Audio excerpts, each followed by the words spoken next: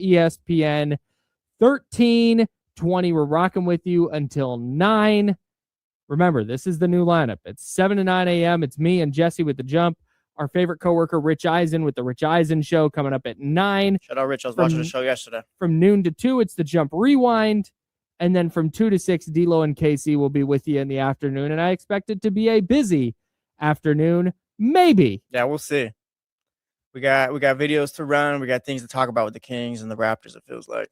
All right. It feels like we do. I want to get to this first. So, Kenny Caraway, our esteemed colleague, posted this video of Chris Haynes last night. And this is where I would like to start today. Because Chris Haynes, who's tapped in here in Sacramento, Sacramento legend, talked about where the Kings and Raptors are with Domantas Sabonis. And he said something that is very, very disconcerting to me. Let's listen to it. Standing conversation between the Sacramento Kings and the Toronto Raptors for well over a month. And I still think there's potential for a deal to get done where Sabonis does end up in Canada. With that being said, the deal is centered around Sabonis, RJ Barrett, and there will be some other players, fill-in players. But what I'm told, sources have told me the holdup is the Toronto Raptors they want to include in the package second-round picks. Sacramento Kings are asking for a first-round pick. Of course. So I'm told that if they do not get a first-round pick included in the deal, then the deal will be off. They'll hold it. Yes. Man, what? The whole thing has been resetting the roster. The whole thing has been getting off of these contracts, these expensive contracts. Well, gosh, you can't build with Domas. And oh, gosh, you can't build with Zach LaVine. And oh, this thing can't start until we're off of these contracts. And you're going to let that be the holdup? Yeah, I don't love that, especially how we've talked about Domas's contract and all those things. Mm-hmm. It feels like I don't know what you're exactly looking for. I'm not sure a first round pick is going to be available for you this offseason, or maybe when he's an expiring deal, if that's what you're holding out for. Yeah. We've reached this point where we've talked about the Zach LaVine contract, how bad it is, the Domas contract, how tough it is, DeMar, like the vets, and how you want to move off of those guys. And you finally get to a point where it's like the Raptors are willing to work with you and things like that. I don't love the fact that it's like, yeah, we're not getting a first, so we'll pass for right now. If you're not getting a first now, you're probably never going to. That's kind of my thing. And I don't understand why that specific thing would be, unless they like Sabonis so much that they don't want to trade him. But that runs kind of against everything that we've been told about what the Kings are trying to do here. Yeah, it doesn't. It makes sense, I guess, in the fact that, all right, you're looking for a first, but also, at what point are you pushing this forward, and what exactly is the plan then?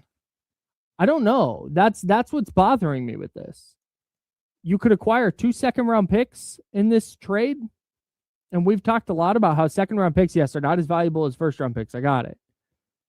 But they can be nice sweeteners in a deal. They can facilitate a trade for a player like Jonas Valanciunas. They can facilitate a trade for a player like Jake LaRavia.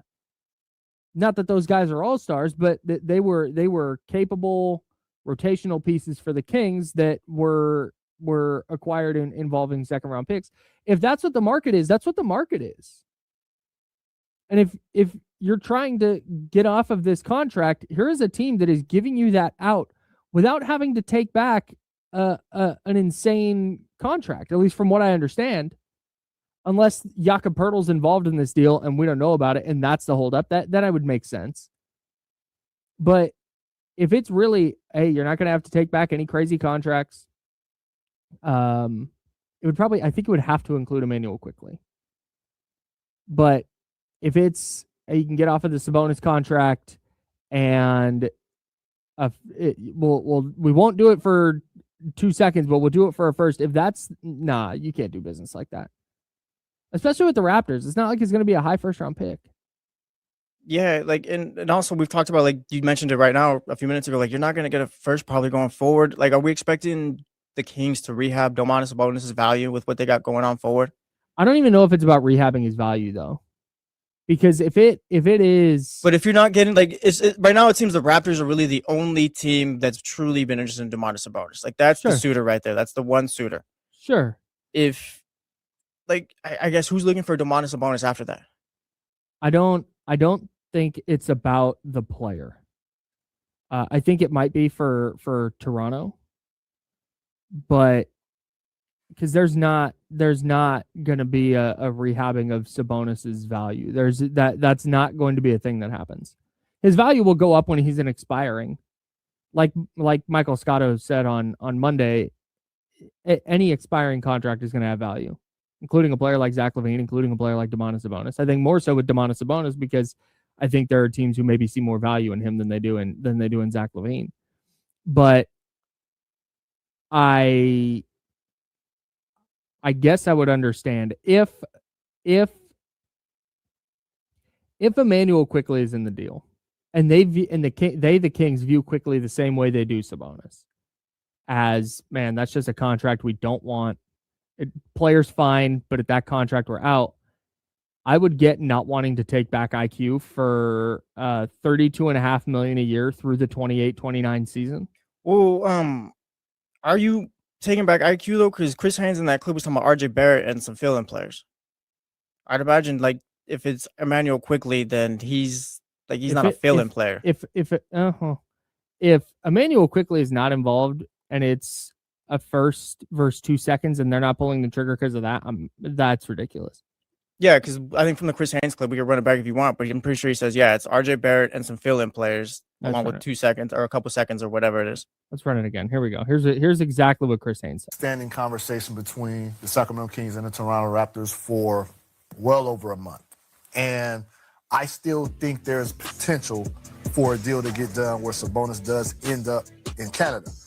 With that being said, the deal is centered around Sabonis, RJ Barrett, and there will be some other players, fill-in players.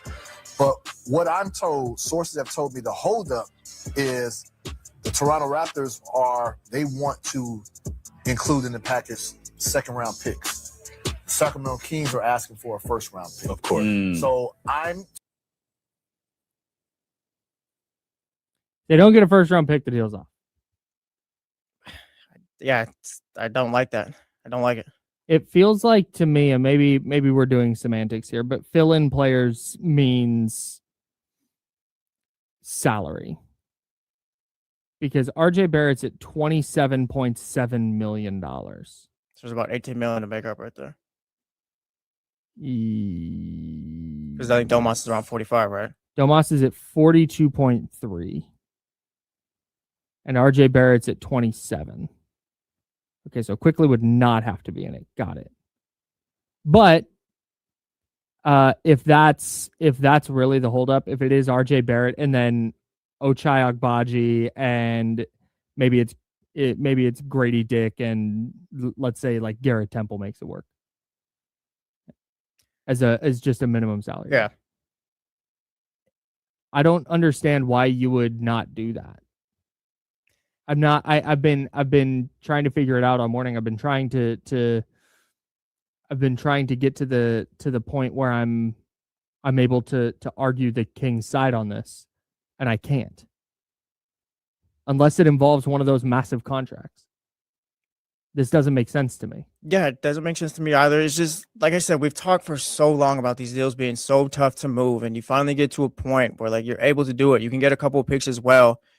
And now we're just bargaining over, no, I need a first, or I don't want 2 seconds. Like at this point, it's kind of, we talked about it yesterday. How much pressure is on Scott Perry to make something happen at the deadline other than the Dennis Schroeder and Keon Ellis deal? And now it feels like if this is what's actually going on, then yeah, there is some pressure like to finally get it done, because I wouldn't love the fact where it's like, oh yeah, Domantas Sabonis is still Sacramento King because they didn't want 2 seconds rather than the first, or they wanted a first rather than 2 seconds. Mm-hmm. It's just, it's not moving it forward. You're still stuck. And the other James in the chatty house right here says, if I don't get a first, I'm not doing the trade. Wait until the offseason. Like, I just, is the first going to magically appear? I'm not so sure that it's like that the first is going to be there for them. I don't hate RJ Barrett, filler players in a couple of seconds for Domantas Sabonis. We've talked so long about how Domantas Sabonis isn't the guy you build around or anything like that. All right, the money he's worth, he's probably a He's probably the third best player on a really good team, like at his best. He's not a top 2 player that you build around. That's a tough contract to have at $45 million a year. Now you have an opportunity to move off of it, and now we're choosing not to. I don't get that. I don't either. I don't think it's a matter of getting, because he's going to have 2 years left in the summer.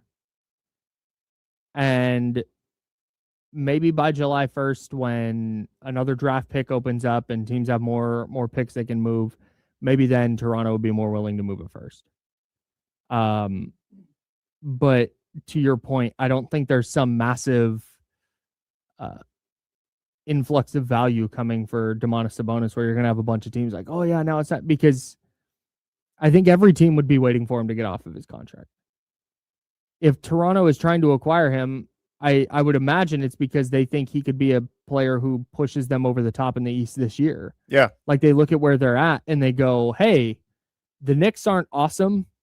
There's nobody in the East that you feel like, man, that team is just insurmountable. Yeah, no. If not the Pistons, they're not a year early, but it's just they don't scare you yet. Boston, Jason Tatum's not even back. The Knicks, who knows with them? So it's wide open. It is. And so if you're looking at Domantas Sabonis and you're going, hey, here, yeah, RJ Barrett is an expendable piece for us, and we think adding Domantas Sabonis makes us better this year, then yeah, great. I would understand why the Kings at this point, and here's the other side of this, and you're listening to The Jump. That's Jesse Toppy. I'm Kyle Madson. It's ESPN 1320, Sacramento Sports Leader. Here's the other side of this Sabonis Raptors thing. If I think it makes sense for the Kings to say this now. I think it makes sense for the Kings to get out there in the world that, hey, we're not doing it at 2 seconds. Asking price, we're deals off. We're not making the call. And putting that out in the world. And I'm sure that's what they've told Toronto. They have until Thursday at noon to change their minds. And so it makes sense for now that they would go, nope. Because if you can get a first back instead, great. Yeah, if you're negotiating, that's great. But I think point being of the conversation, if this ends up on Friday, we're talking about how, the Sacramento Kings didn't trade Domantas Sabonis because they wanted the first rather than 2 seconds. Yeah, that feels like a problem.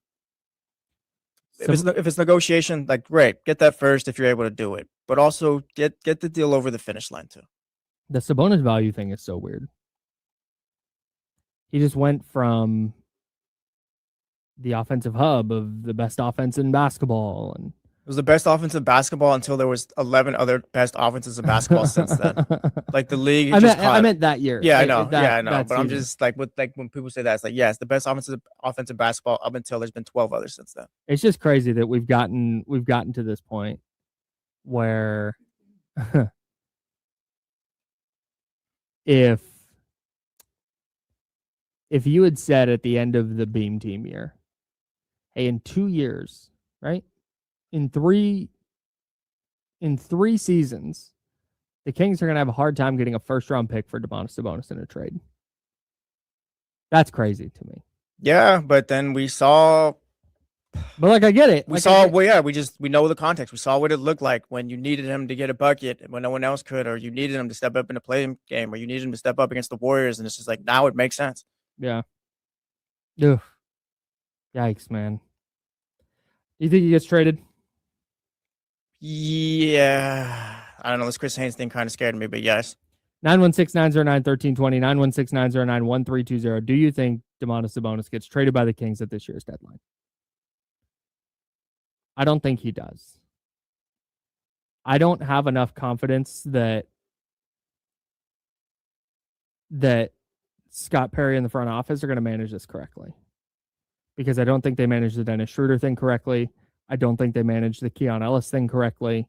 I don't think that they've managed their roster entirely correctly to this point. And I think some of that's on the coaching staff.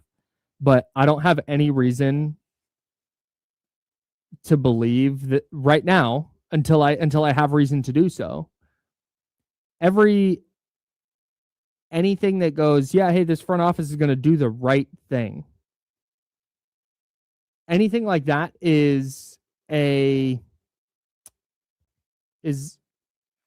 wish casting. It's like, man, I hope they do the right thing. I'm confident they'll do the right thing because those are the guys that run my team. And I don't think that's that's right. I don't think that's the right way to look at this.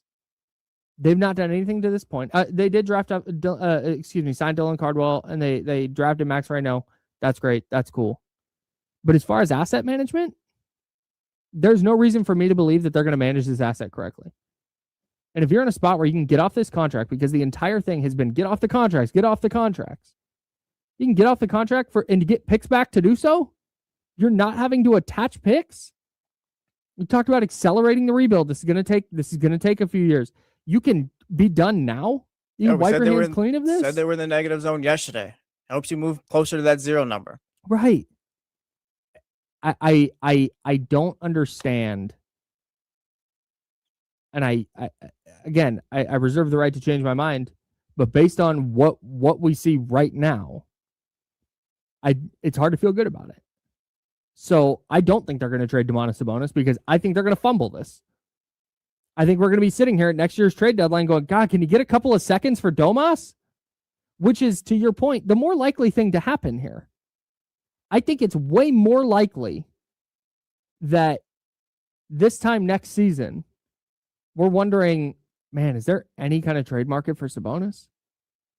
Then we're sitting here in the summer going, God, the Kings are there's a treasure trove of first round picks out there waiting for Domantas Sabonis. I don't think that's going to be the case. And I think that it's more likely that at any point a first round pick involving Domantas Sabonis is going to mean the Kings are attaching one to get rid of him, which I don't think they would do. I think they would just let the contract expire at that point. Yeah, no, you're not doing that. But we've talked about it with this fan base. It's really, really hard to tell Kings fans like, hey, just wait. Yeah, everybody just hang out. Just you're chilling. You're good. Just 2027. This is all going to go away. Actually, 2028. It's all going to go away. Just wait until then. Like, nah, man. You have an opportunity right now to get off this contract and say, hey, here's a tangible step forward to what we're trying to do for the future. And not doing it over a late first or 2 seconds, that's silly. Yeah. I don't like that at all. That doesn't make sense to me, but I mean, we'll see what ends up happening with them. But that's probably the only deal that you're really gonna be able to make right now. Zach LaVine's gonna one. They're gonna have to let expire and go. It feels him. It feels very Warriors with Jonathan Kuminga. Like you're gonna sit around waiting for a better deal for so long that you're gonna wind up just having worse deals. And again, maybe Scott Perry can afford to do this. Maybe Vivek Ranadive has and the Kings ownership group have told Scott Perry, like, yo, you have 5 years. You have this huge runway to figure this thing out. Because we know that maybe you're not going to be able to trade these contracts, and maybe we're going to be resetting the roster in 2027 and kind of starting from scratch then, or starting from scratch with the lottery pick in the 2026 draft. We're going to reset and restart then. And if you can do it faster, cool. But if not, no big deal. And so maybe Scott Perry can afford to do this. Maybe he can afford to go, yeah, you know what? If I can get a first, great. If not, I'm just going to wait it out because I can. And that's cool for him. That's great. That's great for him. I in terms of a long-term build, I don't know if there's one that's better or worse for the Kings, but I know as a fan, it's really difficult to sit here and hear that, yeah, hey, they could do the thing to hit the fast forward button. They could just do that right now. And they won't because they're quibbling over a first or 2 seconds. I don't want to hear that. Yeah, no. I don't want to hear that at all. So that's where this stands. Did you watch just real quick?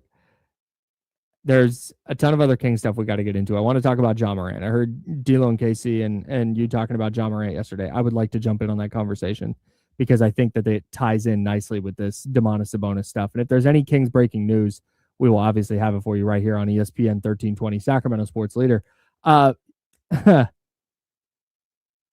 Did you watch any of the Pro Bowl last night? For 5 minutes, 2 minutes, and then I turned it off. Oh my God. They've taken a bad All-Star game, and I was in favor of the flag football thing because I thought for sure, oh, dude, you put flags on these guys, it's gonna be great. They're gonna run around, it's gonna be really cool. It turns out all it is just the old Pro Bowl, but with flags on now in terms of effort. It's It's so dumb. Just get rid of it. We don't need it anymore. they ran a fake tush push flag football play or whatever, the best of that, and that looked horrible. That was like, okay, we jumped the shark a long time ago, but also this is pointless. Call it the NFL skills competition or do something else. Okay, apparently we're having an issue. So we are going to step aside and we will get that fixed and be back here on ESPN 1320, Sacramento Sports Leader.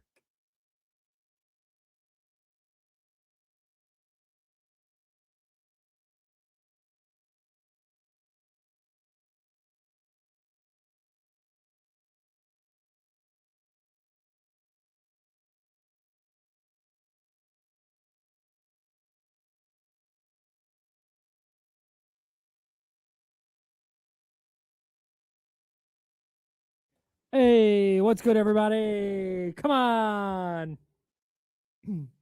What's up, y'all?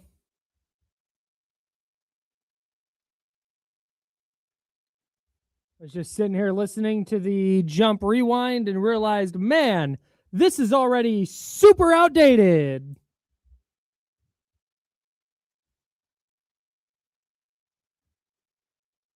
So we're going live.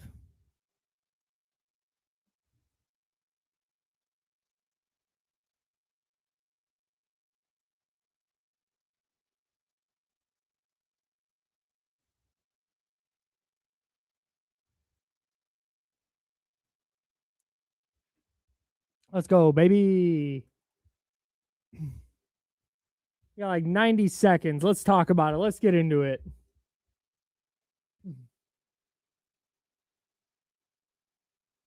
I got to tell you, usually when I get done with a show, I just go sit at my corner desk until I leave. I went out for a little bit today. Went and got a Jamba Juice. I ran over to the mall. I had to pick something up for my wife. And it was great. It was great to get out of the office for a little bit. Like, it was like taking a lunch. It's fantastic. Thank everybody.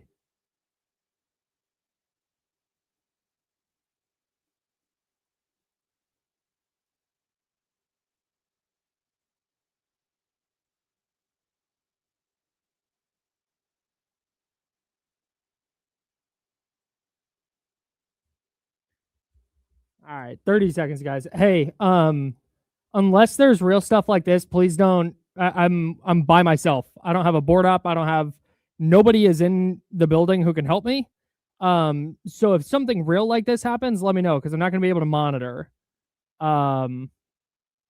Yeah, so I'm relying on you guys to help me out. Let's rock.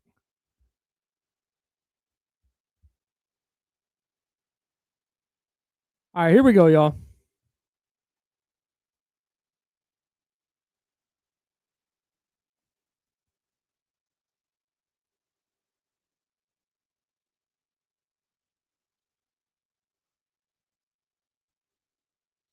Welcome back to The Jump with Kyle Madson and Jesse Tapia. Yeah, it's not the jump rewind anymore, baby. It's the jump.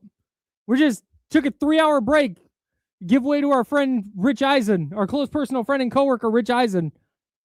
And now we're jumping on. We are live. This is not the jump rewind. I'm Kyle Madson. No Jesse Tapia. Jesse might be coming in to hang out for a little bit. D-Lo and KC, of course, going to come up at 2. But I'm sitting here and I'm listening to the jump rewind because I'm the brand manager of this station, and I try and listen to what's on the air and make sure that everything sounds okay. And the entire discussion Jesse and I had today, not just for the first segment, it was the first 90 minutes of our 2-hour show, was about how, hey, do you think the Kings will trade Domantas Sabonis? Should they? What happens if they do? What happens if they don't? Da-da-da-da-da. Well, we got a report just a little bit ago from Sam Amick of The Athletic that, quote, all signs point to Sacramento big man Domantas Sabonis remaining in Sacramento past tomorrow's deadline. Per team sources, the Kings view the prospect of sending him to the Toronto Raptors as flatlined, so to speak. So I have a couple of things here. I want to, we talked about this a little bit earlier, but I want to give Scott Perry a little bit of the benefit of the doubt here. and this is not to say that Sam's reporting is wrong or anything like that, but this is if the Kings are really trying to extract a first-round pick or a better first-round pick or whatever it is from Toronto. Because if Toronto's offering like, hey, here's a first, it's lottery protected this year, or our top 25 protected this year, and then conveys to 2 second-round picks, you're not, that's 2 second-round picks. So if the Kings are trying to extract an extra first, this is the right thing to do. Or a better first, I should say. This is the right thing to do. You say, yeah, it's dead. We're not doing anything. This is over. And maybe there will be movement closer to tomorrow's deadline. We are inside of 24 hours until the deadline. But this feels underwhelming now because I think this is just it. I think this is all there's going to be. They sent out Dennis Schroeder. They sent out Keon Ellis in that same deal and Dario Saric, salute to a Kings legend. And they acquired DeAndre Hunter. 29-year-old DeAndre Hunter. 28-year-old DeAndre Hunter. How old is DeAndre Hunter? Is he 28 going on 29? I already lost track of that. 28 going on 29. So they acquired 28-year-old DeAndre Hunter. He turns 29 next season. Who's got 2 years left on his deal. And that's just that's it. And maybe I got my hopes up. I don't want to say we because I don't want to put anything on you guys. But maybe I just got my hopes up when we hear that the Kings and the Raptors are engaged in trade talks. And we hear that, man, the Kings are pretty involved in all these discussions. And I think they were. But my greatest concern here is that we're hurtling toward the outcome or the result where we're sitting here 2 years from now and the Kings haven't done anything substantial. Now, when they draft, I haven't made this clear yet. I'm just manifesting Darren Peterson to the Kings. So I'm just going to say when, not if. When they draft Darren Peterson, that'll be substantial, right? That'll be great. You get the number 1 pick, you win the lottery, that's awesome. You draft Darren Peterson, that's awesome. Like, that's a building block. You feel great about that. But again, everything that we've talked about, and James Ham has talked about this a lot. And I think it's really valid, and I think it's an interesting thought process in trying to accelerate this instead of moving to a timeline full of 19 and 20-year-olds, a la what Charlotte did for a few years, what the Detroit Pistons did for a few years, and what Washington has been doing up until today, where we'll talk about that Washington trade in a little bit. That was wild. Up until that point, never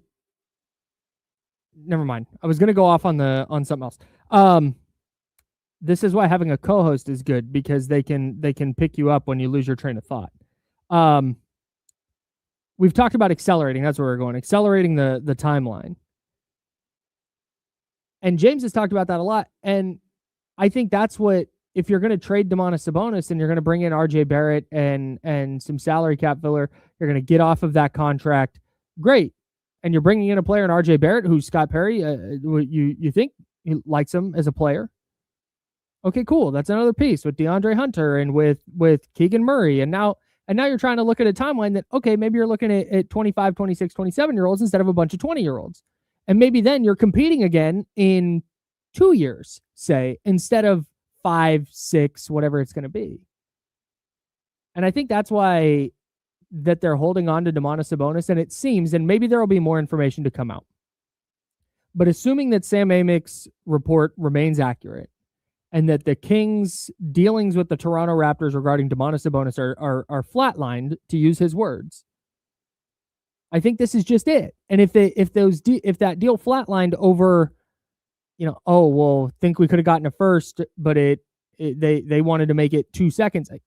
Man, that feels disappointing, and it feels like we are hurtling toward the 2027, 2028 season, and they've not done anything. And it's like, okay, now the books are clear. Now we're good to go. Now we can start moving forward. I don't think anybody wants that.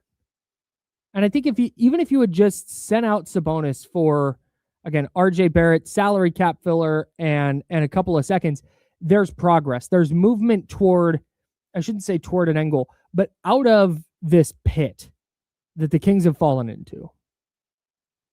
And I think Sabonis staying is just another, all right, man, got to deal with this for the rest of the year. We'll move it to the offseason. And maybe they get to the offseason. Maybe this is a masterclass by Scott Perry, and we're going to get to the offseason, and there are going to be suitors on top of suitors for Domantas Sabonis, and they're going to get multiple first-round picks, and it's going to be a bonanza, and we're sitting here, and I will sit in this chair and happily say that, man, remember that day before the trade deadline where I said the Kings were making a mistake? Boy, was I wrong. Oh, I'm happy to say that. I'm wrong all the time. But this feels disappointing to me, and it feels like the trade deadline for the Kings, based on everything we're hearing, might be over. Now, the specter of Ja Morant lingers, and we'll get to that, but from the Domantas Sabonis perspective, it looks like he's here. He's going to stay. And part of me wonders, as you listen to this is an extension. This is the jump extended, not the rewind. This is not a re-air of the morning show. I'm Kyle Madson. I'm live, flying solo, because what Jesse and I talked about this morning and what was re-airing for you noon to 2 was largely wiped out by the news that the Kings are not going to be trading Domantas Sabonis. At least the Kings are expected to hold on to Domantas Sabonis through the trade deadline. That's according to Sam Amick. So I think as we move forward here, I don't know that there's going to be another move out there. We've not heard anything on Malik Monk. We've not heard anything really on the Ja Morant front, although we can talk about that in regards to the Kings. 916-909-1320, by the way, if you want to join the conversation. 916-909-1320. Phone lines are wide open for you. How are you feeling about the fact that Kings aren't going to trade Domantas Sabonis? I'm feeling some type of way about it, man, because I was so confident. I thought this morning, they're not going to let, if they've got a deal in place with players they feel good about or players they feel okay about, and you're getting off of the Sabonis contract and you're not taking on a ton of money long term, and you're getting a couple picks in the process, that's just good. I think that's good business for where the Kings are. I felt good about something happening. And now they've bungled it. Or it seems they've bungled it for now. And that's disappointing, man. And I said this on the internet, and I'll say it here. Maybe they just don't. I think they understand the value of potentially getting off of Sabonis' contract. And I think they understand that the ship has kind of sailed with Sabonis being a player who's ever going to live up to the contract figure that he's making, particularly on this Kings team. And just where his timeline is a player and where the Kings are as a team, and trying to fit in Dylan Cardwell, they're trying to fit in Maxime Reynaud. I get that maybe that the ship has sailed and the relationship is over. But the way they operated here at the deadline, because Sam Amick also noticed that Washington showed real interest in recent days, but the pick value coming the Kings' way wasn't sufficient in their eyes. That's with Washington. He said that Charlotte also showed interest in Sabonis some time ago, but not at the deadline. The Washington thing is really interesting because that was a deal centered around Chris Middleton and his expiring contract. So you're getting rid of Domantas Sabonis and also taking on $33 million, I think, in expiring money, and getting some level of draft compensation to do it. So all of this makes me think that maybe they're not done with Sabonis. Maybe it's a situation like we talked about in the NFL. We talk about this with the 49ers all the time, because every year there's inevitably a player that there's a report that the 49ers are looking to have taken calls on this player. And Kyle Shanahan always says, well, we take calls on everyone. You take call on me. We'll take calls on me or John if, we think it'll make the team better. And I kind of wonder if that's where the Kings are with Sabonis. Like maybe they look at this and go, well, we'd like to trade him, but also we're not going to just give him away, because maybe he is a piece of whatever we're doing moving forward. It's not like he's 36. 29, I mean, 30, 31 into his early 30s with whatever the Kings are doing moving forward here. Got him for a couple of more years after this one. You can see where he fits. Maybe work out an extension that's not as expensive. But it kind of, based on the reporting around how they operated with the Raptors and then how they operated with Washington, I don't think their priority here was getting off of Sabonis' contract. You could have gotten players and a couple of seconds back from Toronto when it appeared nobody else was interested, except then we find out somebody else was interested, and it's Washington, and they're offering up an expiring contract and some level of draft capital. Again, we don't know what it is, but I don't know. I don't know that there's going to be that same level of interest in Sabonis this summer, or next trade deadline, or the summer after that, or the trade deadline after that. This is very much looking like it's going to be another exercise in patience, which I get. My logical brain, when I remove the emotion from this, the logical side of it tracks. Well, here's this player in Domantas Sabonis. Here's this player in Zach LaVine. Here's this player in Malik Monk. These are not players we love. The contracts aren't great. There's not a ton of value for them, but we're going to be patient. We're not just going to make a move to make a move. I get that. There's no reason, if you think that a move is going to be an ultimate step backwards, then there's no reason just to do it. But at the same time, again, now I insert a little bit of a small amount of emotion into this. It's like, well, to hell with that. I'm not waiting until 2028 for the rebuild to actually start. And the problem here is, and again, I say all this, this all comes with the caveat and with the understanding that nothing's final today, nothing's final at this trade deadline. Stuff could change in the offseason. I'm fully with that. Once Darren Peterson is in a Kings uniform, or manifesting. Once Darren Peterson's in a Kings uniform, a lot of things could change, and we could feel much, much different about this team come June. I say all this with that understanding. But on the same hand, if you're not moving off of Sabonis, a player that you are going to move off of, like I said, maybe there's something we don't know, and maybe they view him as like, yeah, maybe he could be around long term. But if not, then you're trying to move off of him. I don't think that there's going to be a ton more value. And so what we're seeing here is the patience at play. Yeah, you don't need to move Sabonis. Not going to do anything for you this year. And if it's not a first round pick, yeah, it's not going to do that much for you in the draft. So just hang on to him. I would like to see some sort of action here. And the opportunities were there. According to all accounts, the opportunities have been there to move on. And the Kings chose not to for some reason. Scott Perry's smarter than me. I want to make that clear.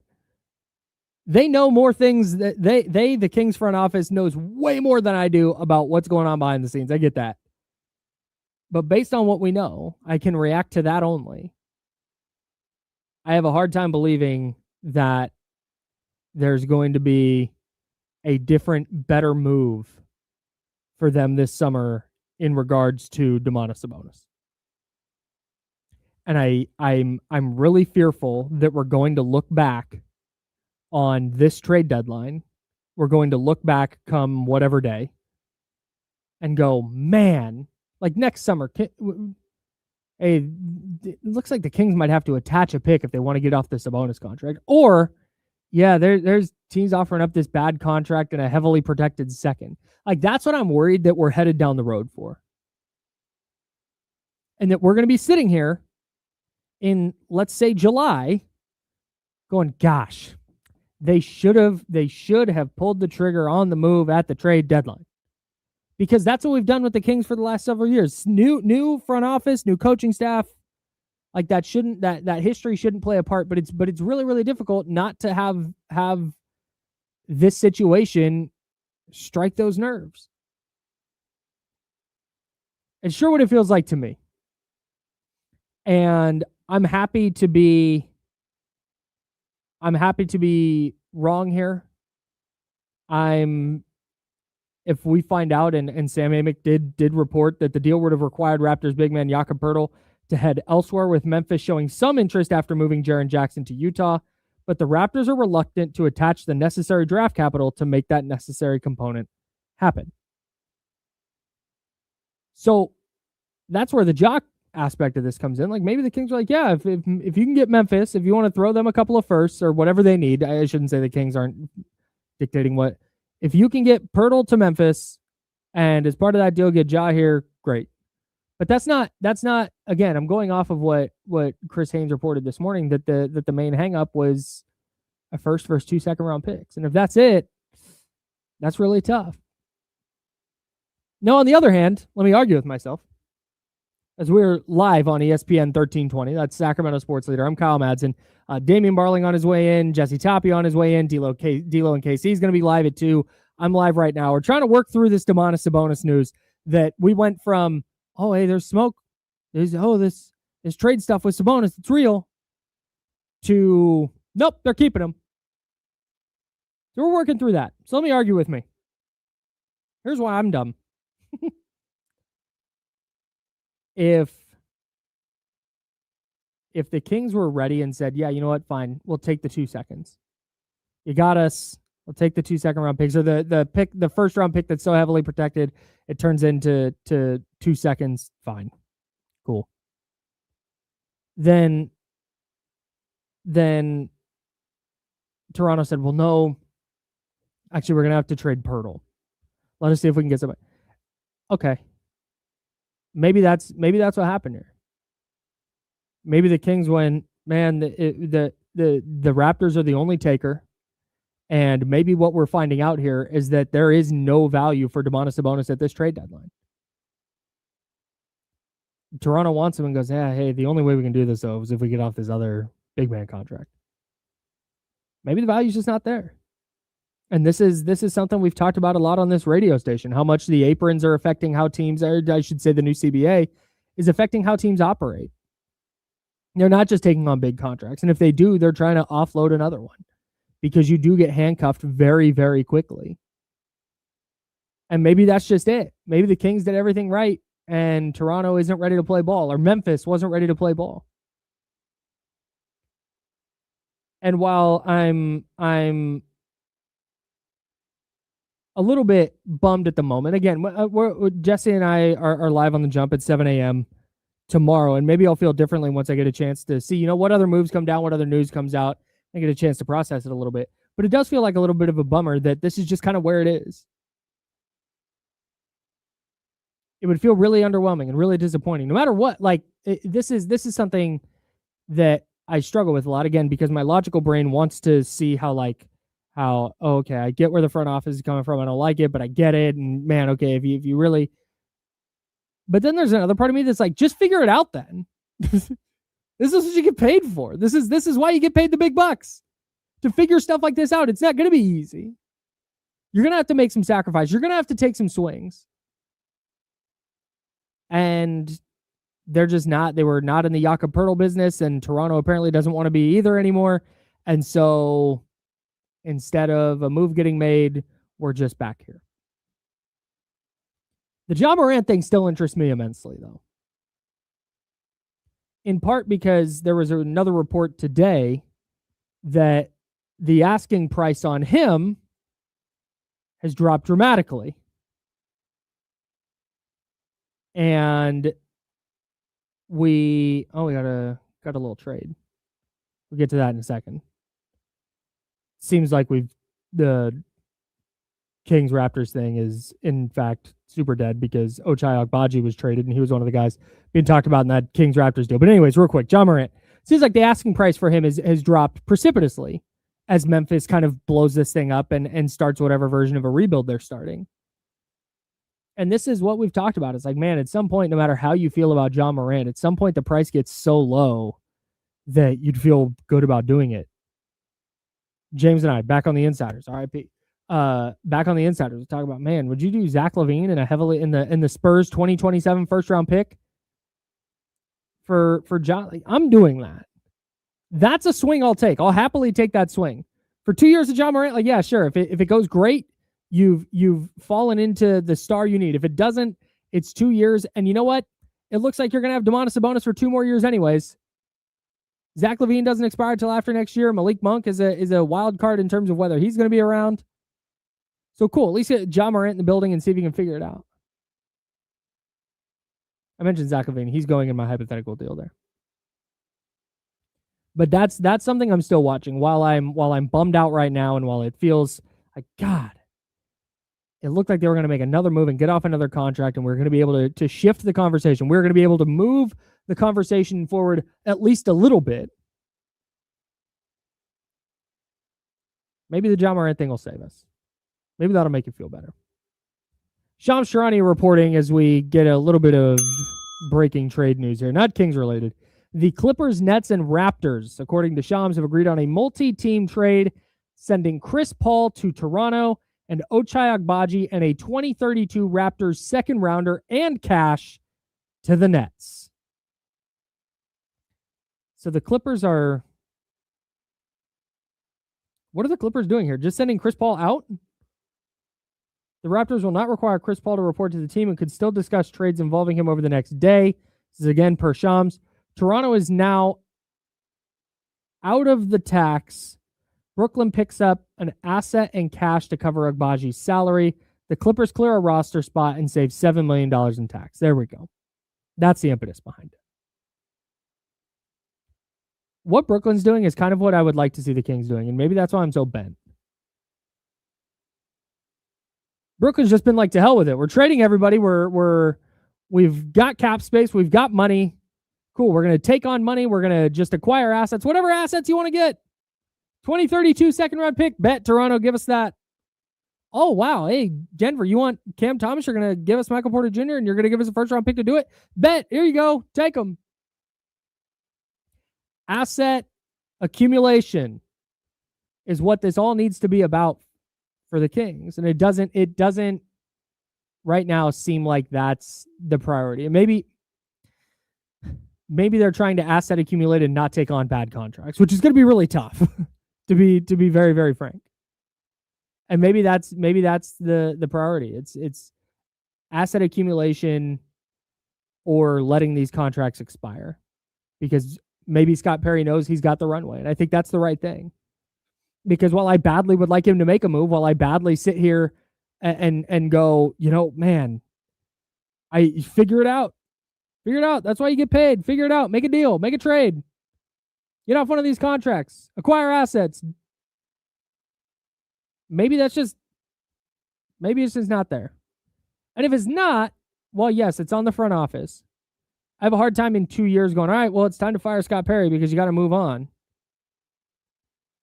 Now, if we find out that if Washington said, here's an expiring contract and a young player and a protected first for Sabonis, and the Kings said no, okay, then let's reevaluate that. But it is disappointing. Like, this isn't a hot start for the Kings' new front office for me. It feels like for now, the trade deadline is still 23 hours away. 23 hours and 10 minutes, to be exact. 9.5 minutes now. The trade deadline is still tomorrow, so I reserve the right to change my mind on all this. But where we sit now, Sabonis not going out. There doesn't appear to be any movement on the Malik Monk front. There's conflicting reporting about whether the Kings are actually interested in John Morant or not. I would assume they would have to be if the asking price is super duper low. And I would assume it is if there's no, like, you usually hear there's 2 or 3 teams interested. Even the Sabonis thing. Like, there's Toronto, Washington had talks. Charlotte was interested. Like, there's always a few teams, and it feels like Miami and Sacramento are the only two teams out there with Ja.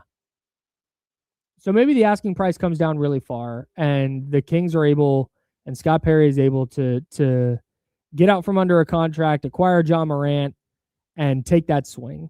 Again, not that I think that would put the Kings necessarily on a championship trajectory, but I would way rather that. I would way rather the next 2 years be like, yeah, let's see what happens with Ja Morant and Darren Peterson in the backcourt together with Keegan Murray. Oh, DeAndre Hunter's here now too. Oh, look, Dylan Cardwell and Maxime Renault are developing nicely. Oh, Nick Clifford in this role as in a lineup with Darren Peterson or in a lineup with Ja Morant. Man, he fits really nicely into that group and into that guard forward rotation. Great. I would way rather have that over the next couple of years than continuing to have the same conversations we're having, because that's what so much of this is for me. I think it's for you guys too. You just want something a little bit different. And if things stay as they are right now, barring a change in the reporting, and again, I'm solo right now. I'm fully alone. I think Damien was here. I think I saw Damien walking around. But if there's immediate news, cool. Like that I've missed, then great. But based on what we know right now, it looks like, yeah, the Kings are just kind of done at this deadline. And I had a lot of hope that wasn't going to be the case, that by the deadline, I was skeptical about Zach LaVine. I never thought Zach LaVine was going to be moved. Even in the, well, Milwaukee's desperate, they're trying to keep Giannis. I never thought that Zach LaVine would be the dude for that. I was hopeful and crossing my fingers. That would have been incredible. But I thought Malik Monk was a guy they were going to be able to move, and maybe they still will. I thought when they moved Keon Ellis, they were going to get a pick back. Either a first, a second, a couple of seconds. I thought for sure they were going to get an asset for Keon Ellis. I thought Dennis Schroeder from the time they traded for him would be traded at the deadline again, but I thought they'd be trading him for an asset that wasn't DeAndre Hunter. Maybe DeAndre Hunter figures it out in Sacramento and is amazing, but I think he's going to be fine. Like he's fine. Somebody online, I think it was the Kings Beats, Brendan Nunez, called him like, oh, he's kind of like Harrison Barnes. Yeah, fine. You need more players like that. But again, I don't know if the timeline fits, and I thought you'd get a second round pick for Dennis Schroeder. Oh yeah, you you might get a first for Keon. You get a couple of seconds for Keon. Ooh. And then that didn't pan out. There was Domas. Oh, they're Domas. They might get off of Sabonis. No, it's not going to pan out. There's not a lot of. There are W's for this front office, but there just aren't a lot of them right now through their first season plus. A little less than half a season. I was going to say season and a half, but that wasn't right. And then I thought season plus was going to be the right thing to say, but no. And a little less than their first full season. It feels like more of the same, and it's really, really difficult to not feel like, oh, hey, here we go again. Oh, Kings involved. Oh, no, they fell short. Oh, Kings involved. No, they didn't make the deal. That's what this feels like again. Even if it's different, even if it is, it's not exact, it's not apples to apples. Yeah. But I don't want to hear that. I don't want to hear that, well, they're just being patient, or, well, the deal wasn't exactly right. Man, if you're waiting every single time you make a move, it has to be the exact right move. If there's going to be zero risk involved in anything you're doing, I really, really worry about the ability to build this out long-term, because it's never going to be linear. It's never going to be straightforward. It's never going to be exactly how you want it to be. There has to be some level of risk-taking, or willingness to compromise, or willingness to change course a little bit. And I'm not sure that we're there with this front office. But 24 hours till the deadline. 23 hours and 4 minutes, I think, to the deadline. And hopefully something changes by then. Would love for there to be a contract moved, a Ja Morant acquired, picks acquired, something that just changes the road this team is on. Because right now, eventually, every team is on a road out of their current situation. That's how time works. Every team is on a road out of their situation. But you're looking for that fast lane, or you're looking for that exit to get on a different road. And staying on the road that the Kings are on and making this 5, 6, 7 years. Oh man, you better hit your top picks or else you're screwed. I don't think that's a place anybody wants to be. And it's the place the Kings are at right now. Damian Barling is here. He was nice enough to pull up early. He will join me next on this version of the Jump Extended. I don't know exactly what. Is that pause? We're pausing that? I said it earlier and there was nobody here. There's no ref. I was shooting in the gym alone. So I don't call my own fouls when I'm by myself. But on some version of the Jump, it's live. We're live talking Kings trade deadline news. Domantas Sabonis looks like he's going to stay with the Kings. Are you upset about that? Are you happy with that? 916-909-1320, 916-909-1320 is the phone number if you want to join the conversation. Also, another Kings dream, ? Might be dying at this trade deadline. We'll tell you what it is next on ESPN 1320, Sacramento Sports Leader.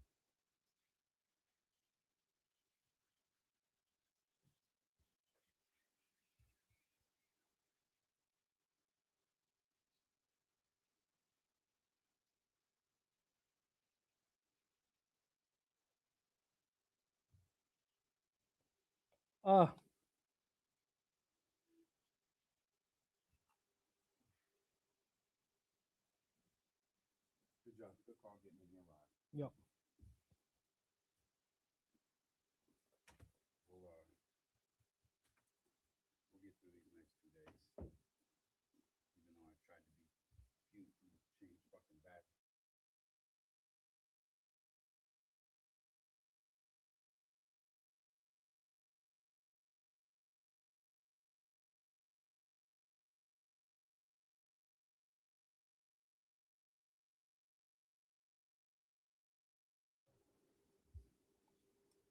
This is the Japan World Baseball Classic hat.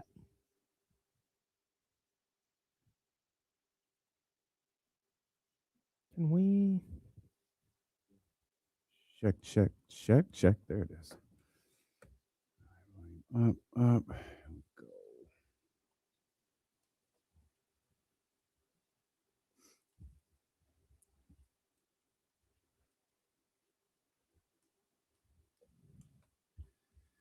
What's up, squad?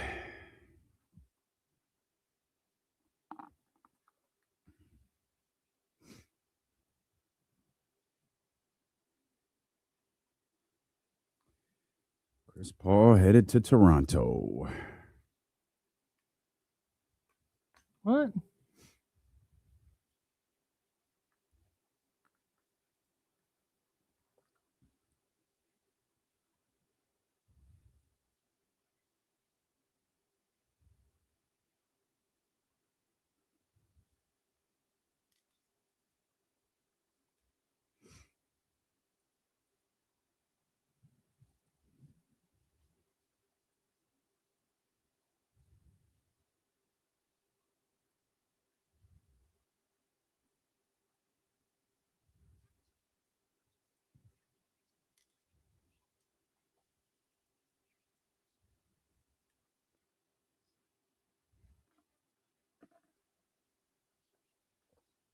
Can I not? Filthy, happy birthday, baby. Yes, sir. Happy birthday, Filthy McNasty. Yes, sir.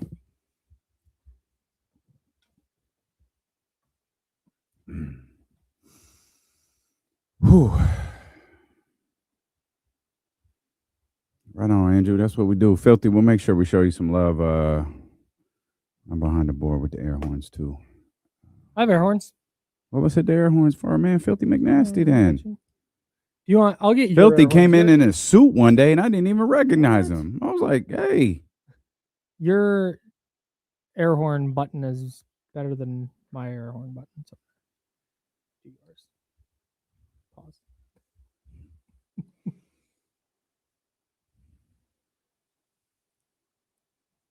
Jared McCain, huh? Man. Hey, that's the most Sam Presti move. Right?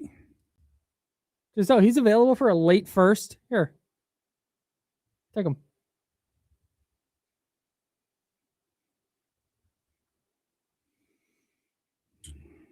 All right, Casey, let me try to get this done for us here. 1 minute. All right. Let's go this way. Boom. Let's see, we speculated about Doug Christie. Let's go this way.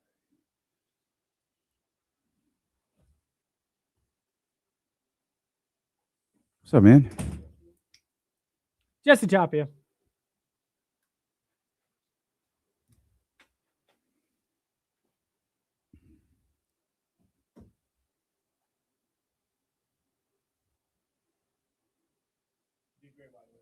No, yeah, I should have said that to start. You did a very good job. Thanks.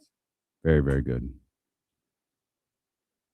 15 seconds. I needed to redeem myself after a disastrous morning.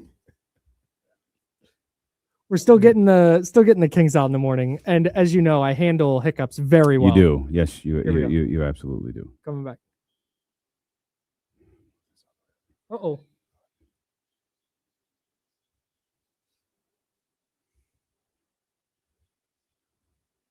And no rejoin. It's ESPN 1320, Sacramento Sports Leader. Yeah, it's all fine. Damian Barling is there. I'm Kyle Madson. Jesse Tapia is here. This is not the Jump Rewind. This is all live because I was listening to the Jump Rewind today, and so much of what we were doing was, hey, what if the Kings trade Domantas Sabonis and this and that? And it turns out they're not going to. Mm-hmm. He's here. I have been talking about this for 40 minutes. Your guys' thoughts? It feels a little bit dire to me. Like this feels really disappointing. I guess it depends on the perspective you're coming from. Like Sure. we tend to talk ourselves into things. Like we get excited over this idea that, oh man, you keep reading the same thing over and over and over again. You keep reading Toronto, you keep reading Sacramento, you keep reading Domantas Sabonis, you keep reading. Well, they're close here. You got Chris Haynes saying, well, it's just there's a hiccup between first round picks and second round picks. Those are hiccups that normally get ironed out. And then all of a sudden it's like gone. And it's like, oh, there's nothing happening. And now what it feels like is, for me, from my perspective, is we're back all the way to where we were 2 weeks ago. And 2 weeks ago, it was, I don't think the Sacramento Kings are making a move. It's not for lack of will they or won't they? I think it's more for I don't know that they can. Sure, right. And I think what's really, really going to upset people regarding Domantas Sabonis is if the Chris Haynes report, and Chris Haynes is one of the best in the game, holds validity to it was a hang up between a first and a second. Right. Because in the end, this is a conversation that we were having about Ja Morant yesterday, is what's the difference between Memphis trading him right now and trading him later? The answer is probably nothing. Like there's going to be no difference. It's not going to affect them winning because Ja Morant isn't playing. Yep. It's not really going to affect anything. I don't think the market for Ja Morant's going to change. I don't think someone come June goes, you know what? In February, we were really wrong about Ja Morant. Like I don't think that's a thing. For Domas, I think it's very different. For Domantas Sabonis, I think the value can only get worse. Mm-hmm. And you might be in a situation where you had this player, 2 first-round picks, or 2 second-round picks. Now all of a sudden you don't have any second-round picks. Mm-hmm. Now all of a sudden the deal only gets done if Jakob Poeltl is in this conversation. Now that's the other part to this. Yes. If the Raptors were adamant Jakob Poeltl has to be a part of this, then it's like, cool, man. Call me when he's not, because I don't have any interest in taking that contract back. Mm-hmm. Domantas Sabonis is a better basketball player. I get it. We're on the road to nowhere. Mm-hmm. But I'm going to be on the road to nowhere with Domantas Sabonis rather than Jakob Poeltl. Sure. So, not knowing the intricacies of that conversation, if Toronto was insistent that Jakob Poeltl be a part of it, then I'm cool. I'm out. If it really just boiled down to the picks, mm-hmm. Yeah, if it's, that post trade deadline conference that Scott Perry's going to have is going to be tough. if it came down to the picks, I mean, what are we doing at this point? Kyle was talking about like the logical approach, and it's like patience. All right, like patience is damn near a buzzword at this point. With I'm this tired team. of it. Patience. Patience, like tired of it. patience is something. Patience are people at the hospital at this point. Like I don't want to talk about patience here or anything like that. Like I'm tired of patience. We did patience for 4 years, 5 years, whatever with the last guy. You did patience with the guy before that. At this point, like trading Domantas Sabonis for some second round picks, RJ Barrett and filler players is not what you would have thought. Like you would have gotten in the beginning or whatever. Yeah. Maybe for Domas, player like that, you would have expected more. But this is the situation. Now you finally have an opportunity to get some picks. If this is the case. Get some picks and you finally get to move off of one of those bad deals. Like, what are you not doing that for? If you're not doing that deal, I'm not sure what Washington was offering, but if it was Chris Middleton and draft compensation, I'm assuming one of them might have been a first round pick. And if you're not taking that and you're not taking this, then what exactly are you looking for with Domantas Sabonis? So but I think the important thing is like it does appear that Jakob Poeltl was a part of this, and whether in some way, and whether that was to Sacramento or elsewhere. I've seen like Memphis's name thrown around as for their team. So in the idea because this could all really just boil down to Toronto going, I don't want to send a first round pick or 2 first round picks to Memphis for them to take Jakob Poeltl. If we can't dump Jakob Poeltl, we can't take Domantas Sabonis. This might not have anything to do with Scott Perry. This could be strictly that front office in Toronto going, look, if we have to give up 2 first round picks to get Jakob Poeltl out of here, it's not worth it. And if we can't get Jakob Poeltl out of here, we can't take on Domantas Sabonis. So our trade deadline is dead. Oh, I'm sorry. Let's go get Chris Paul. Then our trade deadline dies. Also, Chris, don't even show up because you're not going to play for us. No, we just have a lot of respect for you. So you're good. You're good. Yeah, man. And that's where I'm having a difficult time with this. And that's why I like having a radio show, because I can talk about it. It's fun. I get I get that, man, Toronto says Poeltl's got to be part of this. And the Kings said, cool, hit Memphis, see if they want to find a third team. We've heard Memphis, so let's just say Memphis. Hit Memphis, see if they'll take them, call us back with that. They call Memphis, and Memphis says, his extension doesn't kick in for 2 years? Pass. No thanks. That's not the business we want to be in. Toronto calls you back and goes, hey, Memphis said, no, we can't find a third team, so what do you say? I get why the Kings say no there. I also understand, like I said, now I inject the emotion into it, and it's like, well, figure it out. You do something. Other GMs have. Yeah, that's what's so tough is you see all these other GMs like taking swings, and Damian, I thought you said it yesterday. It made the great point that like sometimes you have to trade good players, or sometimes you have to make a move that at the time doesn't look like the best thing, in hopes of it paying off down the line. And that's kind of what I keep waiting for.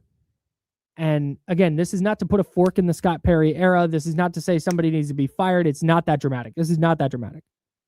But there was so much hope and there was so much talk that we were going to be out of this like 2027 window. And then, oh, hey, maybe you might fast forward it by a year or two. Mm-hmm. It's like, oh, no, actually, no. And I think the realization I'm coming to, and I think the reason this is such a bummer is because of what you just said. And it's something that Jesse said this morning. There's no uptick in value coming. We're not going to get to the summer and all of a sudden there's a bunch of teams that want to give up first for Domantas Sabonis. And so I think it's the realization that, oh man, the best player they have, the guy whose contract is like, yeah, it's inflated, but he's a good player. He plays, save for this year with the injury stuff, but he's typically on the court. He's going to get you 19 and 13 and 6 a night. Mm-hmm. Like he is a consistently very, very good offensive player, a versatile offensive player. And there's nothing out there unless a team can trade Jakob Poeltl. That's I think the realization that kind of hits me. That there just may never be a deal here. This fast forward button that we were hoping they would hit might just not exist. Yeah, it might not. And that, like when you used the word hope a second ago, that's your fault. Damn. It is. Try and be like, optimistic one time. No, it is like hope Sure. is the fault of the person who carries it, Sure. right? You want to be Mr. Optimistic for once in your life. You That's want to right. think positive. You want to think, hey, there's noise here. Hey, Yeah. we have worked ourselves into a frenzy believing, oh, they could potentially move off Domantas Sabonis and Zach LaVine. They could potentially get Ja Morant in return. Ja Morant is screaming to anyone who will listen he doesn't want to come to Sacramento. And who blames him? Is that right? But who? that Yeah, out there? I yeah, haven't that's seen that. absolutely out there. Whose fault is it for believing any of that stuff? Go back to 2 weeks ago. Go back to 3 weeks ago, guys. I don't think Scott Perry's going to be able to make a move at this deadline. And then we get closer. Then we see what Chicago does. We see what Detroit does. We see what Washington is doing. Anybody got jokes for the Washington Wizards? No, I got nothing. I'm waiting to see about that. And that's perfectly fine. I'm with you. But they have picked a direction. That's it. They have decided we have to be bad this year because of that pick swap with Houston. Mhm. We have to finish in a certain part of the draft. Once we're able to do that, we're going to attempt. You talk about Toronto saying, hey, Chris Paul, you don't even have to report here. Mhm. Hey, Anthony Davis, how much basketball do you want to play the final two months of the season? Mhm. Because you'll be cleared with about a month. We're not going anywhere. Come to the nation's capital. We'll show you around, take you to all the monuments, do all of that fun stuff. You do not have to play basketball. We'll get you a great seat right next to Trae Young, because next year we have allowed this young talent to play a full season. We have evaluated who we want from that young squad.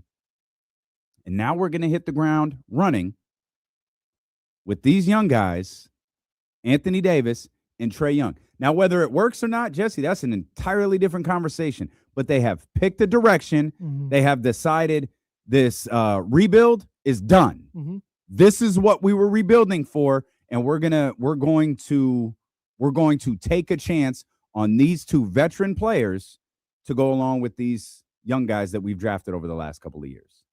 See, the thing, like, you just laid out a plan. Perfect. Don't even know if it's going to work, but it's a plan and it makes That's it. sense. Mhm. If you're like talked about like not expecting a deal to happen, but it seems that something presented itself for Scott Perry. And if you're not taking that, that's fine. And you're not taking the Washington one, that seems like it presented itself, that's fine. But like, what is the plan here? What is your plan for Domantas Sabonis? What is your plan for this rebuild? How come Damian can't do that for the Kings right now? The way he just laid out for the Wizards. Like, why? Like, we don't know the plan at all here.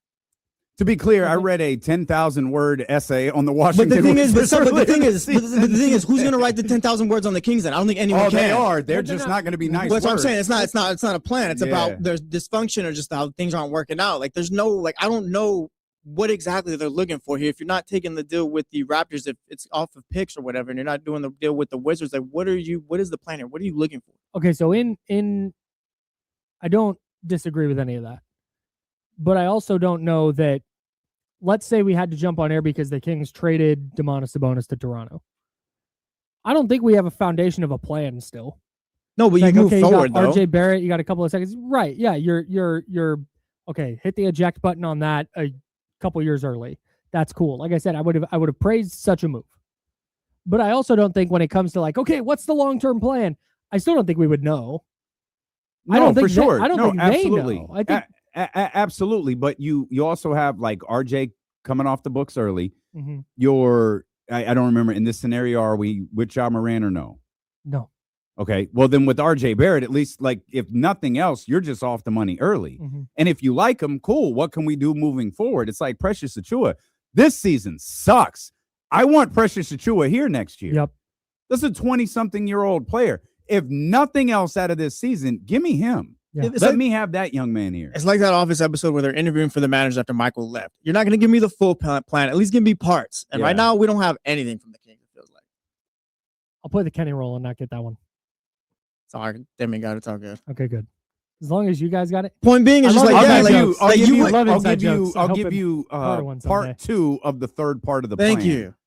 Perfect. But yeah, you're trading Domantas Losers. Sabonis for some second round picks and RJ Barrett and filler players. Like, yeah, it's oh yeah, I see the vision now. But it's also like, no, we actually take a step forward though. Yeah. Like no right doubt. now, you're just kind of walking backwards or But just would we have felt off to that the way? side. Okay, this is now. I'm just gonna go down this path. What if they had taken back Jakob Poeltl's contract? Would we have felt like that was a step forward? No, absolutely not. Okay. What if That y'all could- absolutely not would have been. That would absolutely Even would if have it not included been a two step firsts. forward. Yeah, what if it came with some We'll call it first? 2 firsts. Yeah. That's the caveat. What if it came with 2 firsts? Man, It'd be kind of ugly, but hey. It would have felt a little. It would How have felt much- a little so- lateral to me. okay. So here's the question the front office would have to ask themselves: how much are you buying Toronto? That's it.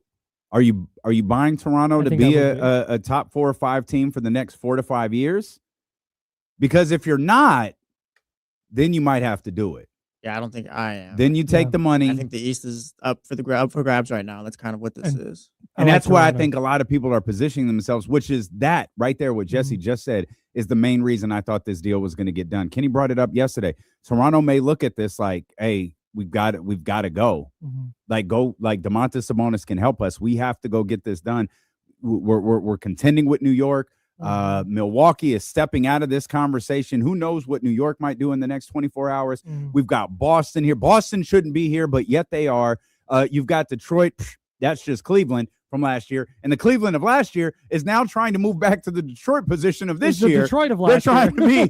they're trying to be, they're making moves to get a little better with, James Harden. You can argue whether those moves are lateral. You could argue whether those moves made them worse. Whatever. They went and got, we have needs. We need a defensive perimeter guy. We're going to go get Keon Ellis. We've got this point guard position. We have the scorer in James Harden. He might fit a little bit better with Donovan Mitchell than Darius Garland did. We're attempting something, and then here's Toronto like, Jakob Poeltl. Yeah, gotta get off this contract. Jakob Poeltl. And it's like, hey, this might be your shot. Mhm. This might be your one chance. Mhm. You better go do it. And right now, it doesn't appear that they are. There's still 20-something hours till the deadline. So No, it ended. It's already over. We're already 22 done. hours, 42 minutes. there it is. I'm guessing there'll be no jump rewind tomorrow at 12. Probably not. Yeah. You're listening to what is typically the jump rewind, but we're live right now. That's Damian Barling. Jesse Tapia is here. I'm Kyle Madson. Kings cut into my nap time just to come and talk about how they're not going to make a move. D'Lo and Casey starting at 2. Yeah, I was just sitting here and I when I saw that news, I go, man, should we go live? It's like, no, not making movies. And then I was listening back to our show, and it was all about like this. Yeah, no, yeah. I was like, huh, Like, oh boy. age pretty fine. Age pretty fine right there. Although I did say at the end, we asked at the end of one of our segments, we said, hey, or at the end of the first segment, did they make a trade? And I said, no, they're going to bungle this. They're going to mess this up somehow. So, nailed it. I watched this Chris Haynes video for the 3rd time during the jump. I was like, yeah, they're going to do it. Deal's happening. I actually heard that. Yeah. Let's get out to the phone line, 916-909-1320, 916-909-1320. Caller, you were live on the radio. What's your name? Greg. Greg, what do you want to say? Hey, so first of all, if the trade doesn't make sense, if we're doing another deal like we just did with Keon Ellis for Sabonis, I'd rather pass because we are in a development phase. But I also want to bring this up and get your opinion, please, and thank you for taking my call. When you go over our roster, obviously we're not getting a lot of attention that we thought we'd get with some of these players. But Zach LaVine, Sabonis, DeRozan, they're all all-stars, and then you throw in a nails guy like Malik Monk that just balls out. How are we as bad as we are? If I look at Washington and these other teams in the bottom, there's a reason. They don't have any dudes.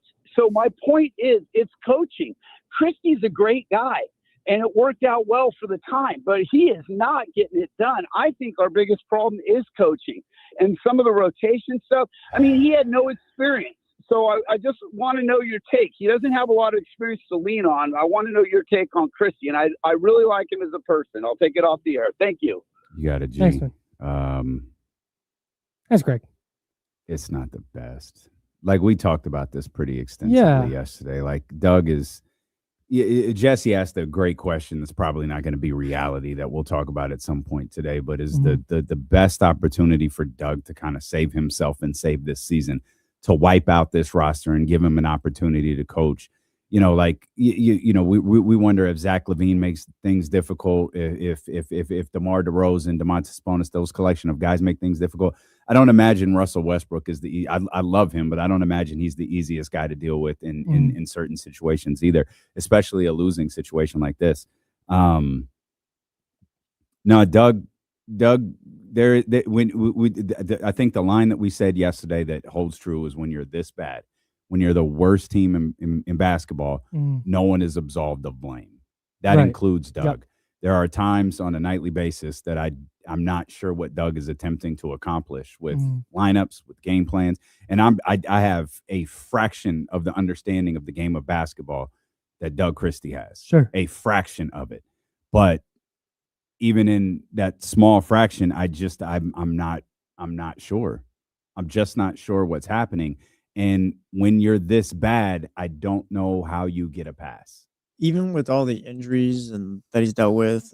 And that's a lot. Yeah. There's a lot of injuries. But even with that, I feel like we just haven't gotten a buy-in from whoever was with the team that night, whether like Sabonis is out or whatever. Like, just we've never seen a real full buy-in, I feel like, from these players into what Doug's doing or what they've been trying to do.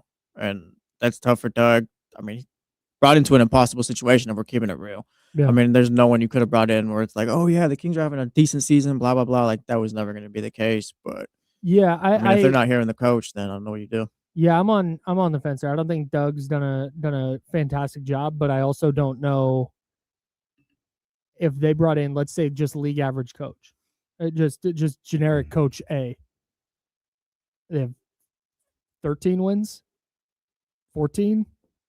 Like, I don't think there's a version of this team that has 30 wins right now.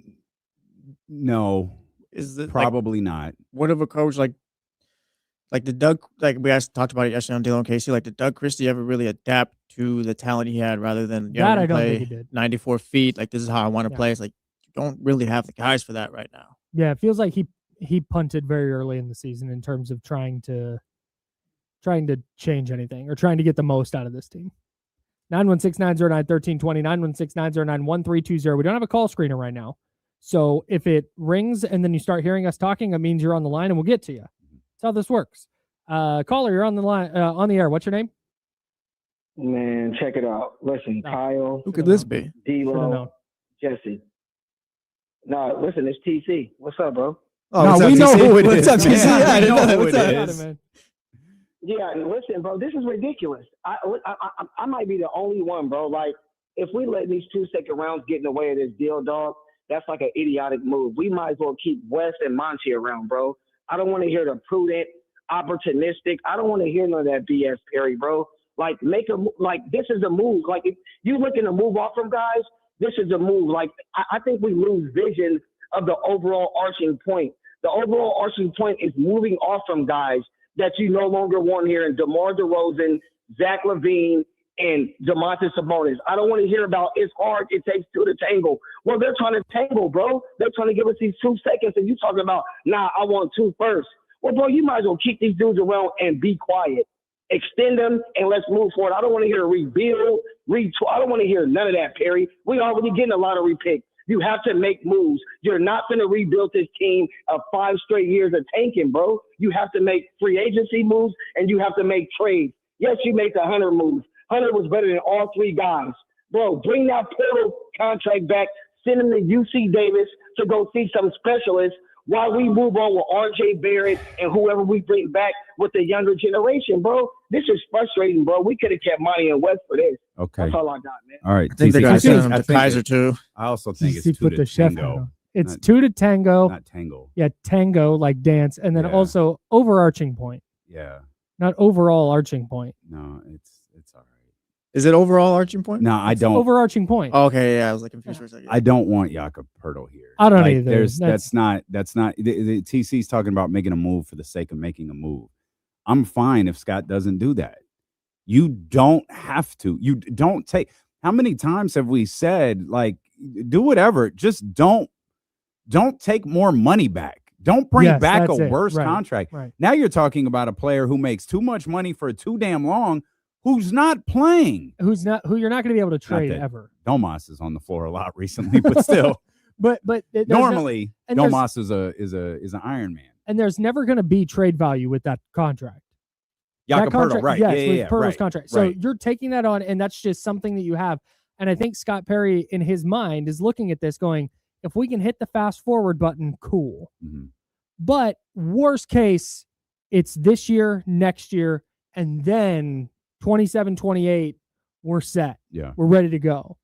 And I don't think he's going to do anything that jeopardizes that timeline. Sure. Yeah, nor should he. I agree. Nor should he. I agree. Still frustrating. But Still what- annoying. Still annoying to sit here and go, all right, It's trade deadline's annoying. over. It's annoying because you got your hopes up. Yeah, exactly. I think the thing that's I'm injecting emotion. I think the thing that's most right now, there's probably a variety of things that are most frustrated, but for weeks, maybe even months, we were told that the Keon Ellis asset, so to speak, forgive me, is the most valuable thing that they have. And they used it and didn't get a draft pick for it. Yes. And it goes to, well, is that Scott Perry's doing, or was the messaging never real? And so now you have a letdown in the return. Again, I'm with TC. The one thing TC said that I like is I like DeAndre Hunter. Sure. DeAndre Hunter's I a don't good hate that move at basketball all. player, Yeah. and I'm curious to see him with the Sacramento Kings team. But it's also, all right, like it was DeAndre Hunter in the first round pick. It was DeAndre Hunter in the second round pick. It was DeAndre Hunter in 2 seconds. No, it was none of that. It's like, okay, because you told us, you fed us this line about Keon Ellis for months. And we wound up getting nothing out of that. But you get that deal done. You move off the Dennis Schroeder contract. Like, all right, fine. But we're disappointed because we were told something that wasn't reality. Right. And now the Domas Wizards story appears to not be rooted in reality. The John Morant Sacramento Memphis story might not be rooted in reality. But these are all stories that are out there. And if you go back 3 weeks ago, we were all saying, I don't think Scott's going to be able to do anything this draft or this period. But what if the Raptors one wasn't about Pirtle and it was about the picks though? Like the Wizards That's a problem. and Ja, like That's a that's huge not problem. that's That's what a I mean. problem. Like what if That's a like huge that's just the problem. case? Like that's the one where it's like it's right there. At least from what Chris Haynes talked about, like who knows what actually has happened, and we'll probably learn about it, I'm sure, and things like that. But like that's the one where it's like, yeah, it seemed kind of tough to trade Domantas Sabonis, but then one did present itself. So That's Jesse Tapia. He's Damian Barling. I'm Kyle Madson.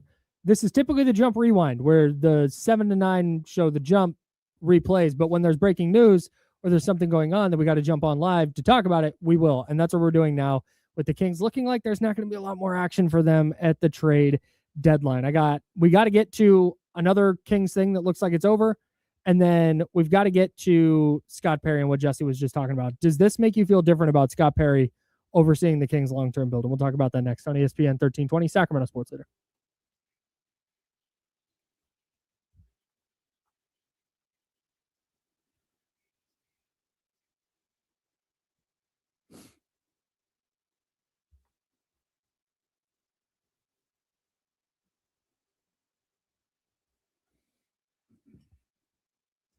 Do you want to switch places? Yeah, it's probably easier for you, huh?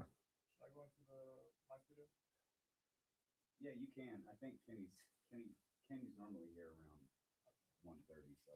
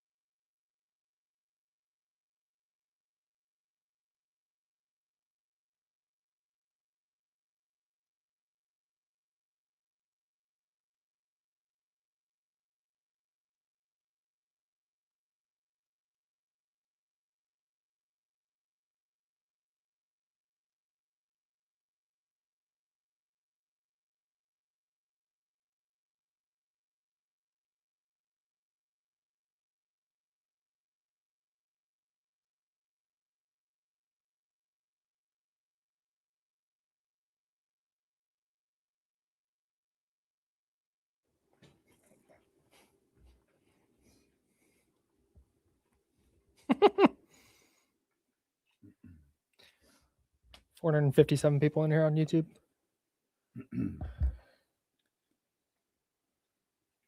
Sent our buddy a screenshot of the 2 live streams.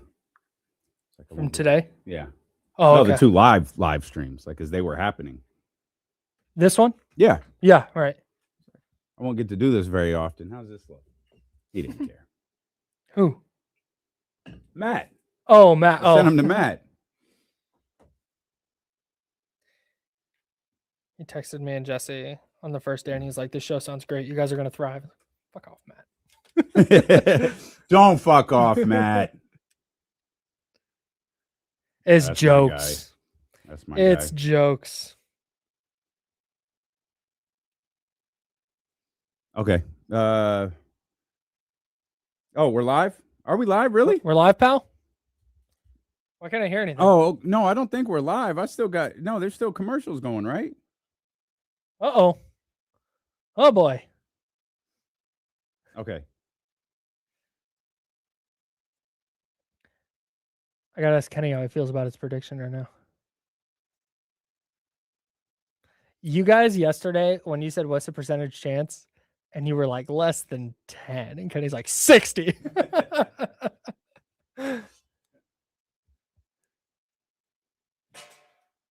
Come on with me, I'll take you out.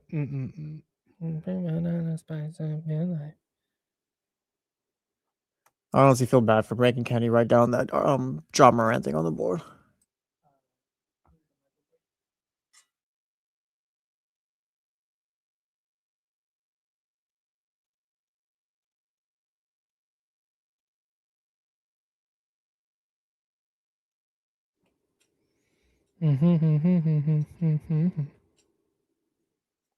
Can you not have? Oh, okay. There we go. This little Sky River graphic right here is so sick. That looks great.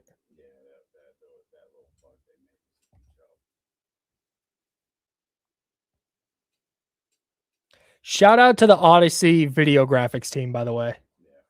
I hit them up. They will turn something around in like 10 minutes. That's great.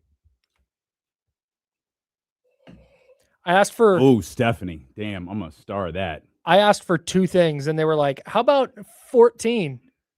Great. Thanks. I'm trying to find a way to make this a little easier to navigate. I was messing around with this. No. Okay, wait. Leave that there. Hold on. And we'll go. Wait. Where are you? Where are you? Up. All right. So we're out there. I'm going to take Jesse out of the screen just for a second. Yeah, it doesn't quite look the same.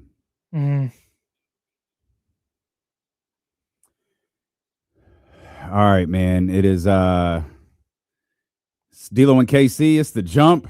It's ESPN 1320. Just all the shows. Yeah, Yeah, it's, we well, here. yeah, it's 1320 programming. I mean, and this is what happens. Kind of just do what we want here. Pretty much. KC will be in here hopefully any second, not sure. And you know, we'll keep this thing going. You know, the trade deadline brings a rapid fire amount of news, and that happened yesterday morning. It happened this morning. Some were the trades being reported. Obviously, the Anthony Davis deal. Anthony Davis is headed to Washington to join Trae Young in that group out there. You got Chicago, continuing to make moves. You got all of these different entities to make moves, and then you start reading about and you start hearing about deals falling apart. You had Michael Scotto on earlier in the week, and he is like, yeah, this thing with Sacramento and Toronto not going great. Chris Haynes on his podcast or on his NBA show said, yeah, it looks like it's just a hang-up of draft compensations between first and seconds. And now you're kind of left to sift through all of that stuff.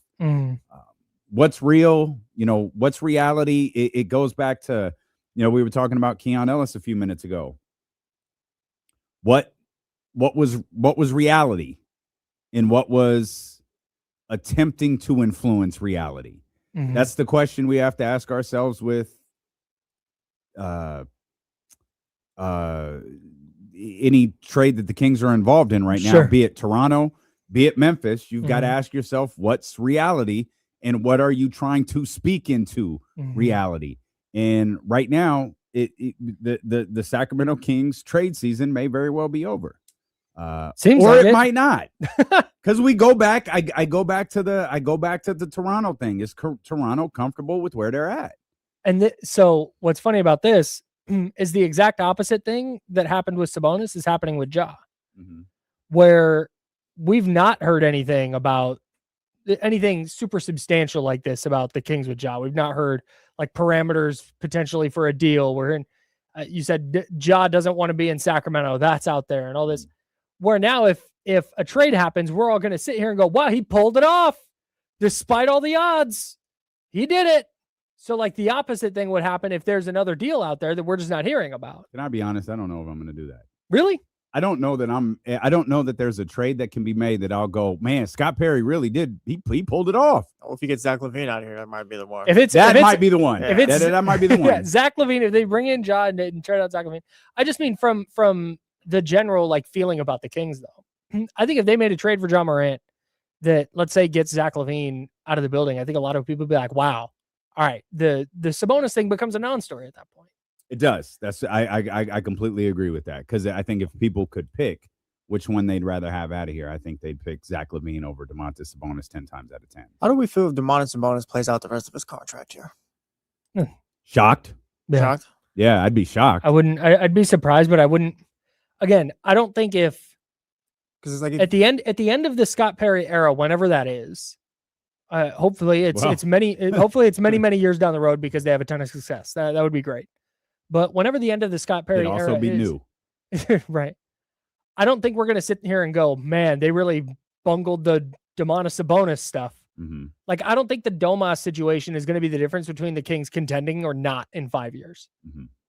So I don't, if Domas plays out the rest of his contract, it'd be surprising for sure. And I think it would probably get pretty ugly because I don't know how badly he wants to be in Sacramento anymore.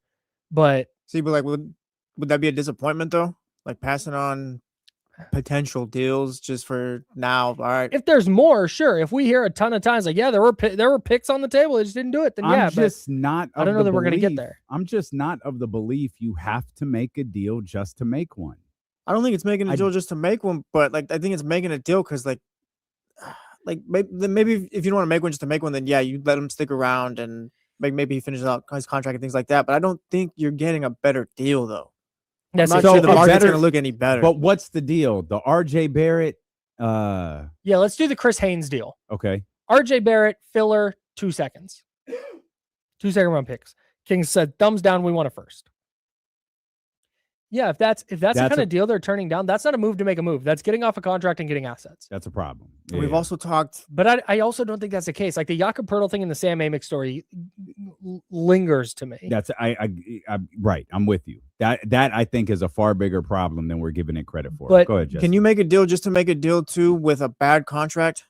Like we've talked about over and over how him and LaVine, they're tough contracts to move. They're bad contracts, and it's like can you just do a deal just to do a deal for like you're trying to move off those contracts? No. If you have to take back a worse contract, I don't. And Jakob, that's the Jakob best. Poeltl is a worse contract. Yeah, if Jakob Poeltl's the one, then yeah, you don't take that deal. Like we all agree on that one, but I think we all agree that if it's the Chris Haynes report, if it's it was the hang up between a first or 2 seconds, I think that wouldn't be a move just to make a move, and I think everybody would be like, yeah, thumbs up, do that.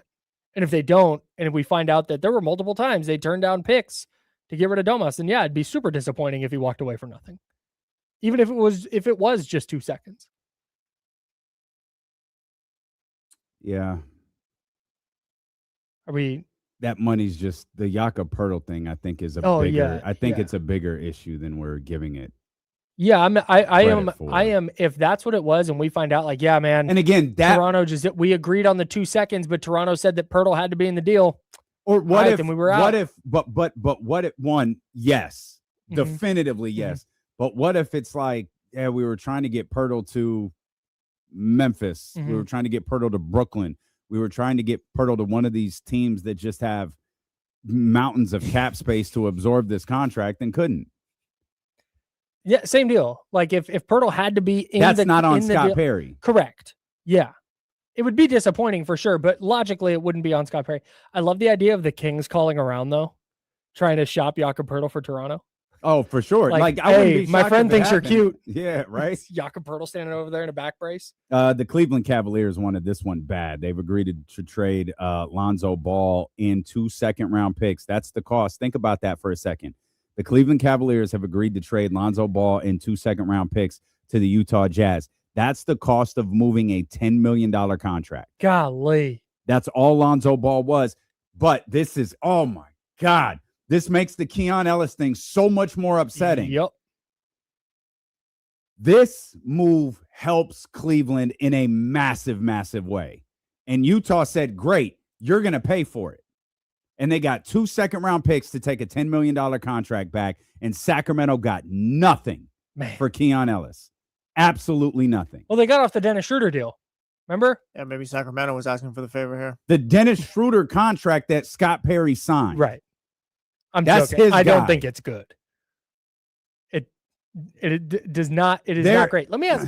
Every Locked On Cavs, every conversation with my Cavs insider, which is just my best friend, has been, we've got to get off this Lonzo Ball. Like it has been a frustrating thing for them. It worked like the first 2 weeks of the season. It looked like it was a match made in heaven. The first 2 weeks of the season was a long time ago. Yep. They had to give up 2 second-round picks to get off of that contract, which, by the way, is going to save them significantly more than $10 million. Yep. And Utah and Danny Ainge and his stupid little son recognized that, and they said, "We're not shot at his kid. Yeah, we're not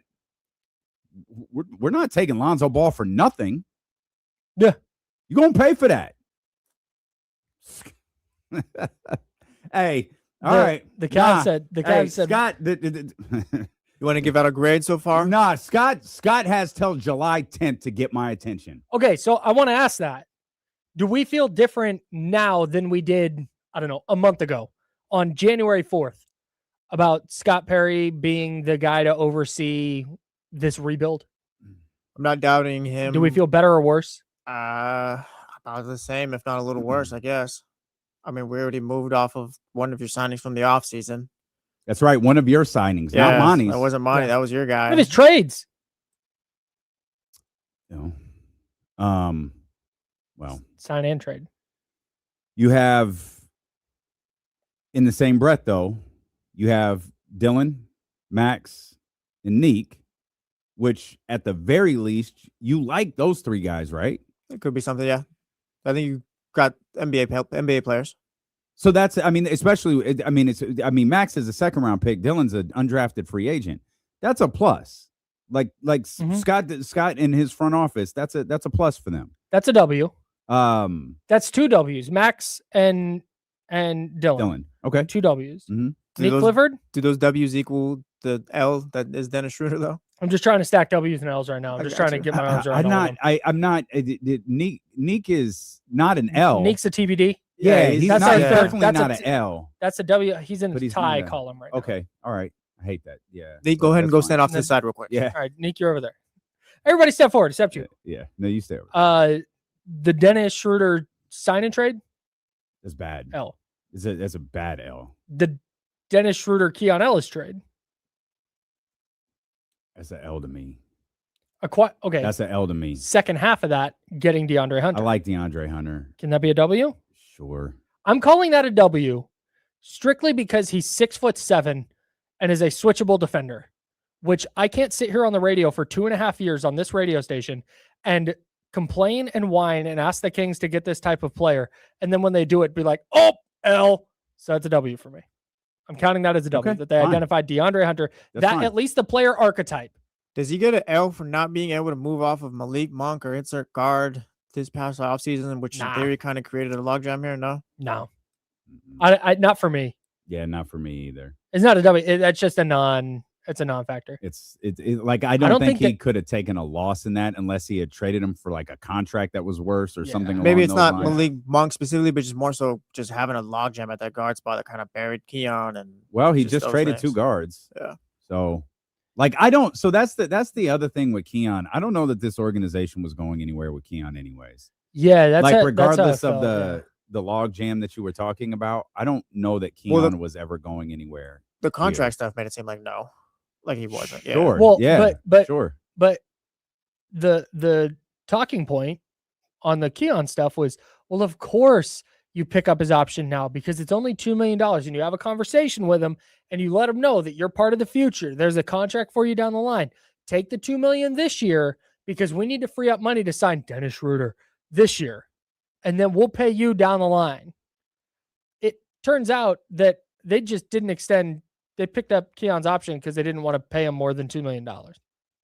and they were cool with him being unrestricted. Mm-hmm. Is what it looks like. Right. Now. Absolutely.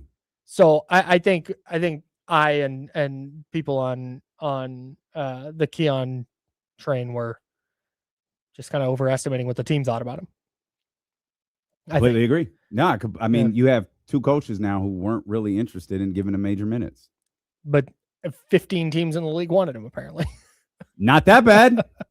Not as bad as it was made out to be. Jake said, "We'll take a first." Oh, which leads me to believe all of those reports came from one source. The Anthony Slater reports, the John Hollingers, maybe John Hollingers and Anthony, maybe they're piggybacking off Slater and Sam because even Hollinger was here. Wow, Hollinger walked in behind me at one of the Kings games. She was like, "Hey, what's this guy's name? I can't remember." Guy goes, "Hey, it's John Hollinger," and he gets his badge and he goes and sits down. He's connected here. No, is that his voice or is that generic white guy? But it sounds like you'd expect John Hollinger to sound, but it's not exactly what he sounded like.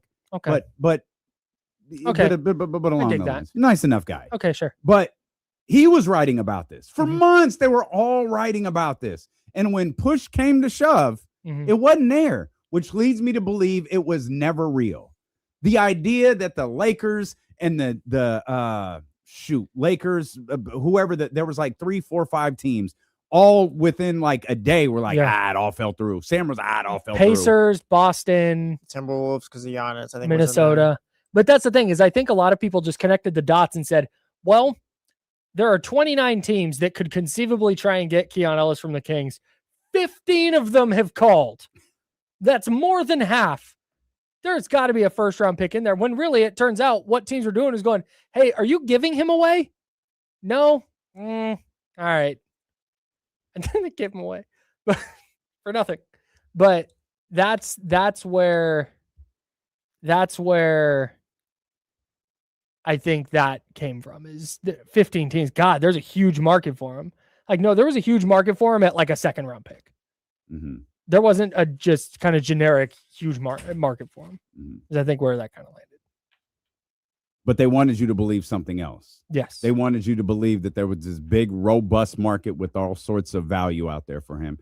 And there wasn't. Yep. And that goes to something that the three of us were talking about earlier is how much of the conversations that we've heard about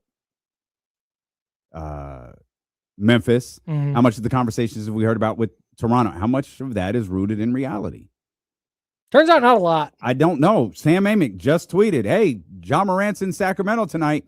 Nah, I wouldn't expect him to switch jerseys. I wouldn't expect to see him in a Kings jersey at any point. He's here.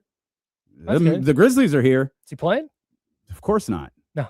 Why would he? He's not going to play. Wait, there's no point. He's not going to. I don't think he's going to play again. No. He played his last game. You think he's played his last game for Memphis? Absolutely. I think this is the new thing. The Wizards went and acquired Trae Young. Trae Young is not going to play. They do not want to risk winning basketball games. Anthony Davis, whenever he gets healthy, for what? Do not play him. Get yourself ready for next offseason. Memphis, hey, Ja's healthy. At least you can hang your head on that going into the offseason. Sure. Ja's healthy and go from there. I don't think Ja plays. Jock Landale traded from the Utah Jazz to Atlanta for cash considerations. Thoughts? Wow. Well, Kings fans are very familiar with cash considerations. I'll give you that. Why was Atlanta not interested in Domantas Sabonis instead? What is Scott doing? Do we think this is it for the deadline? All the craziness has happened? Do we think Ja's still going somewhere? You in or no? Yeah, come on. Didn't want to interrupt the conversation. Do I think the craziness is over? There's Ja, there's Giannis. I think when I mean, there have been four big names, right? Throughout this period. It was Trae, it was AD, it was Ja, and it's Giannis. 2 of them have been moved. So we're down to Ja and we're down to Giannis. And I guess to answer Jesse's question, it just boils down to whether you think either one of those are going to happen. Technically, I'd put Trae in there too. Technically. Not at the deadline, but this. That's what I said. Trae. Oh, you said AD. Trae. Yeah, there's 4. Trae, AD, Ja. My bad. I thought you said James Harden. Oh, I didn't include James in that because I James was never thinking talked James about. Harden. Oh. Yeah, I didn't okay. include James in that Right. because I don't think there was ever a conversation Oh, I about see. trading Okay. James Harden. Okay. But going into this deadline, we Yeah. thought, hey, there could be 4 guys, I got you. on Yeah, the move. okay. 2 of them, Trae was moved a long time ago, but it's a trade still, even though it Mhm. happened weeks ago. AD was moved today. Do you think Ja gets traded? Do you think Giannis gets traded? I think Ja does. You think Ja does? Yeah. The report that the asking price is down feels to me like a team is. It feels like ripe to desperation. take that swing. It feels like desperation on behalf Giannis, of like Memphis. Giannis doesn't get traded. Ja does to Milwaukee. Oh. Yeah. I don't think Giannis gets traded. I don't think he does Ja. I think Ja does get traded, whether it's Miami or Sacramento. I don't know, and I'm starting to seriously doubt it'll be Sacramento. Oh no! Oh no! Just like that. Less than Oh, 24 no, hours. happened yesterday, What happened? yeah. What I'm happened? gonna tell you why. This dude wasting our time, bro. He's Oh, wasting our time. Who's this dude? Scott Perry and everybody. They are wasting our time. This calendar year, damn near, has been nothing but a waste of time. They have wasted all our lives as Kings fans. All of it. Y'all, there is one itty bitty piece of TC's call that I disagree with. I'm not just taking the Jakob Poeltl contract just out of nowhere. I'm not doing that. But TC was right. What do you want, Scott Perry? What do you want? Do you want assets?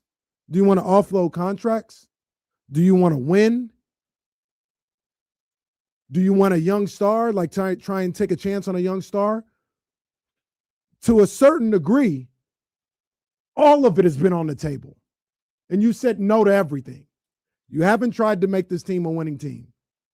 There are reportedly assets there for Domantas Sabonis. Were you killing, there's TC again, 3 birds and 1 stone, only 2. I hate when you guys do that. Incredible accuracy, though. But you could have gotten assets and offloaded one of your contracts.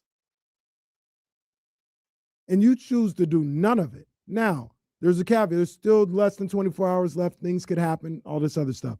But as of right now, they're wasting our time.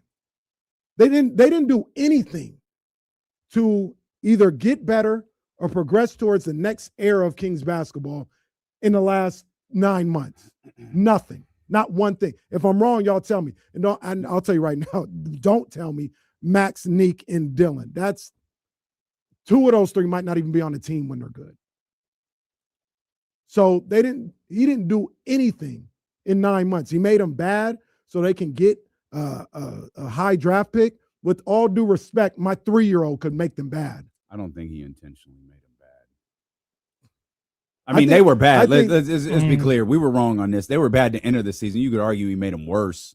I don't think he knowingly made them worse, but they were bad. He didn't improve it. You're right. So let me ask you this, because Kyle was frustrated when I got here. Jesse was frustrated. Let me ask you this. We're all mad. Yes. And I told you, it's your fault. And it's your fault. I'm going to ask you, did you expect him to? No, I expected him to do something. What that something is, that's his decision. He's done nothing. So nothing. We're not trying to win. We haven't got no assets. We haven't offloaded any contracts. He's done nothing. Anybody could do nothing. Anybody. Anybody in this chat, anybody in this room, anybody could do nothing. He's wasting our time. Am I missing anything? Oh, no. I think you about covered it. No, you're not. You're not. I'm asking him to do whatever that something is. Like I wanted Trae Young, right?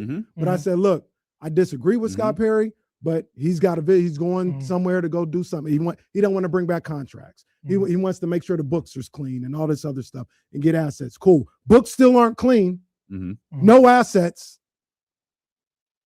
Waste of time. We still got a little bit less than a day left, so we could do something, but still. Well, 2027's been the year, right? Well, and still the that's, and I James Ham, our 1320 Kings insider, is going to join us in 30 minutes, and I feel like that's what he's going to bring up. And probably so. He hadn't even done nothing to get to 2027. We just what he's done. Well, that's the beauty about 2027. He doesn't have to. What he's done, anybody can do. Once again, my 3-year-old could sit on her hands and not do anything and let the contracts expire. He hadn't done anything to do that. She wouldn't have signed Dennis Schroeder either. Well, since we're getting uncomfortable, let's get uncomfortable. Let's come back. One other thing. Oh, all respect to everybody. We can't even look at a situation, and not because of this person, it being this person's fault. I'm not saying that, but we can't even say, hey, we got the young coach here for 4 or 5 years that we're going to build with. They gave him a trash ass contract. We don't know what's going on in 2 months. We don't even have that. Was that Scott's decision too? Does that go on his record? Allegedly. Yeah, absolutely it does. Because he could have said, I've talked about how maybe he's finessing Vivek and all this other stuff if that was the case. But he could have said, no, I'm not doing that. I won't take the job. I'm glad I'm glad you used that word. Bruno Mars over here talking about finesse. You're starting an uncomfortable conversation. Let's have an uncomfortable conversation about Scott Perry, and we'll do that when D'Lo and KC officially tip off next on Sacramento Sports Leader ESPN 1320. That was gas. Great job, guys. I'm gonna go get my nap in now. Same.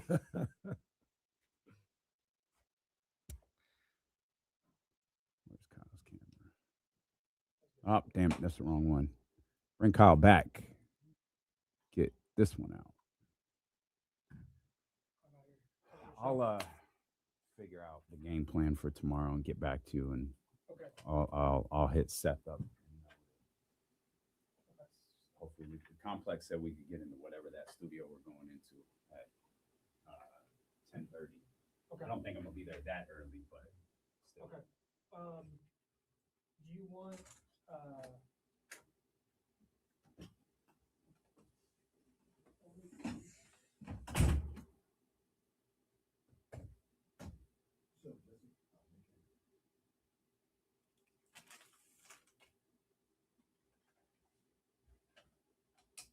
Well, other than that, Kenny, how you doing? I think it's still, I could tell. Yeah, I'm good. What's up? What's up, Jesse? What's up? And I'll say this on the show. I like Scott Perry. I still believe everything that I said about Scott Perry when he was hired and what he did over the summer. Just calling it like it is. But it just is, it is what it is. Like, nothing's been done. And I'm not even, I'll talk about it on the show too.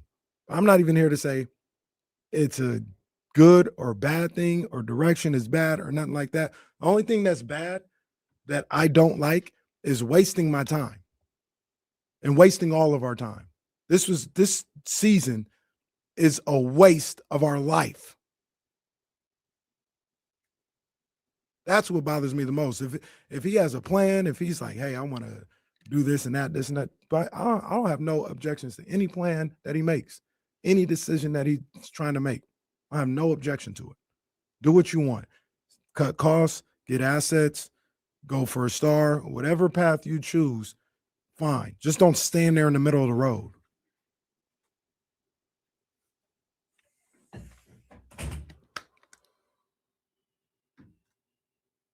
makes me laugh every time. We're like, oh yeah, go get him a vest.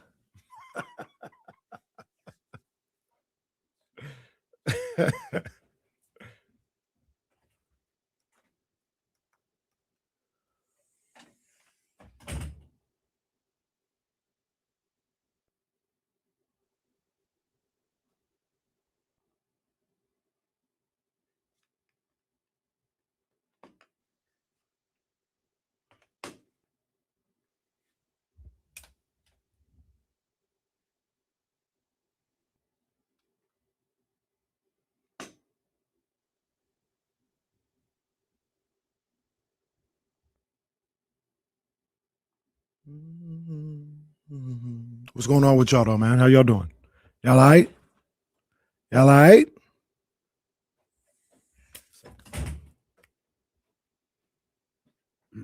Y'all good out here? What's up? What's up? What's up? I'm not downloading anything right now. Remind me later.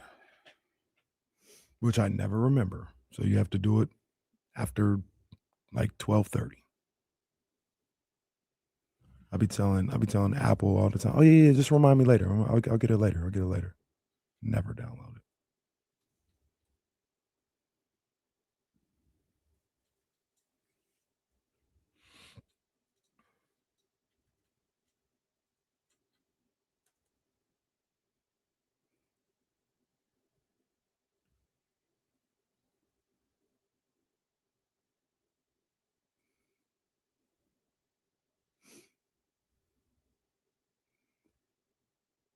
Man, we appreciate you guys being here.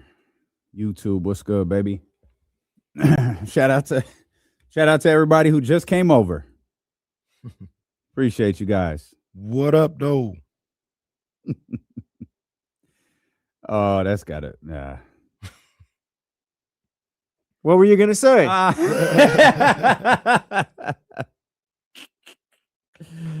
Oh, that's gotta hurt so bad. That's gotta sting.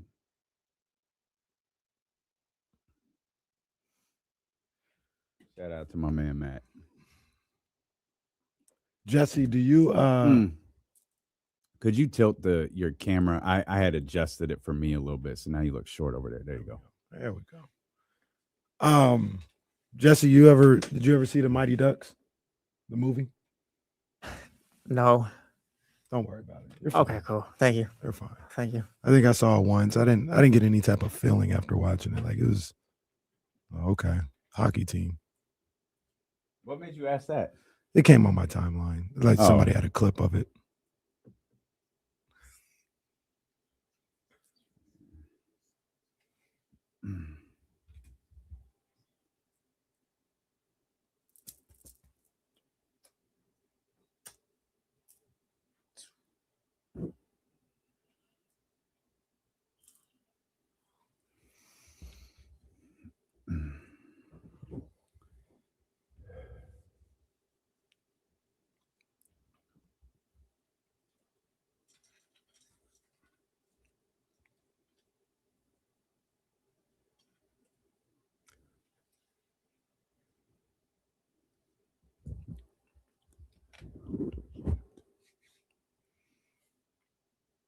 Let's go, baby. Y'all know what it is. Hey. It's a little taste of what jumps off here on ESPN 1320. Though we set up the new schedule with D'Lo and KC being 2 to 6. The jump with Kyle Madson and Jesse Tapia being 7 to 9. When we got things to talk about, that's the beauty of this being our radio station. And when I say our, I mean all of ours. We just turn the mics on and start talking. We fire the cameras up and we do what we do. So we've been on the air here now for a little while, but we'll do the formal introduction since it's 2:00. I'm Damian Barley. The ultimate needle mover in God mode himself. That's Kenny Caraway. Yes, sir. Acknowledge me. And we are live. Boy, say it again, Corey. Along with EP. What are you doing with him? Yeah, man. You laid out Scott Perry a few seconds ago. If you missed it, rewind. You laid Scott Perry out. He's done nothing. And I asked, did you expect that? What did you expect him to do? All those different types of things. Let me ask this, because you used the word finesse a second ago when talking about Scott Perry. You said maybe he finessed Vivek Ranadive. I am asking this with the most sincerest honesty. Mm-hmm. What has Scott Perry done in this league as a general manager for a fan base or an organization to have like warm, fuzzy feelings about, oh man, we got Scott Perry in charge now. We in good shape. To the best of my knowledge, he has been the guy in one spot, and it was the New York Knicks. And that was a rough Knicks team he took over. He was the guy who brought in R.J. Barrett. Emmanuel quickly started that kind of turnaround that got them going. And you could argue that, I don't want to say draft as if it was singular, but that stretch of Scott Perry basketball has helped put them in the position that they're in right now. He's been involved in basketball forever, but that's his one job as the lead guy. Outside of that, is there anything else? Not that I can think of. I mean, everything else he's been associated with, whether it's the Pistons or the Sonics or the Magic. I think he was with Orlando for a little bit. He's been associated. He was. With it. I want to be clear. This ain't no backpedal or nothing like that. I don't have everything that I said about Scott Perry in July. I still feel. I trust him. I trust his knowledge, the relationships that he's built over his career. I trust his decision making. My problem is he hasn't made any decisions, or the decision that he's made is to do nothing. I just told Jesse when we were in break, and I told the people in the chatty house, I'll go down whatever road you want to go down. You want to just strip this thing down and get rid of all the bad contracts? Let's go down that route. You want to collect a bunch of assets and work through the draft? Let's go down that route. You want to take a chance on a star that has worn out his welcome somewhere and you want to kind of revitalize his career? Let's go down that route. What I don't want to do is stand there in the middle looking at all these roads. Just standing there. That is my one and only issue. He's wasting our time. And that's, like I said, no disrespect, but anybody could be doing this stuff. Like all these things, all these different roads were right there in front of him. And if you believe the reports from very credible sources, he passed on all of them. He passed on getting the disgruntled star and trying to revitalize his career. He passed on. You're talking about Trae Young. Trae Young, and potentially John Morant. We'll see how that goes. He passed on getting the assets here, if you believe the reports about Domantas Sabonis. I know that the Jakob Poeltl aspect to this changes what you're willing to do in that trade, but I'm going to go by what was reported by Chris Haynes. Mm-hmm.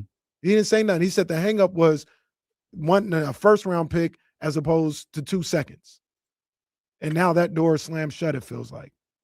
You passed on that. That's killing two birds with one stone. Hate to go back there again. But you're getting rid of a contract that you don't want.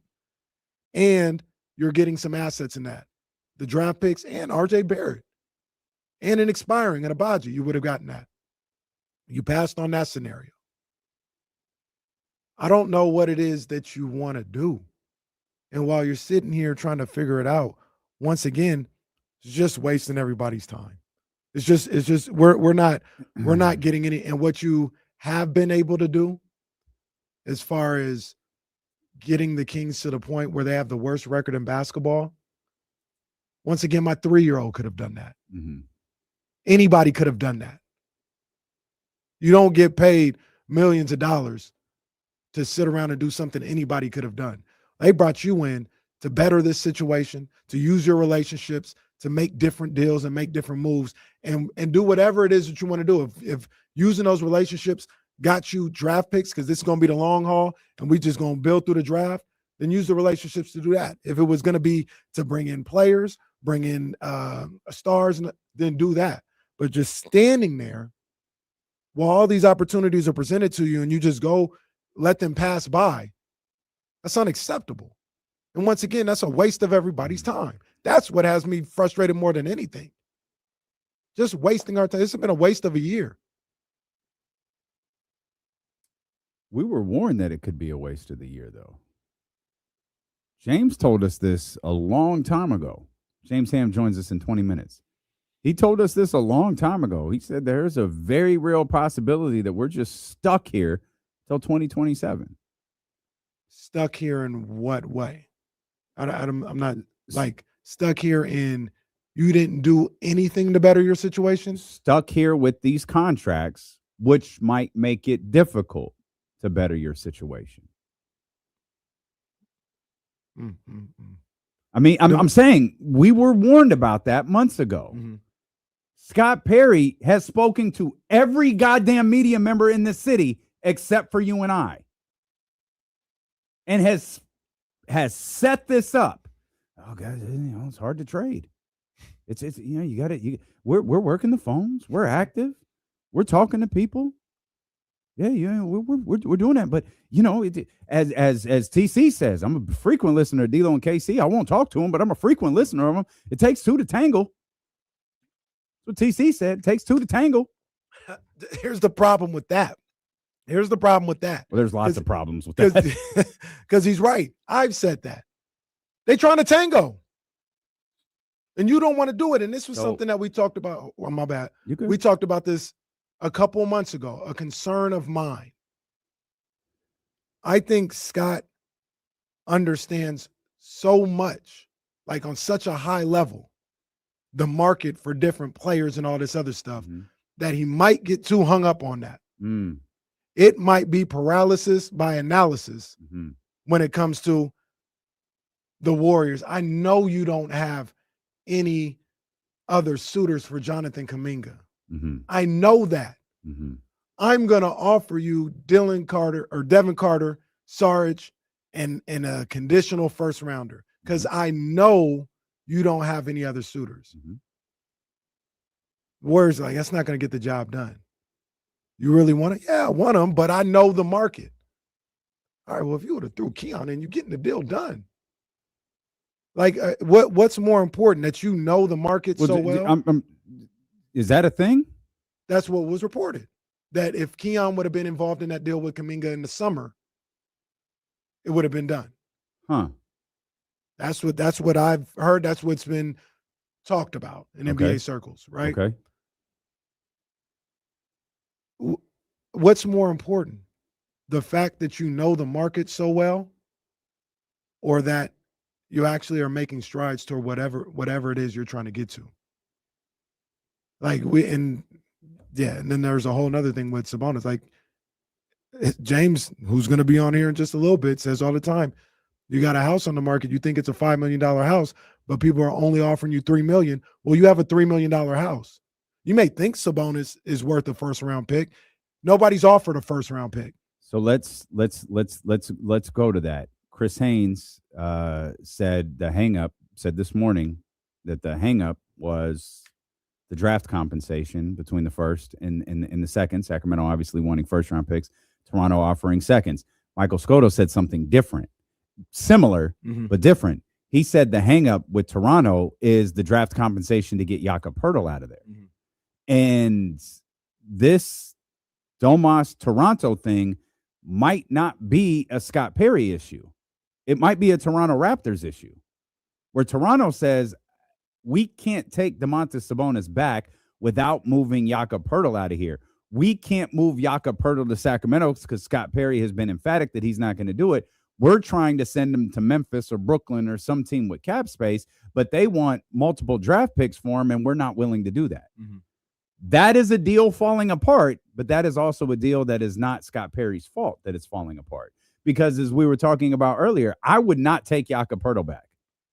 If push came to shove and it's like, hey, Scott, the only way this deal for Domas gets done is if you take Jakob Poeltl, I'm Scott Perry saying, all right, like, well, good luck. Good luck competing in the East, because this little thing, this might run out next year. And that's why people are that's why I would push for first round picks, because I don't think what Toronto has is sustainable. I don't think Toronto, man, shoot, you're on the other end of this now. Toronto, you're the beam team. I don't see y'all being good in another year, or at least from if I'm asking for draft compensation, I don't see you being 4th seed good for years down the road. I think you got some nice players there. You're relying on. I mean, how often we have this? Excuse us for being intimately familiar with this. How much have we talked about Brandon Ingram and his availability and his health? He's hitting the lottery with this right now. What's it look like next year? What's it look like the year after that, or 2 years after that, when you're probably asking for one of those first round draft picks? I get why Scott is pushing for that. I also get why Toronto is resisting that in an effort to get Jakob Poeltl out of there, because they recognize they're trying to find some shortcut to where they can get better now, move off of that contract, and have perhaps one, maybe two, but I really think one true shot at competing for a spot in the NBA Finals. Yeah, the Jakob Poeltl situation is a different entity in itself. his involvement and what's going on with that with the Kings, that's something different. I am with you. I wouldn't take on Jakob Poeltl either. Although, like, it depends. Here's the other thing. Cameron, what means the world to you? Is it getting off the contract? Is it assets? Draft assets? Because I wouldn't take the Jakob Poeltl deal, but if they're giving, 2, 3 first rounders to move off to gain Sabonis and take that contract, I think it's worth the conversation. I don't think it's just a complete no, I won't do it. But that's Jakob Poeltl, right? There's conflicting reports to that situation, or there's more to the story. What I'm looking at is Chris Haynes saying the hangup is the Raptors trying to give a second rounder and Scott wants a first. That I would hope Jakob Poeltl's the holdup, because if that's the holdup, that's just that's a fail. I'm 100% with you. That's a complete fail. I'm 100% with you. So I like Scott Perry still. I've disagreed with him with his approach to Trae Young and all this. I don't have to agree with everything he does, but I do trust whatever direction he decides to go in because of his basketball knowledge, his knowledge of the league, the relationships, all the stuff we've talked about a number of different times. What I don't support is just standing here. Just standing here and doing nothing. Either bottom out, get a bunch of assets, get off these contracts if you can, or take a chance on a disgruntled star. If you could do all three, cool. If you could do 2 or 3, cool. If you can just do one of the 3, I'm fine with that too. But 0 of the 3 is a waste of time. So let me ask you this. Can you take, because you keep saying disgruntled star, the Trae Young ship has sailed, that leaves Ja Morant. Can you acquire, in your mind, I'm not asking from the Memphis Grizzlies perspective, I'm going to ask you to put yourself in Scott Perry's position since you've been critical of him this morning. Can you acquire Ja Morant without sending them Zach LaVine? If Memphis says, if Zach LaVine is Jakob Poeltl and Memphis is like, no, like you're going to have to find another way. I can't do it. We're not taking back Zach LaVine. Now, there's literally no financial reason for them to do it. Like asking for an expiring contract this year is so far-fetched. But still, let's say it lives for them. No, we're not taking back Zach LaVine. Do you still try to work the deal to where you have to keep Zach LaVine in this situation and you go acquire Ja Morant?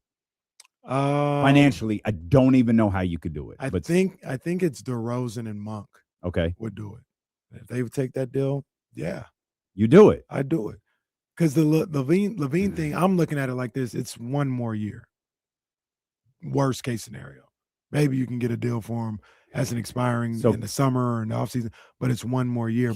If I believe, I'm sorry. You could. If I believe in trying to rebuild Ja Morant, the basketball player, and looking at Sacramento as a place where he can revitalize his career, that doesn't – Zach LaVine's contract shouldn't factor into that.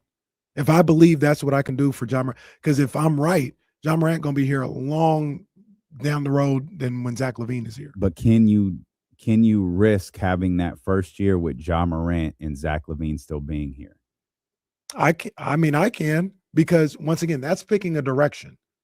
I'm not worried about the wins and losses, and I'm not worried about necessarily what that looks like. But so I'll go back to the Washington Wizards example. The Wizards, whether you agree with what they're doing or not, is irrelevant. Their plan is in place. Their rebuild is over. They're taking their chances. They have drafted their young players. That front office recognizes there's only so far you can get with these young players. We need to go take a chance on, we'll say, a disgruntled star. All right. There's Trae. Yeah, there's another one. There's something out there brewing with Anthony Davis. He could really be the other anchor to this thing, along with all of our young guys.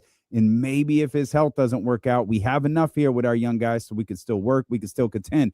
But if it works out with AD, man, we are in great shape. They have picked their direction.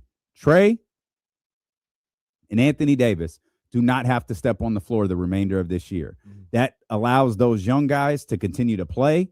It allows that team to continue to lose and allows them to finish in the top 8 of the draft like they so desperately need to. This offseason, they hit the ground, or next season, they hit the ground running with this pairing of AD, Trae, and this group of young players that they've drafted over the last handful of years. That is their direction. If you're Sacramento in this scenario, you've got Ja, you've got Zach, who you're just waiting to get rid of. Also, who's the coach? That's the whole other. Right. So that's another thing. Like, all right. So we probably, in my opinion, we probably have a new coach. So you have this new coach and you have this star who you are essentially attempting to rehabilitate with a player, a $48 million player who is just kind of there. He just kind of exists. Very talented, but he just sort of exists. And you have to navigate that. You'd be better off, in my opinion, you're far better off him not being here. Because to me, LaVine or Morant? Zach LaVine is a hurdle you have to navigate if you're Ja and you're whoever the coach is. You have a Zach LaVine hurdle to navigate because you know Zach LaVine's not a part of what you're doing. You can't trade Zach LaVine. Zach LaVine knows he can't be traded. He knows there's no market for him, which is why he didn't opt out of his contract, and he's just stuck here. And to me, that's bad for everybody. So it delays what you're attempting to do by a year. What Washington is doing is not delayed. It is set for next season. Nothing happens this year. It is set for the start of next season. In this scenario, with the Ja Morant scenario, you are stuck. You're just stuck. If you get Ja and Zach LaVine. And Zach LaVine is still here. Here's the way that I look. I'll put it to you like this. And this is where I kind of separate them. If you, and I'll kind of turn this back on you. If you're running this team and you say, man, there have been things that I've been sure about in this profession. There is nothing I've been more sure about than the fact that I'm going to get Ja Morant here and I can get through to him. I've got a great relationship with him. I can talk to him. I'm good at what I can do. And he is going to get back to that level where they lost to the Warriors in the second round. He's going to be that Ja Morant. If you are that confident in that, would you let Zach LaVine being here hold you up? You're sure about it? I'm sure about it. No. Like if my job, I'll flip it back on me. You're Vivek. Your job's on the line. I don't want to be him. You're telling me my job's on the line. If he don't get there, then you're fired. I'm willing to take that chance. I'm that sure I can get him there. If that's what he believed, I'm not letting Zach LaVine for a year or maybe even half a year, because I do think that contract can be moved easier next year as an expiring. We just saw Chris Middleton doing nothing. Yeah, this is a solid point. What was Zach? Do you remember what Chris's number was? I think it was 33. And he's expiring this year. If Scott believed that about Ja, I think Ja would already be a king. That's a fair point. I think Scott might look at Ja like it appears he looked at Jonathan Kuminga. Look, for the right price, we'll do it. I think you're right. So now that leaves, who do you like? Who do you look at and be like, I gotta go get him? Everything it seems like is for the right price, sure, as opposed to now let me go get this guy. Because we got three different scenarios now, and that's obviously not the entire league, but 3 different scenarios where, in our opinion, Trae, Josh, Jonathan Kuminga. I mean, for the right price, I'm not going to overextend myself to get him, but yeah, sure. Like, all right, well, who do you like? But to be fair, that wasn't, okay, same but different. He didn't like Trae. From everything that we heard, he did not like Trae Young. And that price was way cheap. And see, oh man, not even a draft pick exchanged in that deal. And that's, I was going to say, that's where, like, people talking about, I wouldn't do the deal for Sabonis either because he's worth more than that. Number one, like I said, you're worth what people are offering. Number two, they use the Anthony Davis went for 3 first-rounders and all this other stuff. Well, you can get one. Oh, Trae Young's better than Domantas Sabonis. He didn't go for any draft picks. Yeah. If we're going to play that game. James Harden just told our friend Chris Haynes that he will make his debut with the Cleveland Cavaliers Saturday. Oh, let's go. I'm in the Saturday at the Golden One Center. I'm in the building and I'm feeling myself. Let's go. The Dennis Schroeder, Keon Ellis return game. James Harden debuts. Put it on NBC. Hey, look, poor Keon going to get a DMP now. Oh. James is there. Hey, I don't think so. Nah, Keon going to play. You know who I think Dennis might be more likely to get DMP. No. They seem to be very excited about Keon Ellis in Cleveland. Mm-hmm. He seems to be, I think it's like Darius Garland. They talk about Darius Garland like he had Zach LaVine defensive skills. Like he was trying. It just didn't amount to anything. Once again, people who watch bad. Nobody plays good defense. Like everybody's just the worst. Well, you have to block shots. Oh, that's true. And Dylan Cardwell block shots, right? Like he's the defensive player of the year. There are no good perimeter. They all go out of bounds or right back to the shooter. There are no good perimeter defenders that score more than 11 points per game. And Lotus asked a terrific question. Have they watched Keon Ellis? I don't think so. I think they read John Hollinger's column. That's what I think wound up happening. They read John Hollinger's column. We'll come back. James Ham joins us. We'll get James Ham's thoughts on this. Are the Sacramento Kings done? Is the trade deadline essentially over for the Kings, or is there more news ahead? I'm just saying, I got love for Scott Perry. Oh, I do. I do. Okay. But I didn't got love for the way he moving right now. I don't like the way he moving right now. I got love for Scott Perry, but friends tell friends when you ain't doing right, and he ain't doing right now. Hey, if Chef Q is listening, can you cut this clip and send it to Scott like you did the De'Aaron clip? Do that. I need you to do better, Scott. I need you to cook a little bit more than what you're doing right now. You warming up in the microwave. You ain't even cooking. We'll come back. James Ham joins us next. D'Lo and Casey on Sacramento Sports Leader, ESPN 1320.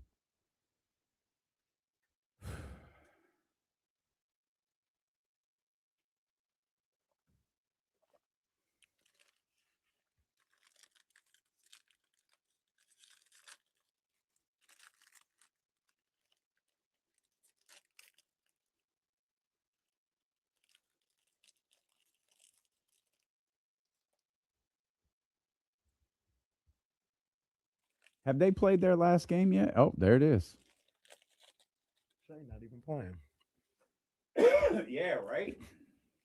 They had him on the ad. Mm-hmm. Better put Caruso on that new one. Nah, they put Jared McCain on it. Yeah.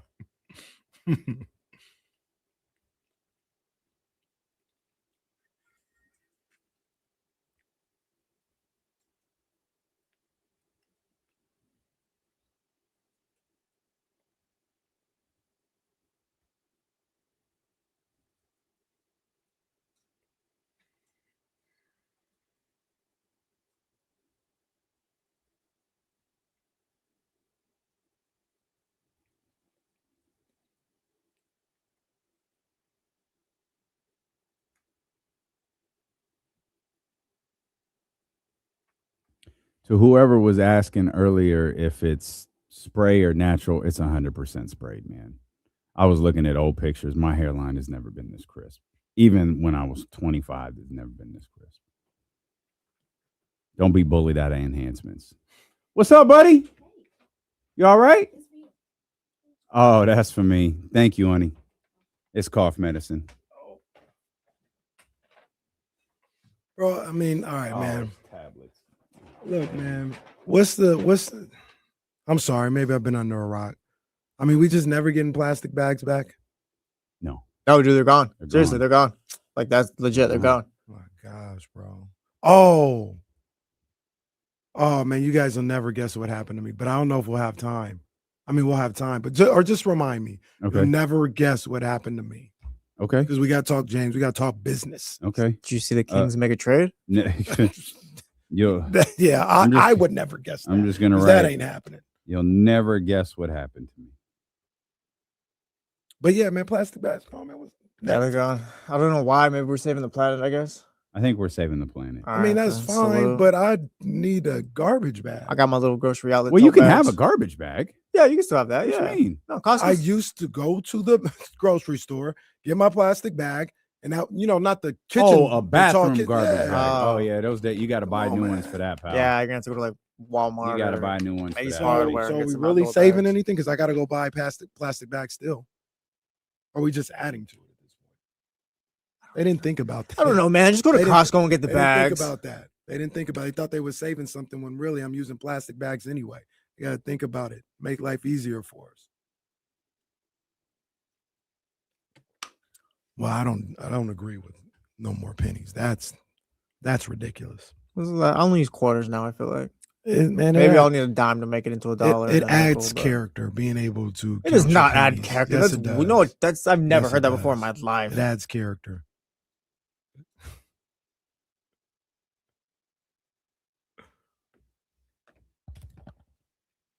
You got no character if you've never had a penny Nah, before. man, you need to be able to count pennies.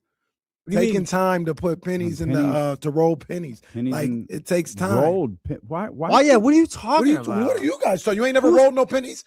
No. No, maybe for my grandma when I was like 5. My grandpa and grandma had like a change bucket, but like we Yeah. never You like ain't was never like. rolled no pen- What do you? No.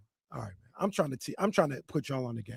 Roll Closest them I ever got pennies. to rolling what pennies was part throwing of it in the my game cup is holder in my that? car. Being able to turn those pennies into $25.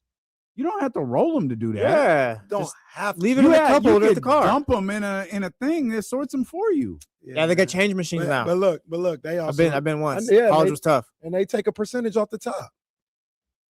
With the change machine thing, they take a percentage off the top. You think Well, they do I that have for great free? news. There's no more pennies. That's not great news. All right. You have no character unless you dealt with pennies. Kenny said. He literally said that at the break. Hey, look. Well, I got time. James Ham is joining. I almost said something else. James Ham is joining us. Today is Wednesday, right? Yes. Okay. Before he tell me. gets here, I'll tell you guys what happened to me. You'll never guess. Yeah, what happened to me. KC, for those under KC was like, hey, don't forget, say this to me later. You'll never guess what happened to me. You'll Like, never guess. I'm Okay. gonna be upset if This this is is something we crazy. could guess. I If couldn't. this better not be Damien the Snake Yeah. again. I the couldn't. most I infamous couldn't tease of all believe time. this happened. I go outside. Obviously, the time change for the show. Mhm. Not there to work out with Reese today. He's got. I put up the shooting gun. I Mhm. was like, I got to set it up for him $10,000 for when he gets home. Not Mhm. $10,000, but I set it up for him when he gets home. I go by the stanchion of the hoop, and I'm putting something down, and I look down, and what do I see? A dead bird. Oh, wow. Yeah, you know, I can believe that, Wow. Kenny. Nah, that's very believable. You All gave me a do list is- that would have been top 10. All you do is murder birds. I didn't even. No, how do does it? nothing. Do you have a Nah. cat? You worried about No, I plastic don't know what bags. happened. You worried about plastic bag. Hey, Peter.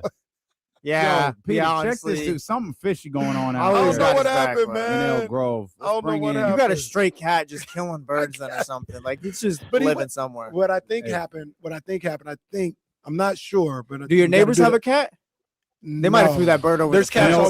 all over the neighborhood. You know what that bird represents? Scott Perry's trade. Oh well, no. yeah. Bringing our 1320 Kings insider and host of the Locked On Kings podcast. It's our man, James Ham. James, what the hell? I don't know what to say. This is this sure does feel like the last couple of trade deadlines. Yeah. You know, it's like you get all built up and you're waiting for this moment, and then everything seems to go sideways all the time. And yeah, I they did pull off a trade. It just happened last weekend. Whether they're going to pull off another one between now and tomorrow, it's tough to tell. So James, I've been on a bit of a rant since I got in the studio today. Is it a Morant rant?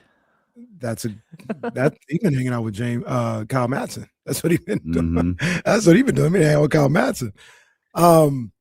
But it was centered around the fact that I'm frustrated because I feel as a Kings fan, as somebody that follows this team and wants them to Just kind of build towards something. My time has been wasted, and Kings fans' times have been wasted for the last 9 months. They've done nothing. They haven't got rid of any got rid of any of the bad money contracts. They haven't gained any assets. They haven't got a situation where the coach they have, it's like a Will Hardy situation where, no, we got a new coach, but he's here for the long haul. We're going to build with this guy. We don't know what they're doing with Doug Christie. Some of us have an idea, but we don't know what they're doing with Doug Christie. They haven't taken a swing on any of these disgruntled stars, whether it's Trae Young, whether it's, I'm using this word loosely here, but Jonathan Kuminga, whether it's Ja Morant. There's still about, a day left, so maybe that happens. But they have done nothing, absolutely nothing for the better part of 9 months. Am I being too harsh? Yeah, I mean, it's early. I mean, we still have another 24 hours, right? Maybe not quite 24, maybe 21 hours. Is that where we're at? 21 and a half. Yeah. So look, I think that I want to wait and see what happens until after the deadline comes and goes. I also you got to give Scott Perry a little bit of leeway going into the offseason. I get it. There are a lot of people that definitely want to see trades. They want to see these things. And, I think, when we do these shows, it feels like therapy.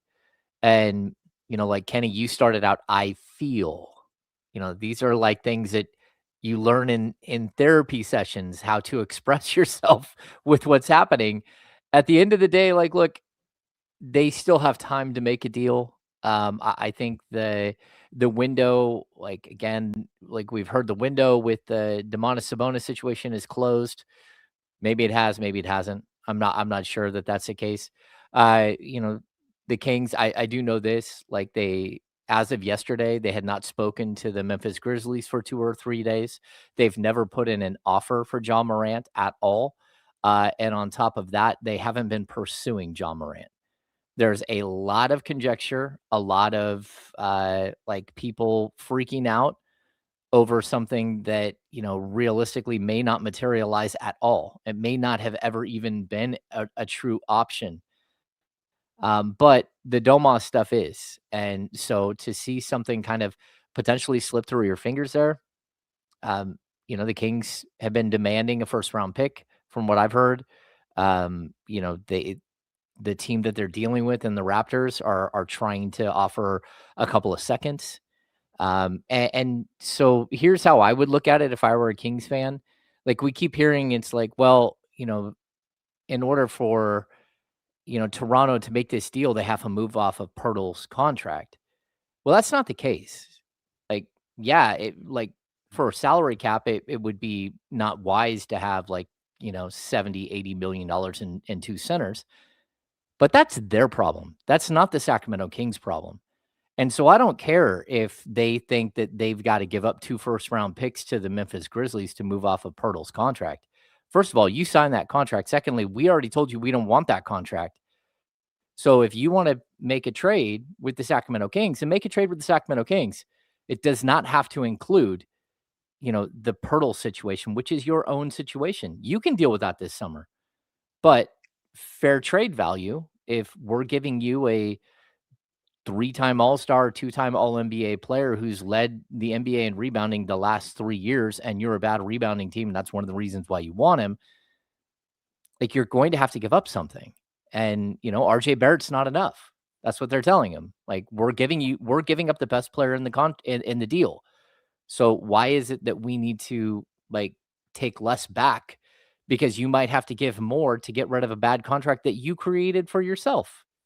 So I think it's an interesting way that this whole thing is played out. And again, we still have time. I don't know what's going to happen between now and noon tomorrow. And real quick, to be fair, I say I feel, out of respect to everybody else, I'm not speaking for everybody, but I know I'm right. I'm 100%. They ain't done nothing. Even in the trade that they did make, they didn't even get a draft pick back for helping out Cleveland clear the books. They actually had to give a draft pick away. Utah did. Everybody did. Utah Like, took Lonzo Ball and got 2 draft picks for it. Come 2 on, second man. round draft picks for it. And- That's $10 million. in the frustration that I have, it's not that I necessarily want to see trades back. I just want to see you move towards a direction. If the direction is let's offload these bad contracts. All right, I want to see Sabonis gone. I want to see Levine gone. I want to see you make a deal to get DeRozan gone. If you can't do that and you're like, look, we're just trying to get assets. When you trade Schroeder or Keon Ellis or whatever, please get me a draft pick back. Give me something that I can use later, not give one away. If we want to speed up the process here and we're going to get a disgruntled star, all right, we'll take a chance on Trae Young. Take a chance on John Morant. They haven't done any of it. Nothing. They still have 21 hours. I mean, Hurry. like this discussion that we're having right now, it's a discussion for Friday, realistically. And I get your frustration, and I get that you want to make them do something today and right now. But I also feel like they still have time. And again, the Kings don't have a bunch of players that teams around the league want. And if you are going to give up your assets, this is one of the things that, like, I think Scott Perry's coming to the realization of. Number one, Sacramento's toxic. Like, I think that's become like a true issue that they need to figure out. How do you make Sacramento not toxic? And again, you can have as much cap space as you want in 2027. If your franchise is toxic, it doesn't matter. No one is going to want to sign here. They don't already want to sign here, but you need to create something that would actually, entice players to come to Sacramento. Number two, you're watching the Memphis Grizzlies, who have assets that are better and easier to trade than the Kings, who all of a sudden have 13 first-round picks in the next 7 years. The Kings are so far behind any of that. Well, I guess as of right now, the Kings technically have 9 first-round picks, although a couple of them are encumbered. But the Kings are super far behind in the arms race to collect picks to wait out these other franchises that, the San Antonios, Oklahoma Cities, the Houston Rockets. So when they start to maybe decline, even though they're packed with young players, you're going to be on the rise. Well, there are teams out there that are just so far ahead of you. And so I kind of agree with the idea of not resetting the same completely, looking at 25, 24, 26, 27-year-old players, trying to build a new core around that age group, and then going into this year's draft and drafting a top 5 pick and hoping that you can develop that player. And the next year, do the same thing. So I think there is a lot of this with the Kings. They're torn. Like, they don't know which way to go. But what they do know is that when they do trade one of these players, in order for us to not have the same exact frustration that you're expressing right now, Kenny, you have to get a first-round pick for Domas. If you're giving up a player who's very good and that you led you to the playoffs for the first time in 16 years, you better get something out of it. And so I agree with the tactic of saying, hey, we've got to have a first-round pick. It's just tough because second-round picks, again, they grow on trees. Like, you might be able to go out and get 5 second-round picks for a player 2 years from now. You just don't know. But, they're assets for sure. But I believe that the Kings are doing the right thing when they're asking for the moon. And I don't even think they're asking for the moon. I think they're asking for something that's pretty reasonable in this trade. Sorry, Dame. Sorry. Good. James, I'm going to use a James Ham-ism. What do you say when somebody says my house is worth $5 million, but they get offers that don't exceed 3? What is your house value at? Okay, but when we're talking about a first-round pick versus 2 second-round picks, you're saying my house is worth $5 million, and they're saying I think it's worth 4.7. I've got 2 teams. Your house is still worth 4.7 million. I've got 2 teams, Washington and Toronto. They said, nah, we're not giving you a first-round pick for Domantas Sabonis. I'm not saying everybody, and those are the only 2 teams seem to be interested, but just for argument's sake, I'm not saying that's what everybody thinks, but now we've got 2 different teams that says he's not worth a first-round pick. Else he'd be on our team. I get it. But at the end of the day, like, again, like, the value here isn't like they're trying to give you nothing. I think the one thing I would say is the Kings telling them, no, we're not taking Quickly, we're not taking Jakob Poeltl. That's a pretty strong negotiating stance as it is. Like, again, I would want draft capital in that trade for sure. But I also look at it and go, okay, I'm not sure how much draft capital it's worth. I see where the Kings are standing strong. And I also see that they just went through this on Saturday and they realized the reaction was so negative because they didn't get picks, that if they did it again and don't get picks again, that they're going to get called out for that as well. And, so RJ Barrett would roll into Sacramento and for the next year and a half while he's in the Kings uniform, be just roasted as what little you got for Domantas Sabonis on the way out the door. So I don't think that there's a way to win this situation unless they find a way to move off of Zach LaVine or they find a way to move off DeMar DeRozan. But even that, I mean, I wouldn't worry too much about DeMar DeRozan's contract moving forward. It's just not that much money and you can move away from it, but it's not easy. This is a tough business. And, again, I at least want to give Scott Perry enough leeway here to see how he does, like give him a year on the job. I think we're all so fed up with the inactivity of Monty and Wes that you're like, all right, I do have to at least give them until Friday because that's actually when the trade deadline is, not today. He's got 3 months. They have till 12 o'clock tomorrow.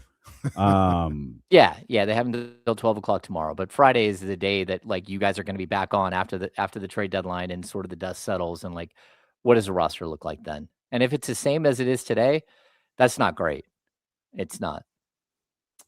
The marathon continues. 60 minutes of commercial-free sports talk with our man, James Ham, 1320 Kings Insider and host of the Locked On Kings podcast. You just suggested that perhaps the front office doesn't know what direction to go here at this particular trade deadline. That to me feels like a problem. Like if you don't know what direction you're trying to go, if you don't know what you're trying to accomplish, I used the example of the Washington Wizards earlier. Obviously, they've been tied to this Domantas Sabonis thing very loosely and very briefly, but they have a direction. They picked it. They were definitive in their stance.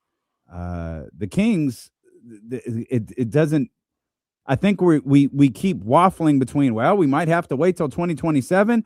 Oh, it looks like there's going to be some moves here to like, oh, no, we're just going to have to wait for 2027. Nothing's happening here. Yeah, I mean, but that's the reality of when you have bad contracts on your books. Like you might not be able to speed up this process. And that's why Scott Perry has repeatedly told everybody, hey, 2027, 2027. Now, if he can speed up that process, it's like, okay, great. Like maybe it happens quicker. But even speeding up the process, you're just, again, saving on the back end that 2027, year where as of right now, what would you have? Like Domantas Sabonis, maybe Malik Monk and Keegan Murray on the books that are going to be making any money at all. So, I mean, the NBA salary cap is going to be over $200 million and you might have 80 or 90 tied up in long-term deals at that point. Maybe you've got 120 million tied up because you've paid rookie scale extensions and all that stuff. But realistically, like that date is actually closer than we think. And fact is, it might be better for this franchise to just let Zach LaVine like expire.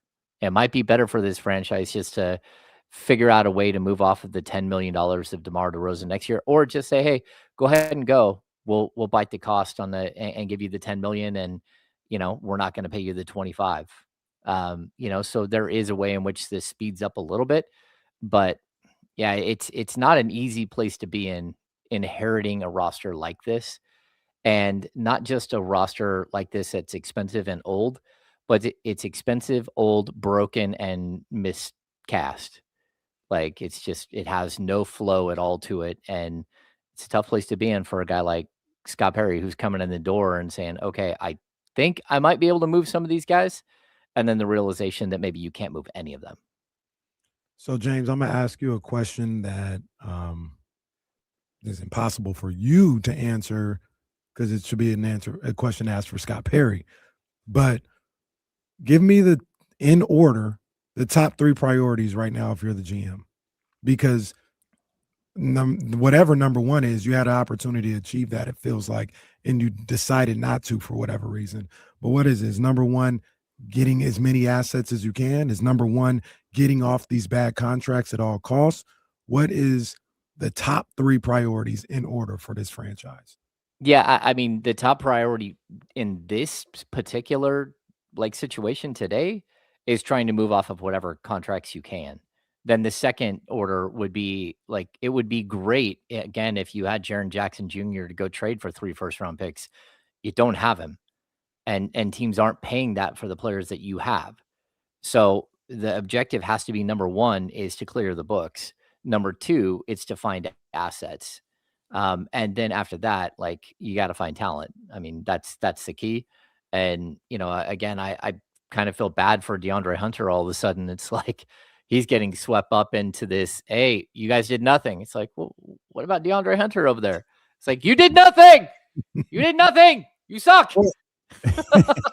Well, it's not even the DeAndre Hunter thing. That's the part that's unfair to him. It was all of this conversation about what Keon Ellis is worth.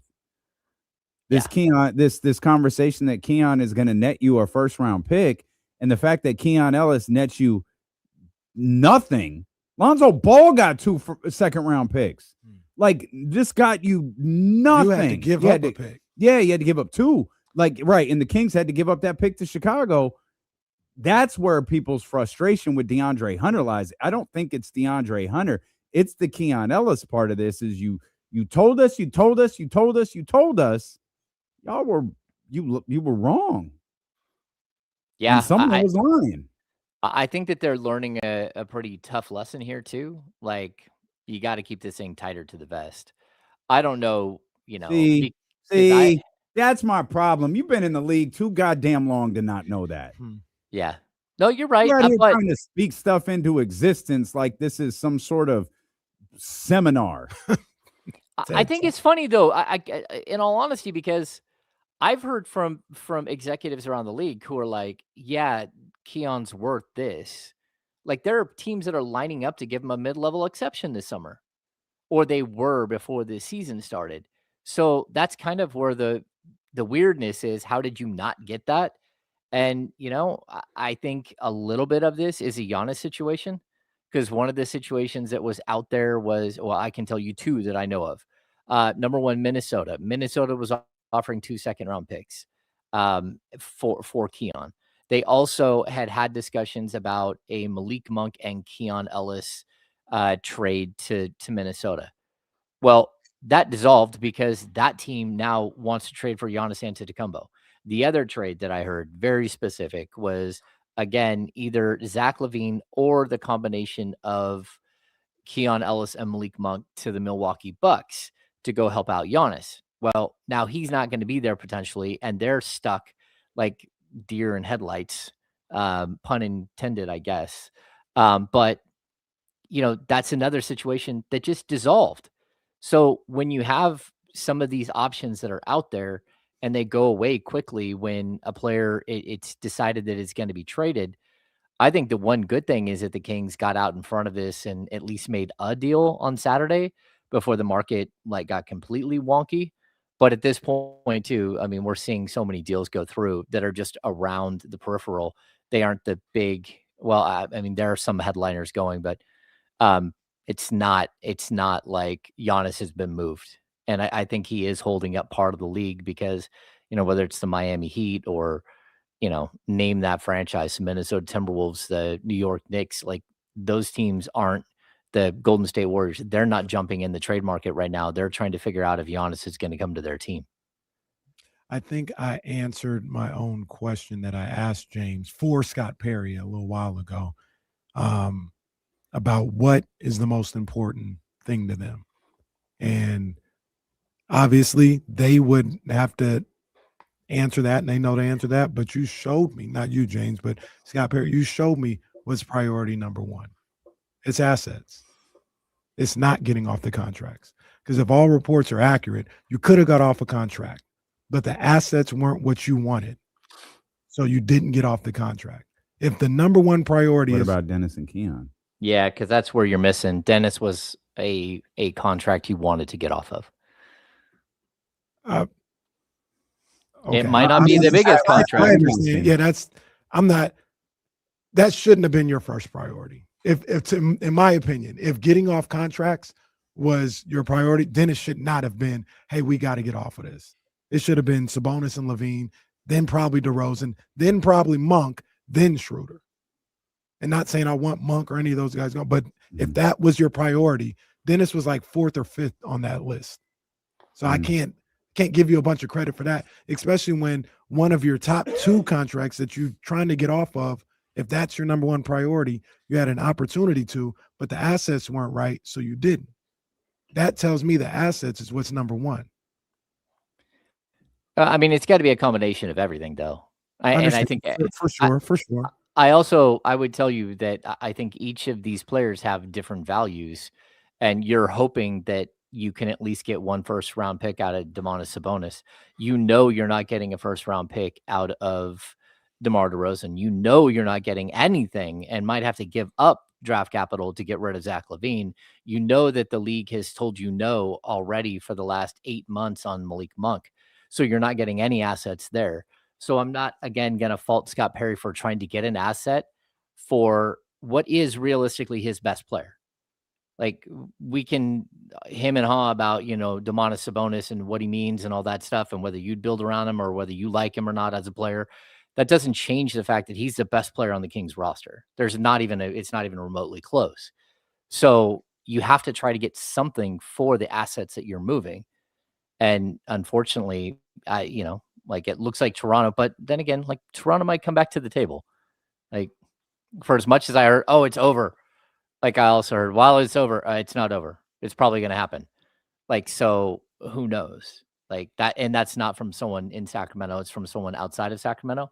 But there's still possibility that these players are moved. And that's why I say, like, we have to be a little bit patient here.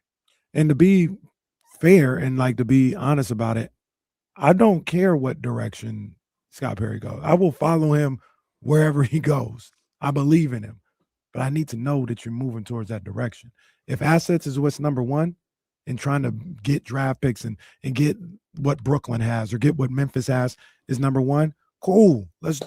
That's what it is. And I will understand that, hey, you just ain't going to move Sabonis or Levine or DeRozan for anything less than what you think is acceptable.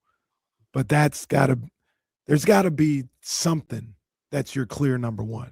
And I'm trying to find that out. If it's assets, which is what it's looking like to me, fine, let's do that. Get the best compensation package you can get for any deal or walk away. But if it's moving off the contracts, you had an opportunity and you walked away from it. That can't be number 1 if you had an opportunity and you walked away from it. Well, yeah, but I mean, I would also say, like, there's nothing you can do about the value of Zach LaVine or the value of DeMar DeRozan or the value of Malik Monk. There's nothing you can do about that. Like, if you're the Kings, like, he didn't sign them to these contracts. They're there. Again, Scott Perry didn't trade for any of these players. Like, you kind of got to deal with the hand you're dealt. And at this point, there are teams out there who have assets that other teams are willing to give up first-round picks for, and the Kings have assets that they are not willing to give up first-round picks for. And, again, at the end of the day, would I take 2 seconds for Domas? I might if I'm getting some other asset in there, but I'm not if it's just throwing him away for nothing. Like, I mean, again, if they don't want to give up first-round pick, well, all right, then give up Colin Murray-Boyles, the number 9 pick in this last year's draft. If you're not going to give up a first-round pick, then I at least want a player who has the potential to give me something down the road. And, again, not to be disrespectful to Grady Dick, but I'm not making a move. Like, he's not going to be the second piece in a deal for Domantas Sabonis when the first piece is RJ Barrett. So it's tough.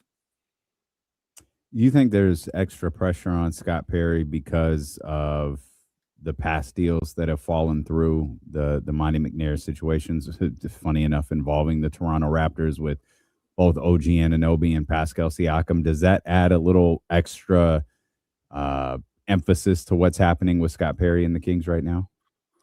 I don't think it adds any emphasis for Scott. I think it does for the fan base and Mhm. for people who are talking about the team. I think it does add extra stress and angst to the situation, but same time, I don't think Scott Perry's blood pressure ever rises.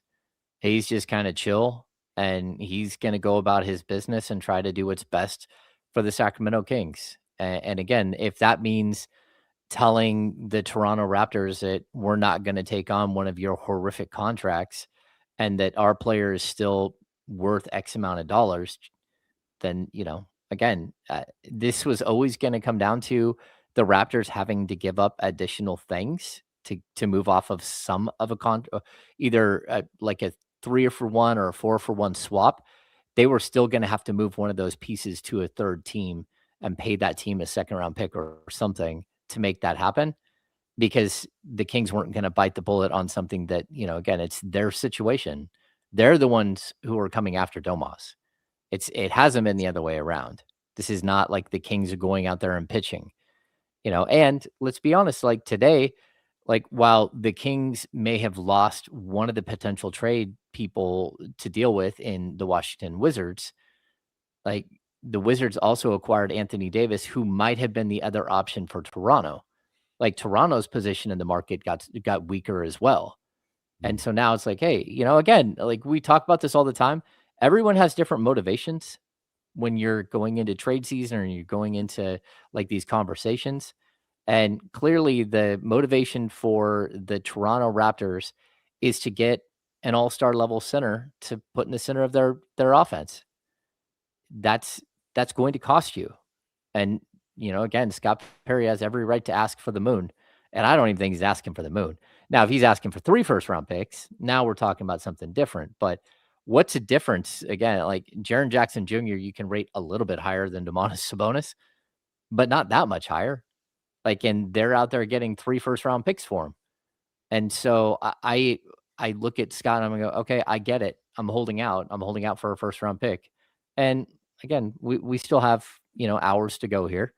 Toronto can come right back to the table and say, all right, we searched, we couldn't find something better. So let's just go through the scenario that the Kings don't do anything, make any trades, come noon tomorrow.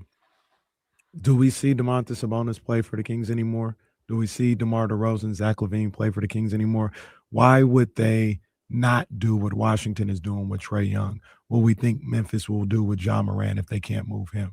Because the focus completely shifts to having the best odds you can for this draft. Do you think they still play those guys?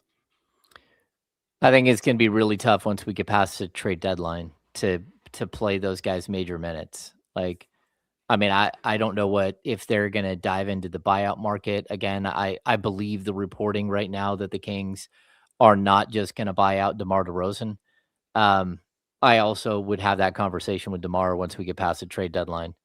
Like if DeMar DeRozan will walk away from some of the $10 million he's owed next year, then things change.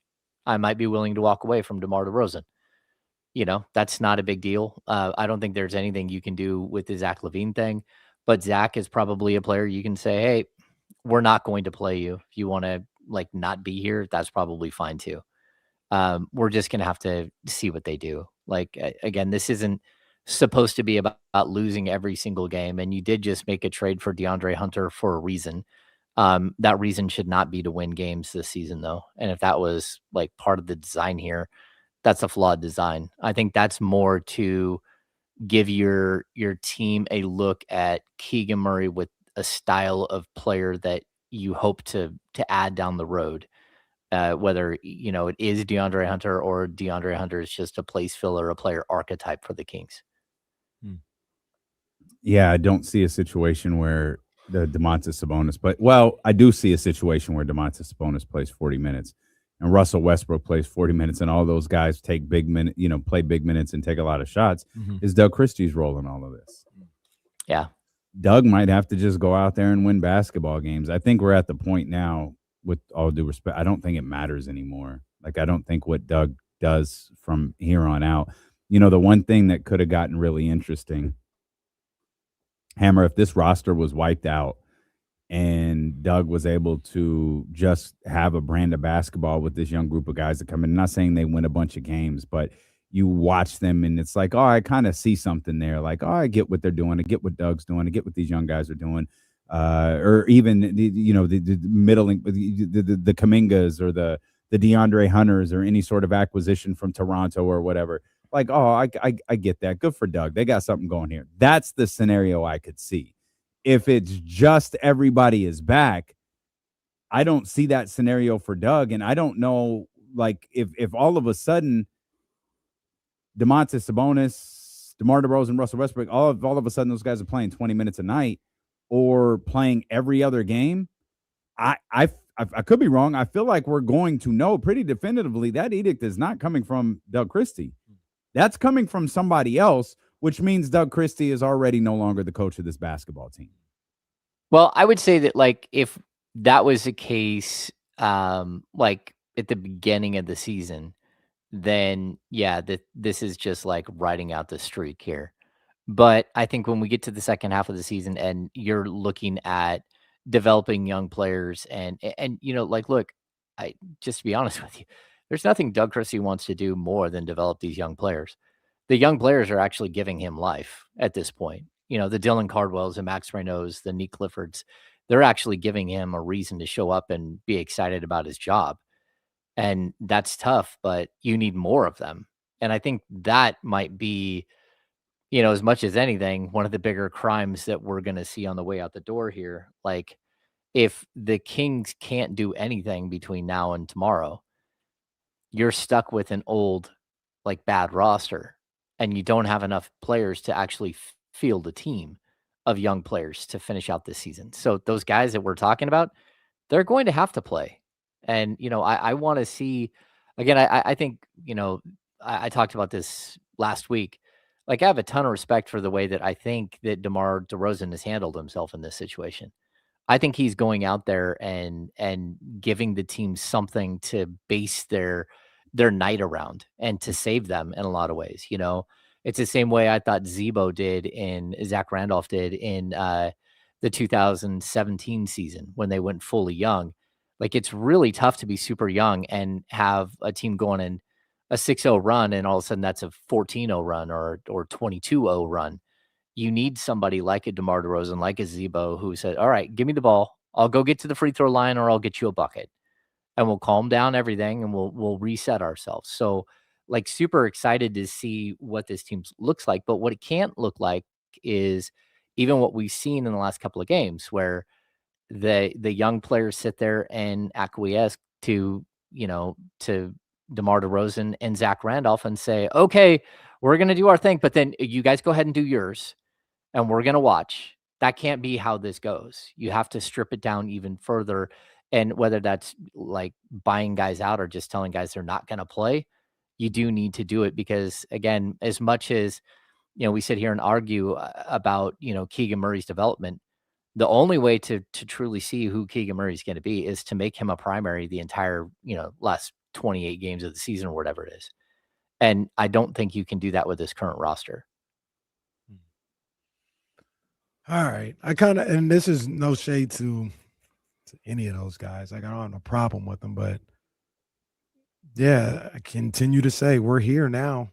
Like, you're here at the worst record in the league. Don't blow it. Like, you got about 30 games, less than 30 games left. You've done all this work. Don't go in here and have Keegan come back and Sabonis come back and Lamar be this pro that he is and win 13 of your final 30. Like, don't do that. It's funny because they're like the accidental tourist at this point.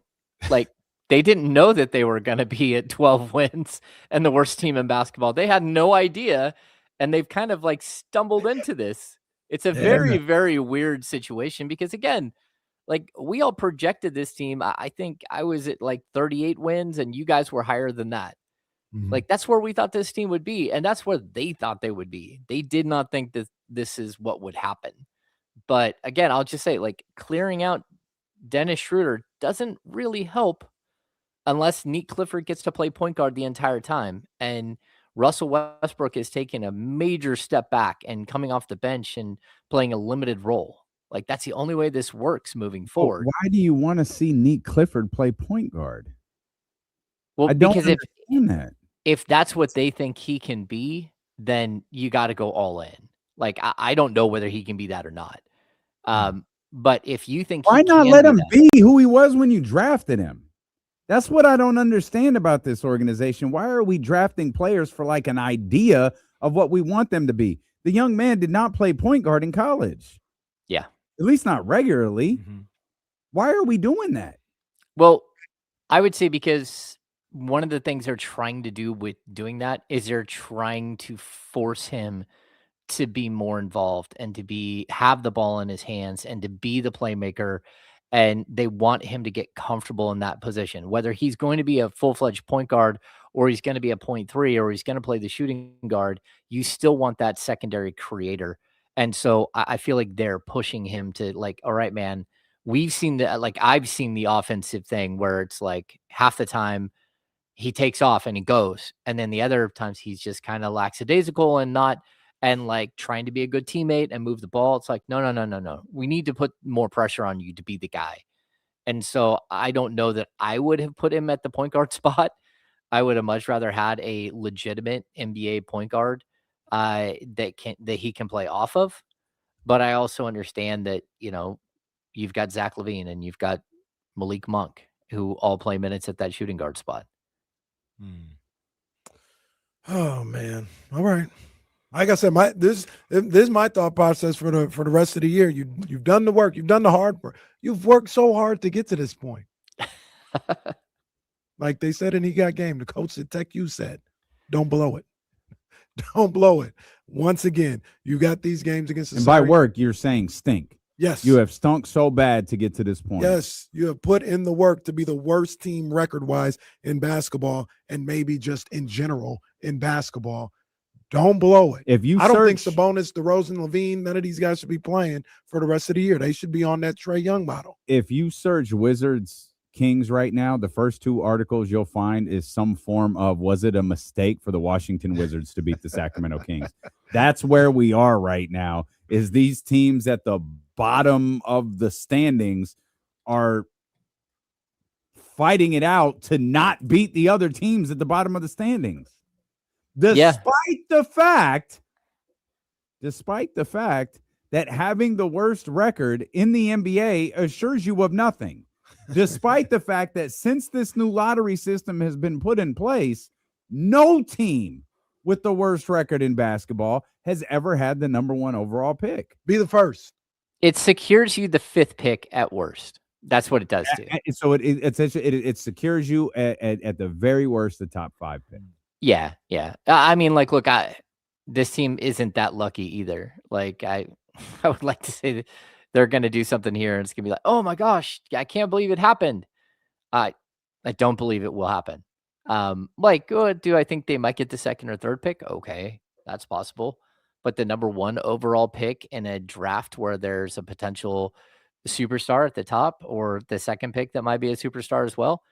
But, like with the Kings' luck, they'll get the number one overall pick and Darren Peterson will have cramps for the next 8 years and not be in the league. Cramps? Damn. Well, that's what he keeps missing games. He's missed 14 games with cramps. 8 years of cramps is crazy. I don't know. He didn't miss 14 with cramps. He had a hamstring injury. Okay. He had a hamstring and then his ankle got hurt the last time.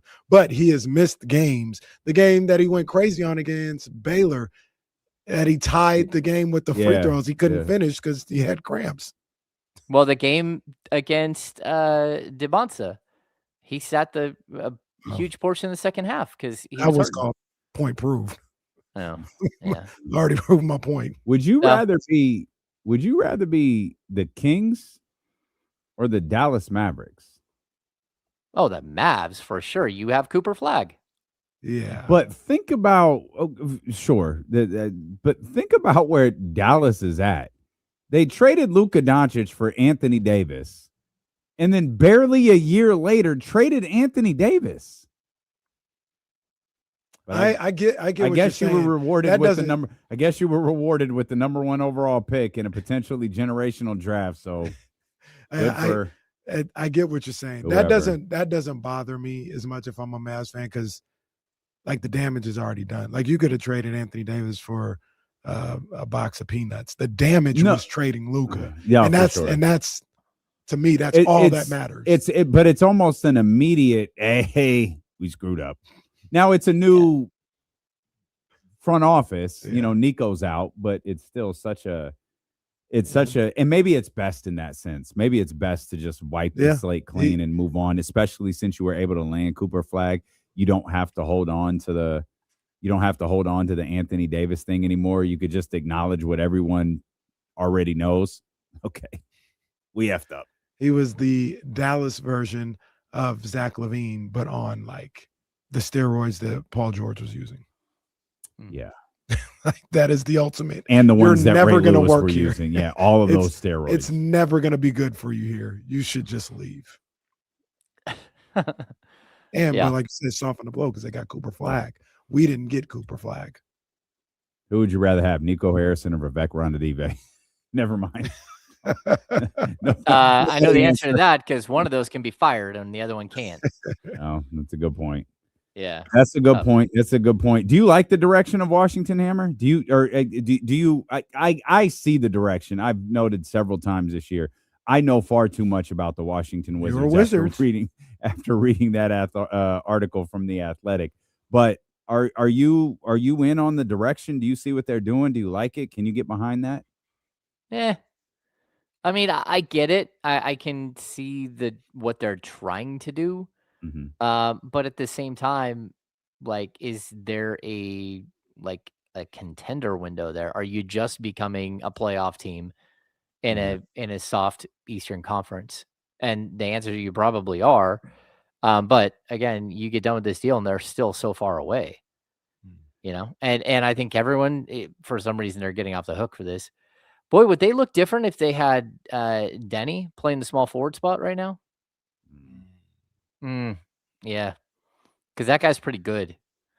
So, but again, I think it plays into the same conversation. Just so we wrap this part of it up, like you gave Denny the ball and you let Denny become a star in Portland, right? And first of all, I don't even think that happens if Scoot Henderson is healthy. He would have got in the way of potentially Denny becoming that. But also look at what they're doing with what Jason Kidd is doing with Cooper Flag in Dallas. They're giving him the ball, and I don't think that Jason Kidd deep down believes he's going to be a point guard, but I do think that Jason Kidd knows that, number one, he doesn't have a point guard, and number two, the best way to force him to be aggressive and to be the guy is to make him a de facto point guard right now. Down the road, you might be able to go get yourself a point guard to put alongside him, but for right now, push him to be something bigger, which again brings us back to the point with Nick Clifford. Like, you got to push these guys sometimes and say, "Hey, look, we need more out of you." I heard Will Dawkins defend the Denny trade the other day. Guy was like, "Salute." He's what do he say? No, it was the right move. Like, we had to make that move. You had to make that. Like, okay. I don't think you did, but like 23. Okay. Like, why? Like, sir, hi. Care to elaborate as to why you had to do that? Yeah. All right. Maybe it's because they knew that they weren't going to be able to develop him and that he wouldn't be that player for them. And the other thing is, Portland threw a lot at them. They gave him a ton for Denny. So, and maybe that's why he felt like they had to make the trade. Yeah. Okay. Still looks bad now, no matter what. No matter it doesn't look good. Yeah, it doesn't look good. Yeah, it's just like the Aaron Fox for Zach LaVine. I didn't like it when it happened, but I don't like it even worse now. Looks a lot worse today. I don't know what part of the game is we had to make the wrong move. Yeah. Well, again, remember, we had to draft Marvin Bagley. Yeah. Everyone's got different motivations at every point, and again, think about it. Is Marvin Bagley a Dallas Maverick now? Dallas Maverick. Wow. What a wild twist to the story. That is a crazy stat. It's not even a stat, but just that everybody from that lottery's been traded. Mm-hmm. That's everyone from that draft, right? It's the whole draft. Mm-hmm. Wow. Everyone from saw the first lottery. round. Yeah. That's crazy. That's crazy. Yeah. That is crazy. And there's great players in there, obviously. DeAndre been on multiple teams. Luca been on Luca been traded. Marvin been on half the league. Trey traded. Jaren traded. Jaren was the SGA. one, like, yeah, SGA. Mo Bamba. Jaren, I really thought Mo Bamba. I really thought Jaren was the guy that, like, Memphis was gonna go. Like, they were in on this. Like, we like the way this guy plays. We're gonna build around him. And they said, nope. I did too, and I disagreed with him. And I agreed with this decision. Yeah, I did too, and good for them. Because, like James said to start all of this, that's one of those 3 teams with 13 first-round picks over the course of the next 7 years. Yeah, it's really tough to compete even with that grouping because you're so far behind that group right now. It's just really tough. Yeah, it's so crazy to look at that draft. Every single player in the first round has been traded. Shout out to our friend Jason Ross who put that tweet out there. That went ESPN 1320s, Jason. Well, no, Ross. shout out to D'Lo, who mentioned that when Trae Young was signed by Washington, that the only player who hadn't been traded is Jaren Jackson. Excuse the hell out of me for not tweeting it. I will tweet every goddamn thought I have instead of saying it on my 4-hour radio show. Speaking of Twitter, Jason Ross, love you, Jay. This is this DeAndre Hunter video going viral is the strangest thing because I've had plenty of videos go viral over the course of my career, but to have 589,000 views on an introductory press scrum with DeAndre Hunter. What's funny about that is it's not even a clip of DeAndre Hunter. It's just the whole 3-minute video that James put up. I'm like, there were tons of cameras, tons of people there. I don't get it. But 500. He didn't even say anything. Like, we played it, and it was like, well, this is well, he's boring. Nice. Boy, isn't he nice? That's fine. What you thought. Yeah, he's fine. Virginia, that alumni base or fan base, they go crazy. When they going crazy for Kyle Guy? Every time something's going on God, yeah, Virginia don't play. Yeah. Oh, the Cavalier Nation, the Jimmer era where like everything you put out there just went crazy, and then like forget those guys. The second they dumped Jimmer, I lost 400 Twitter followers in the span of like a day. When I had 4,000, I lost 10% of my overall Twitter followers when Jimmer got waived. Like, wow, that's crazy. Unfollowing is uncrazy. It's kind of crazy. Yeah. Like I've done it, but there are people that used to play for the Niners that all right, they're on my timeline. Like I'm not gonna go unfollow them, but say, oh, Jimmer's gone. Where's that James Hammond? I'm gonna unfollow him now. That's why I was like, hey, like forget you guys. Like I'm never gonna mention him again. And I like Jimmer. Jimmer's a nice guy. Stop saying his name because now this we know on YouTube this will get caught up in because you're a boxer. This will get caught up in the algorithm, and the Jimmer people will be back. There they are. Where is Jimmer right now? Is he still in overseas? He scored 97 yesterday in he's Hong Kong. Beast in every other league but the NBA. Yeah. Like he goes crazy in all these leagues. That's crazy. Yeah. He definitely like he was not an NBA player. You could see it almost instantly. It was like, oh no. Like, yeah, tough for him. He's very, very good guy. And he was drafted to the perfectly wrong situation. And on top of that, they drafted him with the number 10 pick and Isaiah Thomas with the 60th pick, who proved to be a much better player, like right off the jump, and just put him behind the 8 ball. Tough. Hammer, what do you think happens over the course of the next 20 and a half hours or so? I'd like to tell you they get something done, but I don't know. Again, I've heard that the Sabonis thing isn't 100% dead, but again, that wasn't from Sacramento. I told you guys what I've heard very specifically from Sacramento about Ja Morant, how they have not been pursuing Ja, and how this is like they haven't even talked to the Grizzlies for a few days. And even when I think they were talking to the Grizzlies, it was about other things. The Grizzlies, just so people know, are a team that has long sought like during this season, tried to get Domantas Sabonis multiple times. But I think that's all gone now. Again, sometimes like weird little doors close that you don't know that are going to close. And sometimes you don't take a deal that's sitting there and you regret it a couple of days later because it just goes away because of something weird. And, again, I think if the Kings really, really had their wherewithal, they would not have gotten the Kuminga sweepstakes. It became just the biggest debacle of all time and embarrassment that they got hung up in. And what you don't want to be is, for some reason, the team that nobody else wants the players. Nobody else wants John Morant. So the Kings might take him. Nobody else wants Jonathan Kuminga. The Kings might take him. And then on top of that, to have also your own group of players that nobody else wants, it's a really, really tough place to be in. Yeah, that's another name. The Jonathan Kuminga thing is done. It seems Jonathan Kuminga is going to eat, and he'll be comfortable for the rest of his life. But he is going to regret that contract he signed. Yeah, he's good because I don't think he's ever going to get to play basketball because of it. I don't think he's ever truly going to get to play basketball because of that contract. Because the Warriors can do this again. They're probably going to do this again next year. He's a restricted free agent again. He had it's a team option. Oh, next year. Yeah, I thought you meant with the next contract. No, next contract year he'll be under. He's a team. But now now you're going on like 3 years of like, I don't know what this kid is. I don't even know if he's a kid anymore. But now you've been in the league 7 years and nobody knows if you're any good. Barely played basketball. Yeah, it's tough. Gerald Wallace wasn't that long. I think Gerald Wallace was like his second or third year player. Yeah, when the Kings let him go in the expansion draft to the Bobcats. Yeah, that was tough. The All-Star team with the Nets, I believe, right? Or was it the Bobcats? No, he made it with Bobcats. And then he went. He went to the Nets at one point. Did pretty good too. So, yeah. All right, Hammer. Well, we got our Twitter alerts on, man. We appreciate you. We're locked in. No pun intended.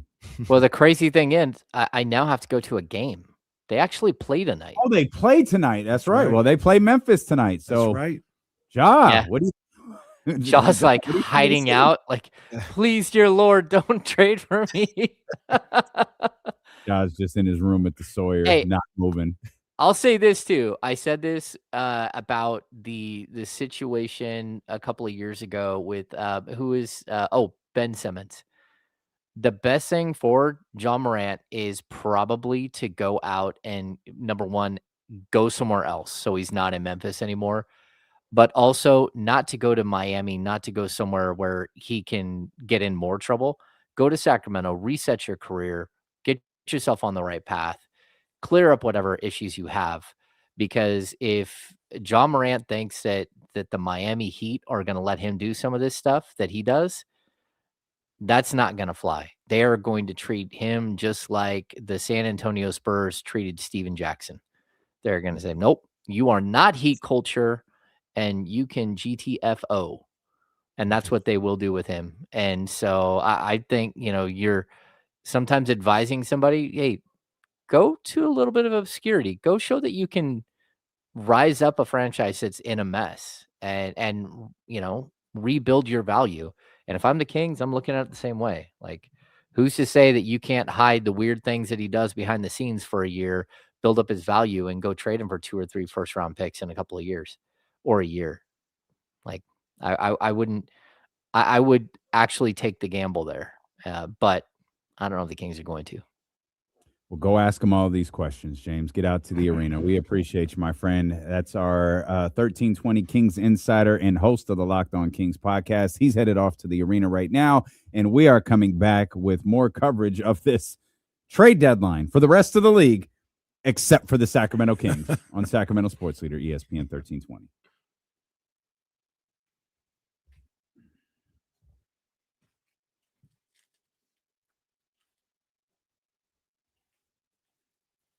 Hit the like button, please, if you're in the chat. Yeah, so the like button. There's hella of you here, so hit the like button, please.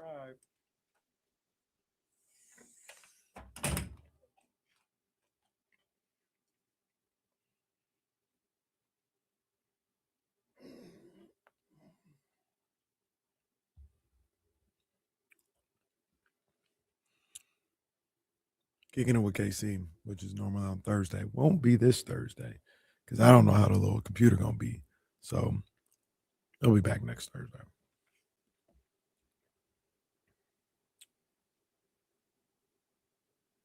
Shout out Raging Waters in San Jose. Was in Sacramento too at one point, right?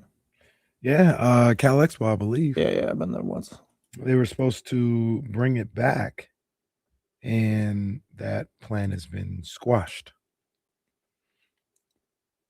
because the person who was doing it, the money, they stopped making payments or something. I don't know. That is now no longer happening.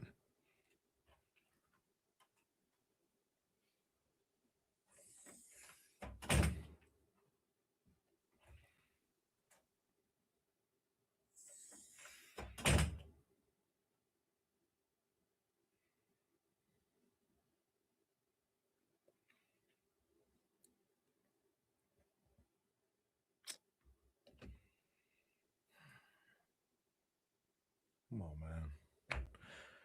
Come on now. Please. That's all we need. That's all we need.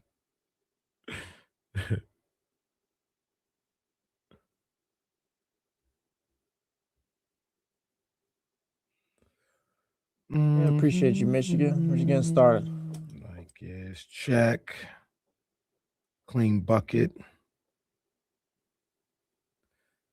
Couple chicks by my side. Let's ride.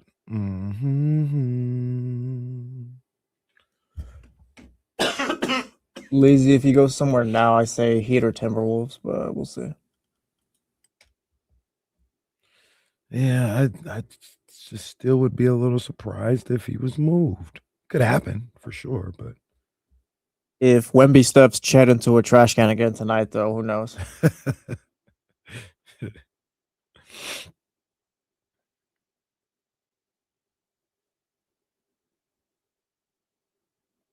Appreciate you, Johnny G.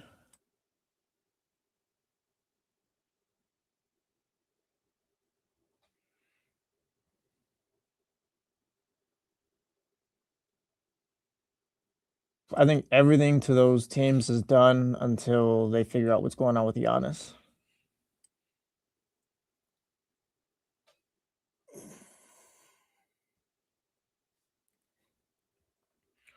Oh,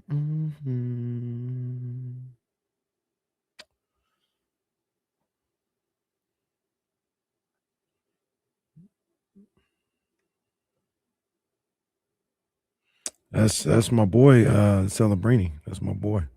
Shout out I'm gonna back to Celebrini. I'm gonna get a Celebrini jersey.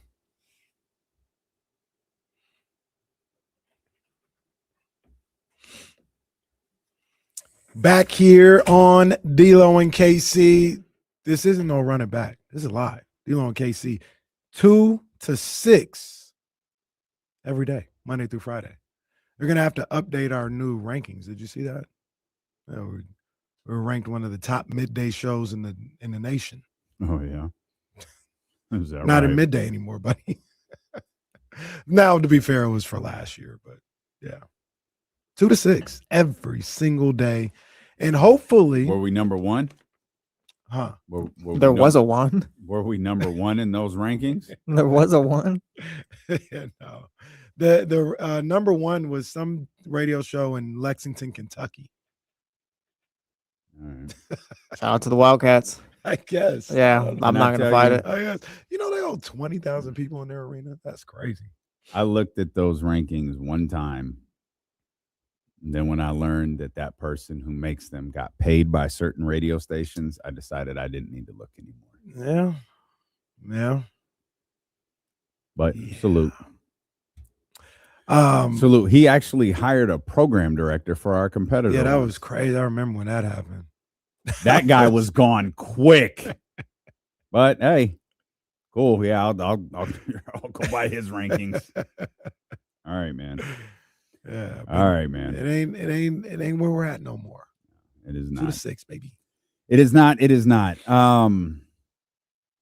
And we are here just a day before the NBA trade deadline, where it feels like all is falling apart for the Sacramento Kings as deals are being made across the league with Dallas and Washington, Oklahoma City, Philadelphia.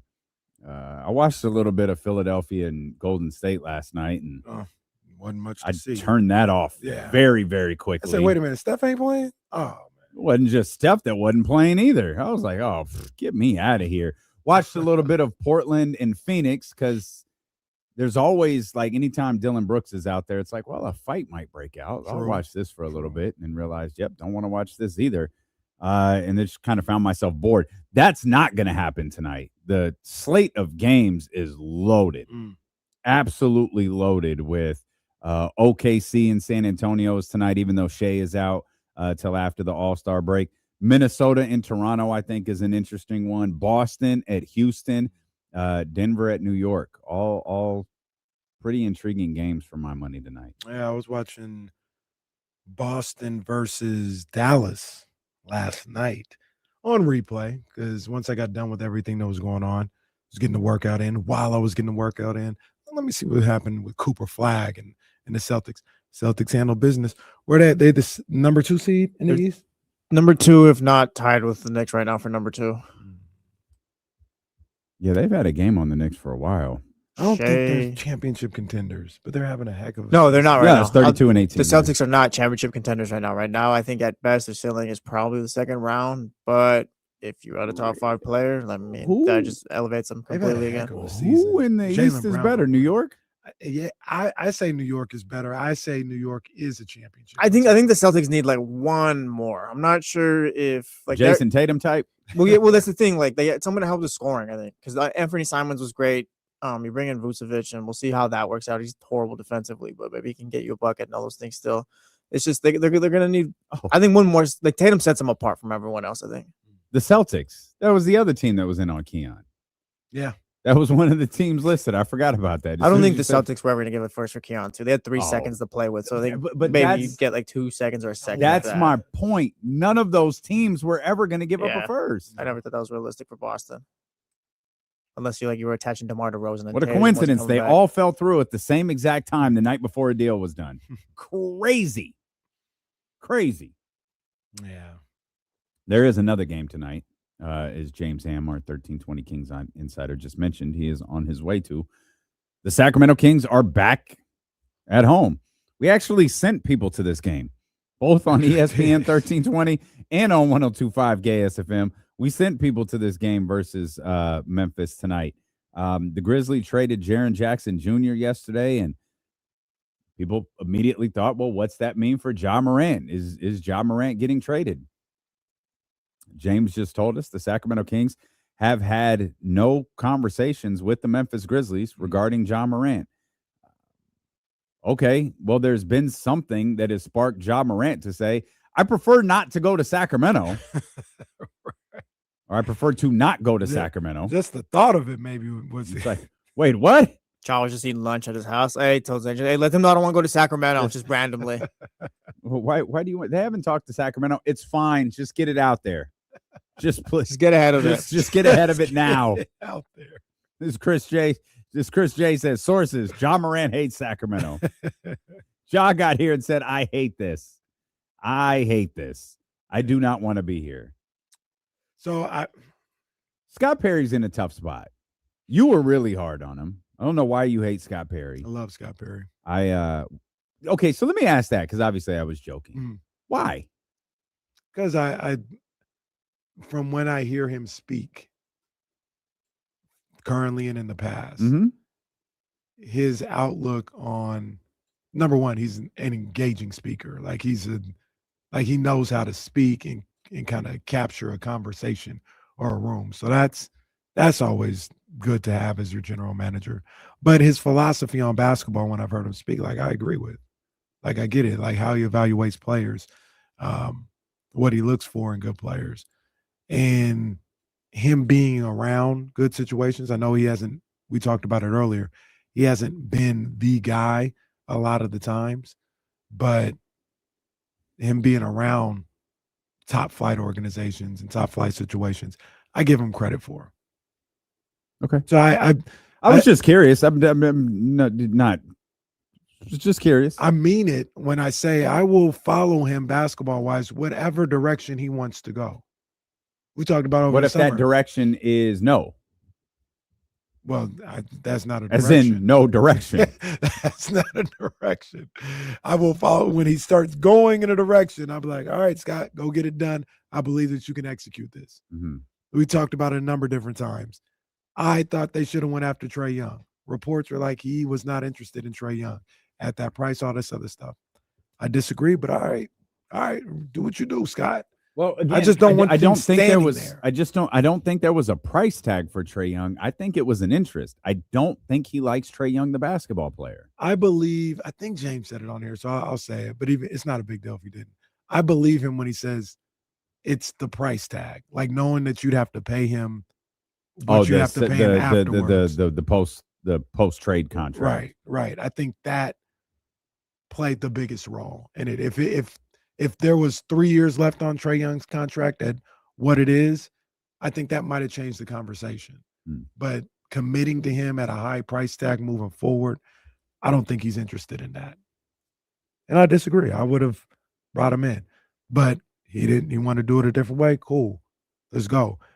I just don't like him and this organization just standing still. There's something that can be done. Something. You can get rid of contracts. You can get draft capital. Would you have done a swing? Would you have done a Chris Middleton deal? Yeah. With Washington? If they I would have too. I don't even know. I know people get into value. I don't even know if I would have needed picks in that situation. Because for me, personally, because of the $33 million expiring contract. Yeah. For me personally, moving off these contracts is priority number one. James talked about it earlier. He said you've got about 9 first-round picks over the six years. You can always get more. I'm not saying like just in there, but it's not like it's not like I'm the Clippers and I don't have any assets at all. I've got my draft picks. I've got control of my draft picks in both the first and second rounds for a few years to come. I'm headed on a right path with that. I am not headed in a right path with the salary cap. And the first priority for me is to get rid of some of these big contracts. Domantas Sabonis, Zach LaVine, DeMar DeRozan. I got to move on from that. So to answer your question, if I had an opportunity to get rid of one of those contracts and it meant I didn't get a quality pick in return or a pick at all, I still would have done it. I got to get off these contracts because it's hamstringing me right now. So with this idea that the directions don't intertwine, it's one or the other. Mm-hmm. Are you acquiring assets or are you moving off of picks? Because with the cold part to what you were talking about is the ability to do both probably doesn't exist because of the type of assets the Sacramento Kings have. They might not actually have any. It may just be move off contracts. And to James's point earlier, the biggest asset they have may in fact be Domantas Sabonis. Mm-hmm. And it could be why Scott is trying to be picky about how he executes that deal, or he's trying to pull people's bluff cards or whatever it may be, when in the end, I don't see, and this was a discussion as the show got started a little early today, this was a discussion with the guys from the jump that you won't see an increase in value. Like Domantas Sabonis' value is not going to increase. Mm-hmm. Whatever it is today, it's not going to be more in June or July. It's likely going to be less. You're probably not going to find a team in June or July that's more desperate than a team right now. And I don't know that Toronto acquiring Domantas Sabonis is necessarily a desperate move, but we talked about this yesterday. You look and see what Cleveland is doing. You already got New York there. You got Boston there. You got Cleveland making moves. Hey, we need to act. And instead, they get Chris Paul, who's not reporting. that was like a In name favor. only. Yeah, that was like a favor, which I don't even know what happens next with Chris Paul. Like his career just might be over. Like that is kind of like the effed up part about all of this. Chris Paul announced his retirement. Like it appears Chris Paul's career is just over. Yeah. And I don't know. Maybe something changes within the next 20 something hours for Toronto. Yeah. Aaron Osmus. Aaron 2984 in the chat says hamstrung from what, Casey? What are you doing with that flexibility? For me, it's not that you can go out and do a bunch of things right away. It's starting the process. We're still at the point. Remember we said this at the beginning of the year? They hadn't even started the process yet. Yeah. We're still here. Right. We hadn't even started the process of Right. tearing this thing down Mm-hmm. and looking to move in a different direction. Whatever direction. This that's gonna isn't be. year one. It's No. like year -1, Right. maybe -2. Right. Like, and that's moving on from them contracts. Number one, it allows you flexibility where if you did want Ja Morant, if you did believe in that, right now it's a difficult situation to even take on a Ja Morant because of that contract, because of the other contracts you have. Right? Like if you got rid of Sabonis and or Levine, at least you could say, oh, well, we got the room to do it. And this other guy's coming off the books, or we're able to move him soon.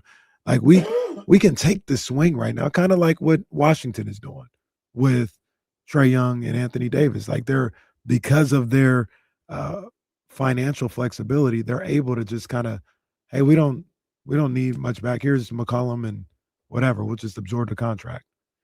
That is one thing that you're able to do if you're able to move some of these contracts. But like I said, it's just a situation where we can't even get started with what the next era is going to be, because we're still stuck in this one. Which is why it feels a Washington deal would have been valuable, because Chris Middleton's contract expires immediately. What would be priority number one for you? Moving off the contracts or getting correct compensation for any deal? Get off the contracts, as long as like it. But I'm going to say get off the money. Mm-hmm. It can't, because I can't take, like, we don't know what's going on in any of these conversations. But we'll go back to Toronto and Sacramento. I would not in any way, shape, or form take Jakob Poeltl back here. Now, Jesse posed a question that I thought was pretty interesting, and it did get me to think, and it was, would you take Jakob Poeltl if they included 2 first-round draft picks? That got me to think a little bit, because you're bringing the money back, but you are acquiring assets. And what you're betting on in that situation, because this isn't Oklahoma City, this isn't Houston, this isn't Boston, or a team you think who might be good for a long time. You have to ask yourself the question, and this is what I think Toronto is asking themselves: are we going to be this good in 2 years? We'll say next year, when we owe Sacramento that draft pick, and then in 3 years when we owe them the next draft pick. Are we going to be 4 seed good, 5 seed good, 6, 7, 8? Are we going to be good at all? And I wonder if Toronto asked themselves that question going, yeah, I'm not willing to find out. Oh, no. I'm not giving up that much draft compensation to get off this Jakob Poeltl contract. Eventually, it's going to go away. So whatever. We'll just wait it out. It's not killing us. We'll just wait it out. We wanted to attack right now. That's the one where I thought, I might take the money back. That's the caveat. But overall, in general terms, not speaking just of Toronto or Jakob Poeltl, in general terms, is to get off this money. Because with that money, when you look at, you look at different deals, like the Jaren Jackson Jr. It doesn't matter what Jaren Jackson Jr. wants. With all due respect to my brother, it doesn't matter. This is a situation. This is a Dame Lillard situation. Dame Lillard can want to trade, and he can want to go to Miami. But if I have a team that's willing to take on the next 4 years at $40-50 million a year, that's who I'm trading him to if I like the compensation. You, the player, you, the agent, you have no leverage. The leverage is all in the contracts. And that's Jaren Jackson is under contract. He had no leverage. There was nothing to discuss with him being traded. And when you have cap space, you have the ability to take on deals like that. You don't have to wait for a player to ask out in the final year and a half. The De'Aaron Fox situation. De'Aaron Fox had a lot of leverage. And we could pick apart what was right or wrong in that situation, but the leverage lied with the player and the agent. Dame, Jaren Jackson Jr., these guys, they didn't have any. And so when you're able to shed that money, those are the types of players that you can acquire. Anthony Davis has years left on his deal at big dollars.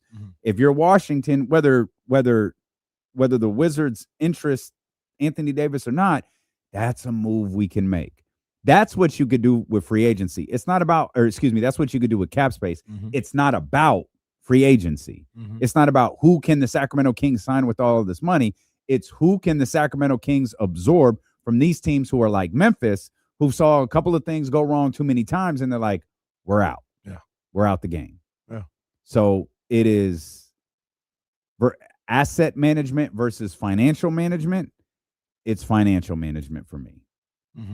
And that's without sacrificing your current chest of assets. That's what it would be for me. I had this thought, and I think I'm gonna ask you anyway. I think I know the answer because the Jakob Poeltl contract is so bad, and it hasn't even started, and it's not even really close to starting. That's what makes this difficult. But I'll ask it anyway. Say it was 2 firsts and a second that Toronto was offering. What do you think back in the heyday when they weren't a championship team? What do you think Sam Presti would have done? 2 firsts if he was offered that. Or you said a first and 2 seconds? 2 firsts and a second. He would have taken it. I think so too. He would have taken it. Yeah. And everybody says Sam does. He's the one. He absolutely and rightfully so. He's the absolutely would have taken. But he would say, "Yeah, give me that contract. You giving me those assets back? Give me that contract. We ain't gonna be good for a little while anyway. It's all good." And that's what I think about when I go to like. But Sam didn't already have the Zach LaVines, right? He didn't already have the Domantas Sabonis's. He didn't have those contracts.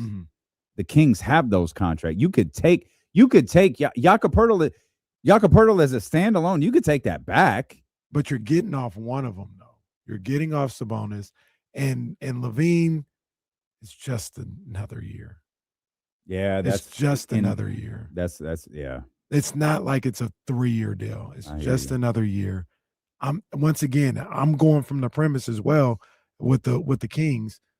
They're not gonna be good anytime soon anyway. Like they're not gonna be good. Take that contract, get the assets, but that's if the assets are your priority because you are taking back a bad contract. But if you're like, man, I can handle that contract. Give me those picks. I just thought about it. I was like, I wonder what Sam Presti would have done in that situation. That's what everybody should ask themselves. What would Sam Presti do in this situation? Make bracelets out of it. What would Sam do? Yeah. I don't know. Maybe Scott changes his mind. Well, there's the funny thing. Do you agree with what I said with James, where we kind of I was asking a question like, what's priority 1, 2, and 3? And I didn't realize it at the time, but it's clear to me, and you let me know if you agree, priority 1 is the assets that he gets. It's not getting off the money. I think that's accurate. So I think that's accurate. Yeah. There are only 2 options in regards to commitment. You're either in or you're out. There is no such thing as life in between. It's Monday Motivations from Scott Perry. I do love his Monday motivation. That's another reason why I love Scott Perry. I like his Monday motivation. Did that motivate you? Yeah. It did. When I see him, I'm always like, do not fear change, but be wary of he doesn't post them every Monday, by the way. Well, feels like he does. I thought he did. 26 seconds. Oh, no, I guess it's in fact the only thing that he posts. He's like Kendrick Lamar. Do not fear Do not fear change, but be wary of the unrewarding results that come from being inflexible in our own ways. We have to be willing to adapt and grow from the changing circumstances in the world. Yeah, just get the deal done, pal. Change is inevitable, but growth is always a choice. Huh? I really, in all seriousness, I do enjoy his Monday motivations because I'm a big, I don't know what the term for it is, but like motivation Mondays, like that type of stuff. What comes across your Twitter, your Instagram, like I like that stuff. Okay. I like Scott. I'm rooting for him. I'm rooting for him too. Get something. Scott, once again, Scott, I'll follow you wherever you go. I don't really care where you go. I don't care what direction you go. I'll follow. You want to put that on the board? Scott, I'll follow you wherever you go. Whatever direction he chooses, I'm like, all right, that's Scott, a good let's point. see. Yeah, maybe don't put that one up there. So he wrote this at this day, huh? Yeah. Scott, whatever direction you choose, I'm willing. All right, let's go, man. I just need you to choose a direction. Make it happen. Stop standing right here. Stop standing here looking at me. Do something. You could do something between the hours of 2 to 6 too, Scott. That would be absolutely terrific. Of course, Kings fans at this point don't care when you do it. Just do something. Jake Gadon, he's live at the Super Bowl. I don't know what he's doing, but he's live at the Super Bowl. I saw Brandon Benitez doing videos on Radio Row. They out there. We're going to talk to our man, Jake Gadon, about what's going on at the Super Bowl and what appears to not be going on with the Sacramento Kings. We'll do that next here on Sacramento Sports Leader, ESPN 1320.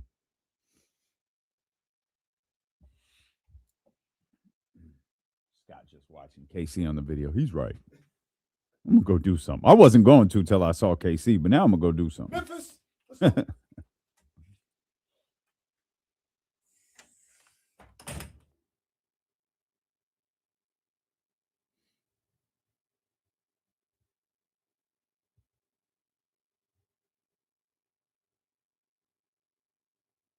Capsule every 4 hours now. I'm not quite 4 hours. Kings fan, it's not the IT people here, but trust me, buddy, I get this completely.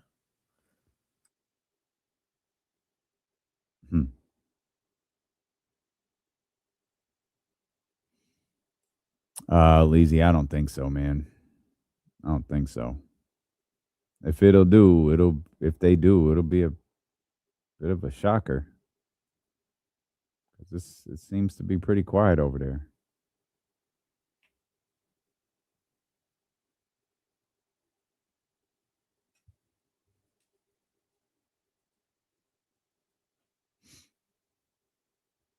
You've never seen Forrest Gump, huh? Me, I've seen it. You have? Okay. Yeah. Like multiple times, or you only seen it once? No, I saw it once. Okay, yeah. I saw it once.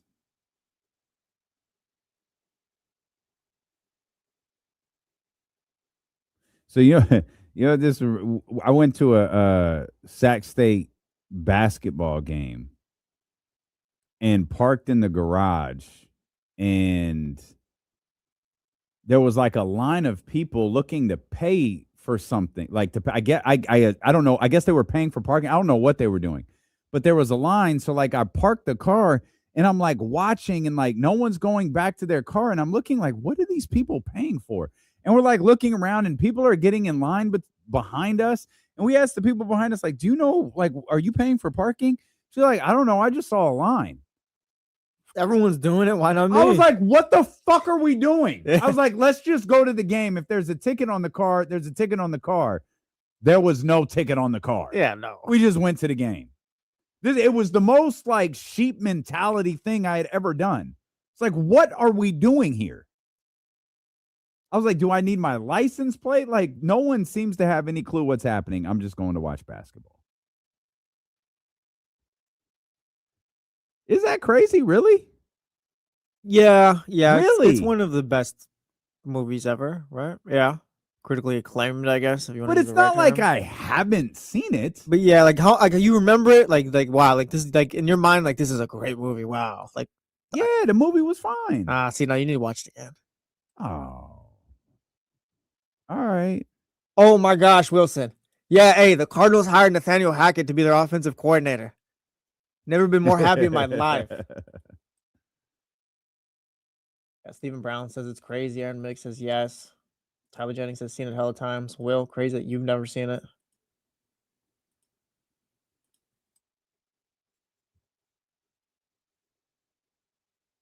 Oh yeah, did you ever get the SpongeBob? No, not yet. I feel like we got past that too. I don't know if you need to go back. Did what do you can you address where'd that go? Can you address spelled wrong? Thinking Luke got fired on Mother's Day at some point. Did he not get fired on Mother's Day? Pretty sure I thought he did. I thought we did it all today. Pretty positive he got fired on Mother's Day, didn't he? Or that maybe was it the day before? Yeah, that tweet's got me. That message has me bugging. Oh, you know, I wonder if Jake forgot. All these people been forgetting. Hey, man, we afternoon drive, man. Where y'all at? Wait, yeah, he got fired during the season, not Mother's Day, right? Or Mother's Day's during the season. They say he got fired in November. Who got fired on Mother's Day? Are we talking about Luke Walton? Yeah. He got fired on Mother's Day, and it worked because that was COVID era. The league started at a different time. Oh, okay. So what's the message? Was someone thinking why did someone said are you going to address why you think Luke got fired on Mother's Day? Actually, I take that back. It was around November. You know how I remember this because it was the night after Crawford and the Kings Crawford fired and Sean Porter. They fought, so that was November. Who got fired on Mother's Day? I'll look it up. The Kings fired Luke Walton November 21st. Was it Alvin? Alvin wasn't fired. That's true too. Somebody definitely. The Kings absolutely did something that ruined everybody's Mother's Day. Because I was at the movies. Or maybe that was that November too. I don't know. Luke Walton was fired in November. Was it? No, I demand to know what happened on Mother's Day. What is this, like a Mandela effect they call it or something like that? Something happened on Mother's Day for the Sacramento Kings. What was it? Let's go through it. Luke Walton, no. Was it a GM? Was Vladdy fired on Mother's Day? No. That was before. That was before the show. That was August. This is frustrating. They hired Monty McNair on Mother's Day, maybe? I don't know. This is so frustrating. Was it Mike Brown was hired? Mike Brown was hired in May. Did they hire Mike Brown on Mother's Day? Maybe they hired Mike Brown and Kings media was frustrated because they had to go to a press conference on Mother's Day. Maybe that's what it is. And we've kind of just have warped the story since then. No, because the press conference was during the week. I remember that. The press conference didn't happen because the Warriors were in the playoffs. Yeah. They might have hired him on Mother's wasn't Day. It 2022? Yeah, it was. Anyway, you know what? Let's drop it. You know what? They're saying Mike Brown was hired Mother's Day. Okay. There was a bad day though. Like we're not crazy. There was a bad day where something happened. I always thought it was Luke was fired on Mother's Day, but thinking it was in May. Yeah, I guess that doesn't make sense. I guess it was Mike being hired on Mother's Day. I guess we were just distraught. I don't know. Maybe. And they were upset. Oh no, I like Mike Brown. I'm just making a joke. Let's bring in Jake. What's up, man? Jake, you out on where are you at? Radio Row? Where are you at? We're at the fan experience, fan. Oh, we're at the fan experience. Okay. Yeah, what's up, man?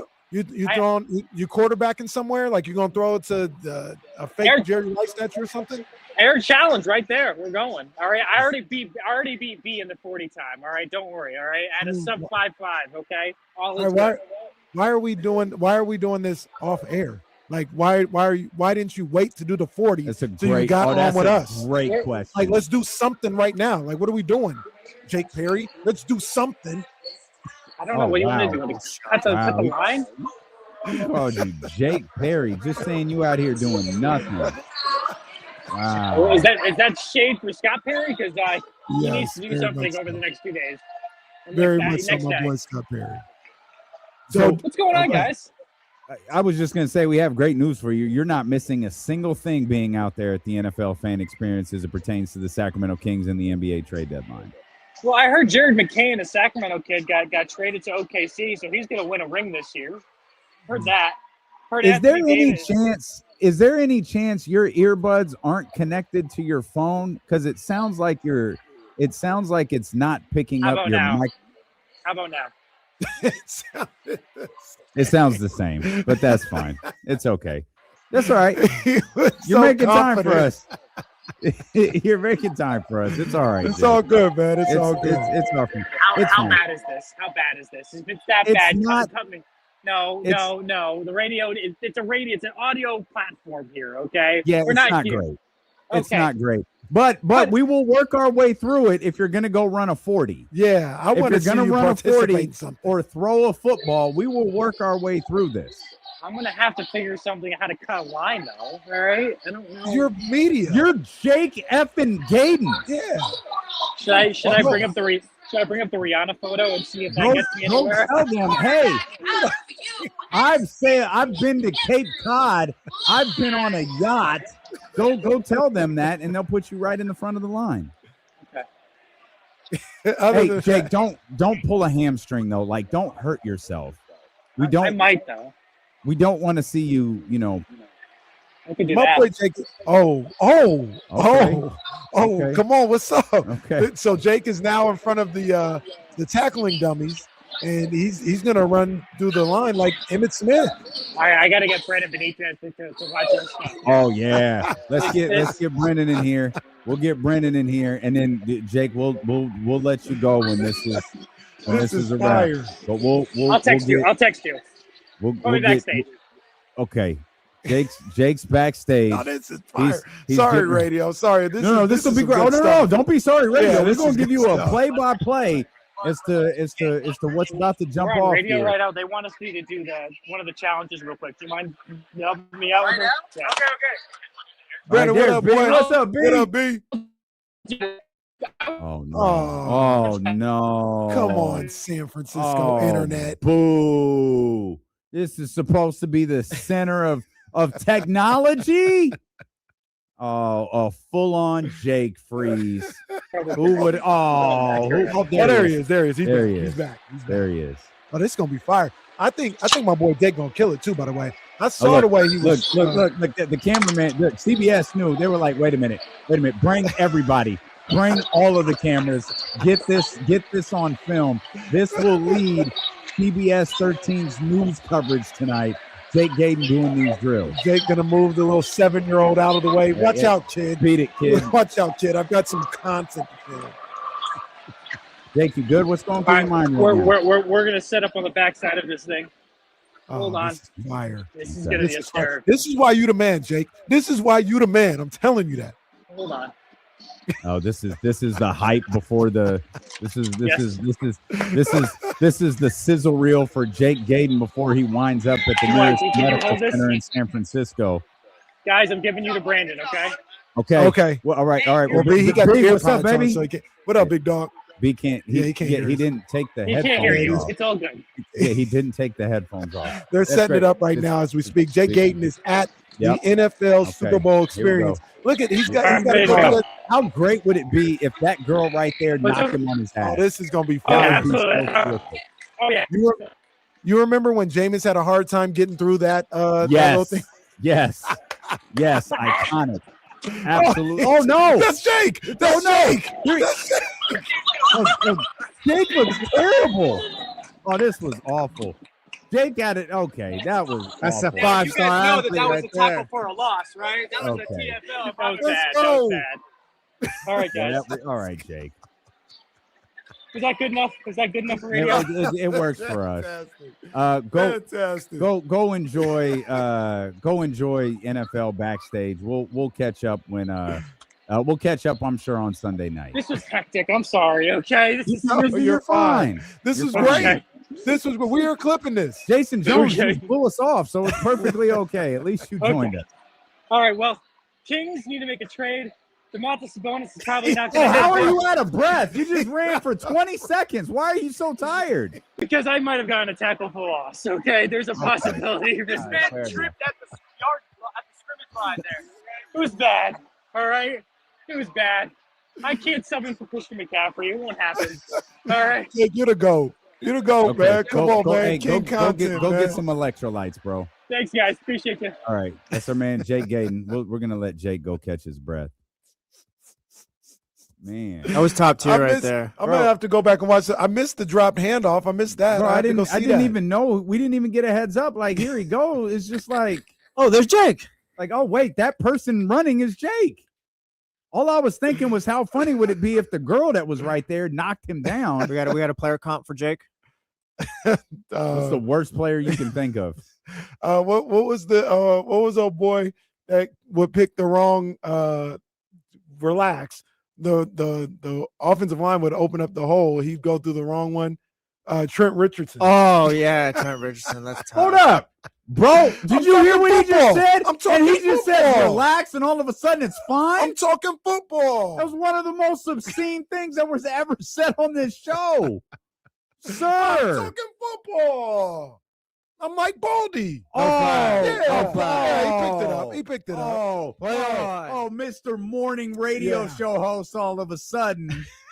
Wow. Throw flags on morning radio. They thought it was a pass interference, but they talked to each other. Nope. He said the offensive line. If he was like, "Oh yeah, they opened up the blank or whatever," like that. Oh no, now you don't want to say it. I'm not gonna catch a flag. This man said he opened up the hole and went through the wrong one. He said the Everyone's offensive okay line. Man was talking football. Man was talking trenches. No. Welcome to D'Lo and KC, an afternoon drive. I guess anything goes. I guess it's the attitude era of D'Lo and KC.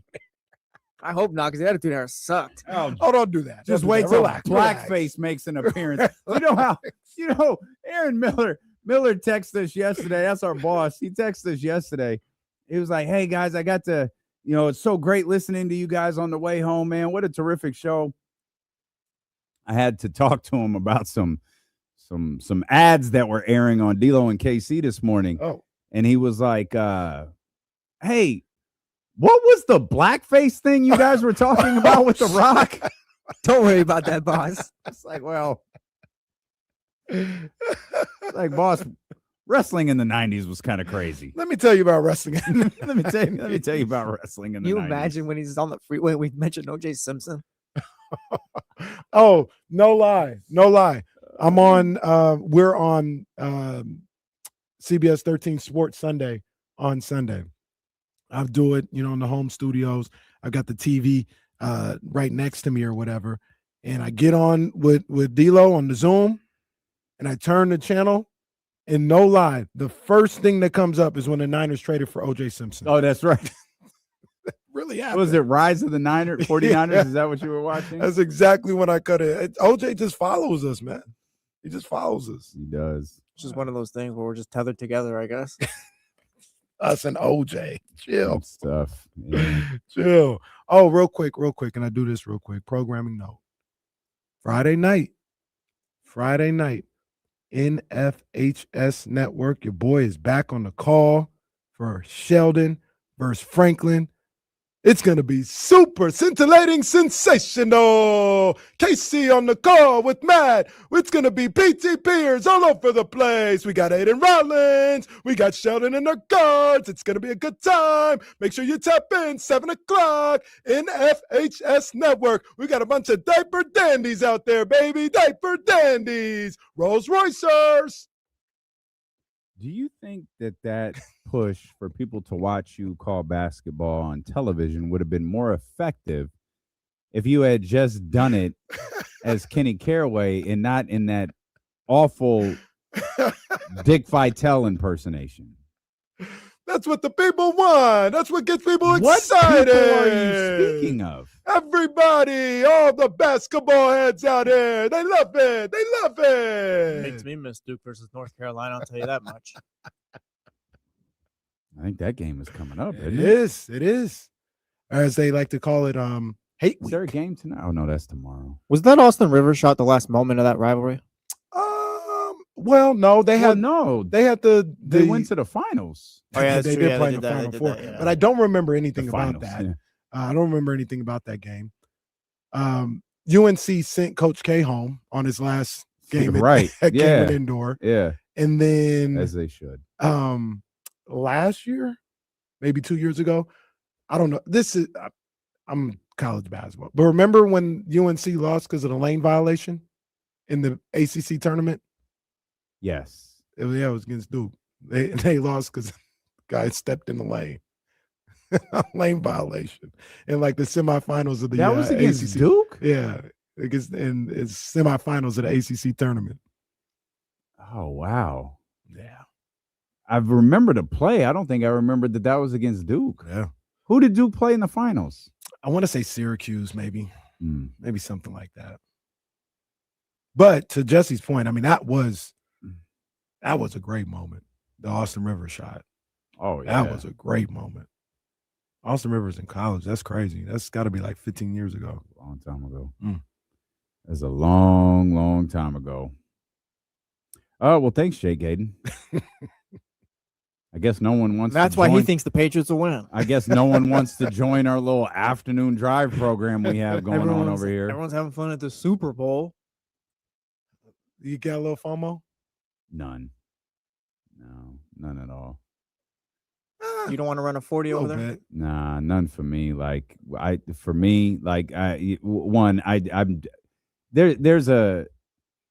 there's a lot of like I've kind of done that stuff. Like it's cool. Like if I didn't you should do it. You know what I mean?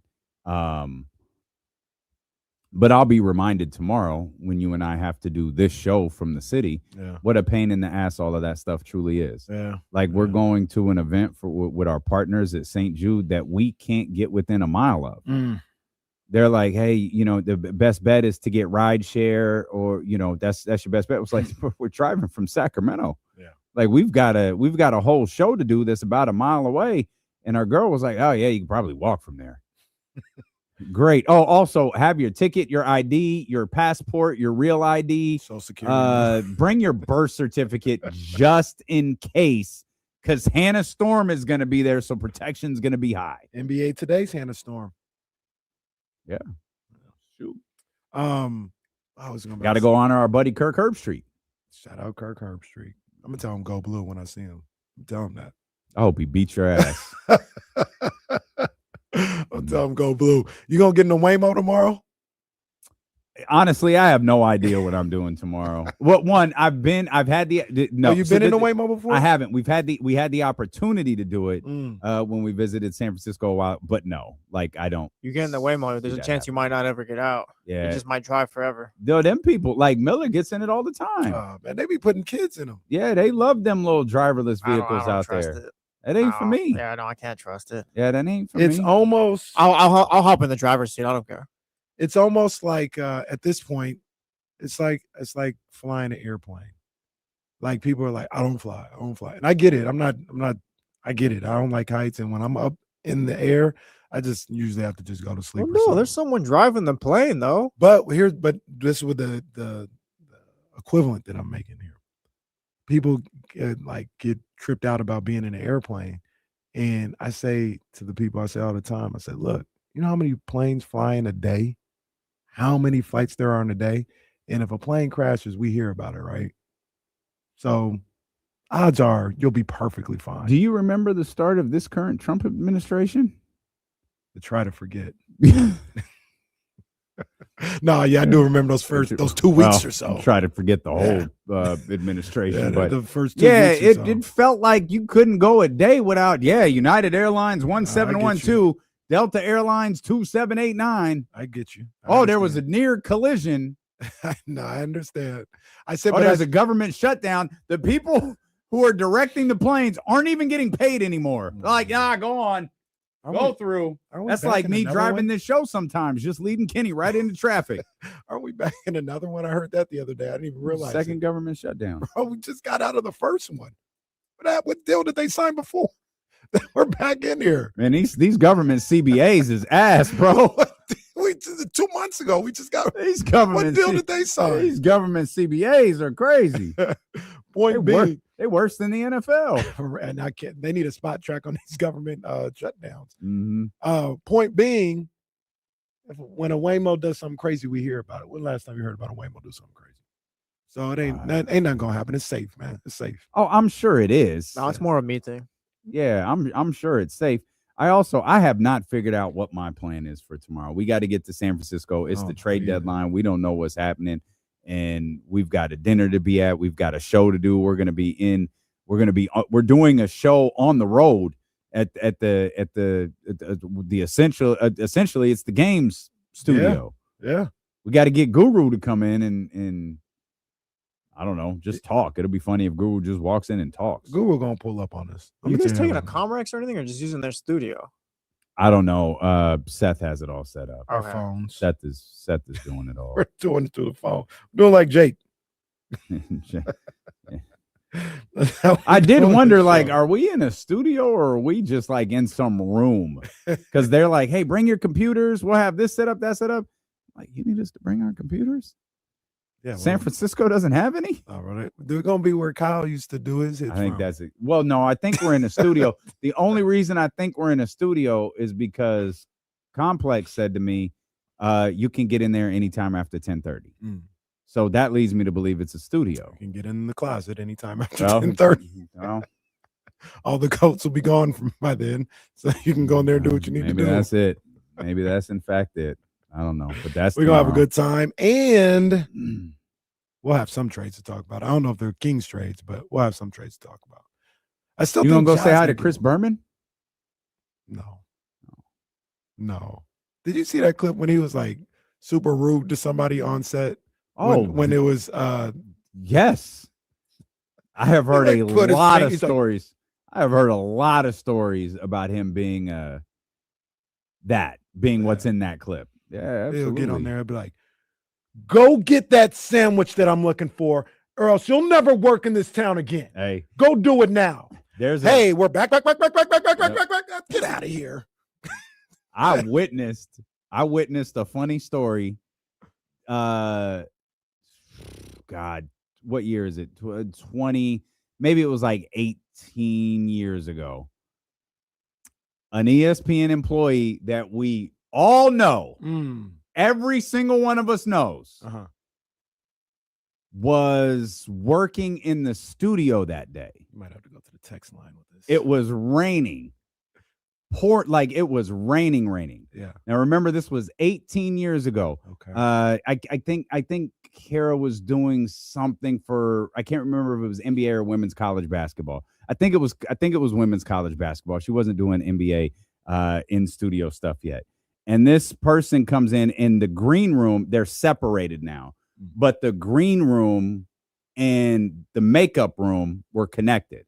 So now operations far too, like the very, very different rooms now. The green room is massive. The makeup room is massive. But by this one studio that was at the time, there were 2 high definition studios, and this room was by those 2 high definition studios. This person comes out and goes to the makeup lady and goes, "Hey, could you go get my car?" What? Asked the makeup lady to go get her car. And Laura, who's the makeup lady, was like, "No, like, I'm not going to get your car. Like, what are you talking about?" It's like, "No, I can't go get your car. Like, I got to do her makeup. I got to do his makeup. Like, no. Can you go get my car is crazy. And then it's like, yeah, I'll call the front desk, see if they can go get my car. It's raining. I don't want to walk through the rain. The parking lot's pretty big in this individual's defense. But that was the funniest thing I had ever heard because it said, oh, this individual is a diva. An absolute diva. At the break, I'm going to ask Vanessa if she can go get my car. Hey, can you do it right now for the show? Pull my car up to the front. What? Can you pull my car up to the front? Everybody. Vanessa's hella nice too. She might just say yes. Yeah, I know. Actually, don't do it to Vanessa. Yeah, she might just say yes. Let me go widescreen. Let me go widescreen. We ready? Yeah. Let's see. Hey.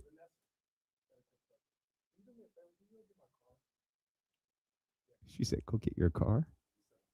See, don't do that. Don't go. He's joking. She said, don't "Yeah, go huh?" get his car. See? Sit down. Yeah. Don't go get this man's car. Sit down. She looked at. She was too looked at nice. him. She looked at him with straight confusion too. Like, go get his car. You want me to go get your car? She said, okay. Well, Then shout that's out to something Laura nice. because Laura was like, "No, I'm not going to get your car. I'm working." I'm busy. When I That's see that, crazy, when man. I see That's that, crazy. when I see that person, I always think of that story. It is. I have two stories with that individual, and now I can never share the other one. But, Well, but not on the air, but off the air. well, no, the other one's not bad. Oh, okay. It's not bad at all. It's a nice story. But the second I told you, you'd be able to put all these pieces together and figure out who it was. But every time I see that person, I always remember, can you go get my car? Can you pull my car around?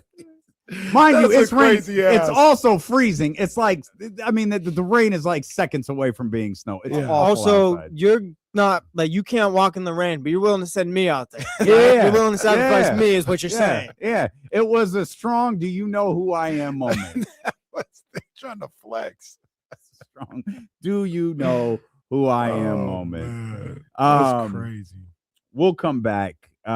Jesse asked a question earlier that I think is worth revisiting. We speculated on Doug Christie's future and if he could do anything to ensure he is the head coach next season. And I actually think there's a way. But after the events of today, I don't think it's happening. We'll explain when D'Lo and Casey return here in Afternoon Drive on Sacramento Sports Leader ESPN 1320. You see the text? Oh, I didn't get the.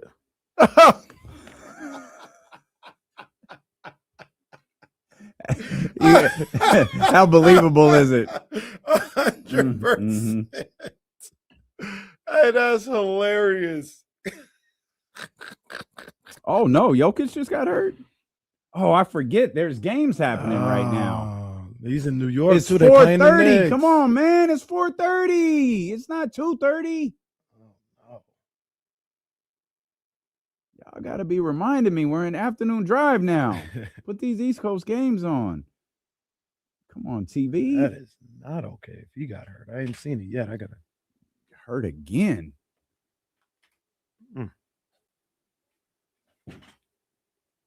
You know, guys, I absolutely, maybe I'm forcing it a little bit. Maybe I'm forcing it, but I love the pen that I got for the iPad.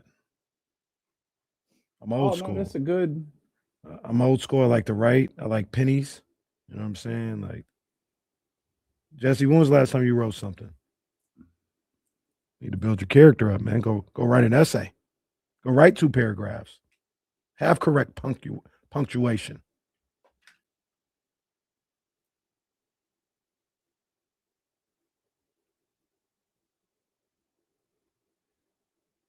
When was the last time any of you? Is that Jalen's dad? Who was that? Jalen's dad is still on the staff, right? Oh yeah, he there. That must have been him. Source of problem. Not he's a problem, but people weren't crazy about that.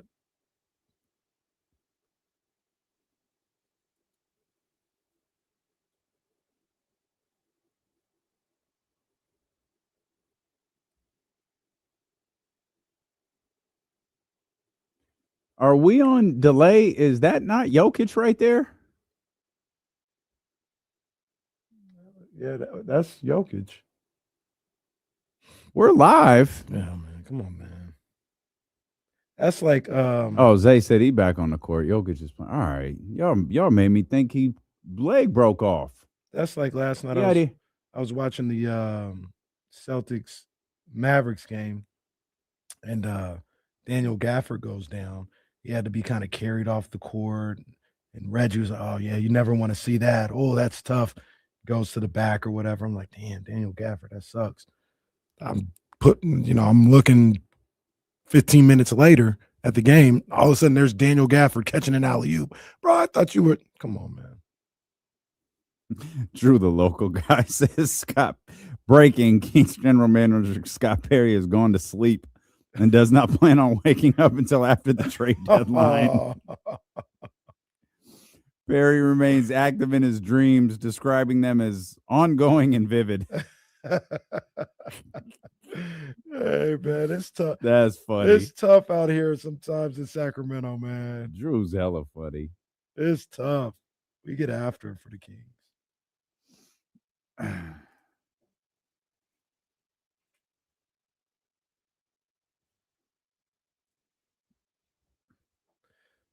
I was telling the wife about the little rankings thing that happened, and I was talking about how it's separated, major markets, mid markets, and she said, "Well, when does major markets end and when does mid markets begin?" I said, "You know what? That's a great question that I don't have the answer to."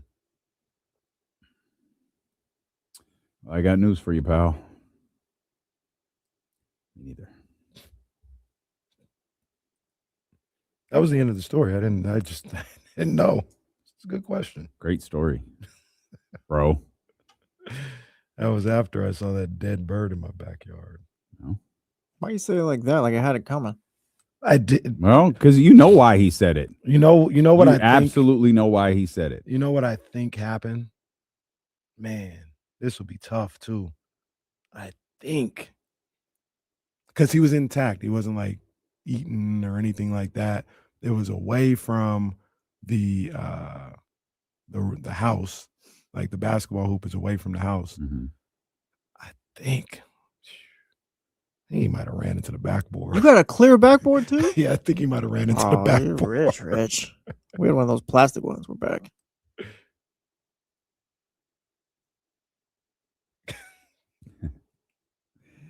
Let's bring our man Cohen here off the phone lines here. 916-909-1320. Cole, what's up, baby?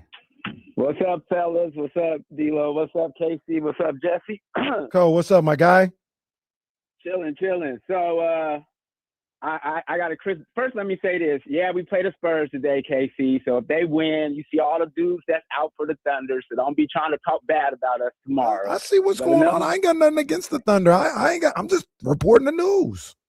They done lost 3 or 4. That's all I'm talking about. All right. I got a story for y'all though. So when I graduated from high school in 2000, I picked up a little rental cop job for a little security company back home in Monterey, where I'm from. And the U.S. Open, the PGA U.S. Open was at Pebble Beach. And so I got the post at the clubhouse at Pebble Beach. And the clubhouse, only the golfers and their caddies could come to, right? Mm-hmm. And so I'm at the entryway, and here come your boy, here come Chris Berman. And I'm like, hey, man. I said, you got a pass? And he was like, pass? What you mean a pass? And I said, well, you got to have a pass. This is only for the golfers and the caddies. And no lie to you, on my girl, that dude said to me, do you know who I am? I said, yeah, you Chris Berman. I said, do you got a pass? And he was like, no. I said, then you can't come in here. And he was like, you're an asshole. I'll be back. And he never came back. So that's my story for y'all. All right. Hey, that word's allowed, right? Nope. Nope. It's gone. It's gone. Once you throw the hole in it, the whole word changes. All right, it's gone. The whole world changes. I'm glad I asked because I wasn't going to play on. Chris Berman has big do you know who I am energy. Big do you know who I am energy. Shout out, Cole. It was a great story. I'm going to get the radio to allow that word one day. I love it. I don't even know why that word can't be said. No, yeah, it felt normal. It's fine. You could say ass. Yeah. You could say jackass. Yeah. But for some reason, I don't even say the B word on here, and we can say that. Yeah. That feels weird. But they let you say it. It's crazy. Well, I don't even. Like I said, we're gonna be the FX of radio stations. I promise you that. I'm gonna be honest. I don't even know what is allowed anymore at this point. Basically, honestly, if none of our audience just snitches on us, we're fine. Like you can't say the F word or the other one. Well, somebody gonna snitch. That's the thing. We got ops listening, so they. Oh, that we do. We definitely do. Snitch. We definitely do. And in case you tell that whole Dan Dockich is better than D-Lo and KC, You better stop. Some No, dude Dan named got the list. Some dude named Blaine. Like, stop this. A magician, I think. Stop it. Hey, I didn't heard Dan Dockett's show. It's trash.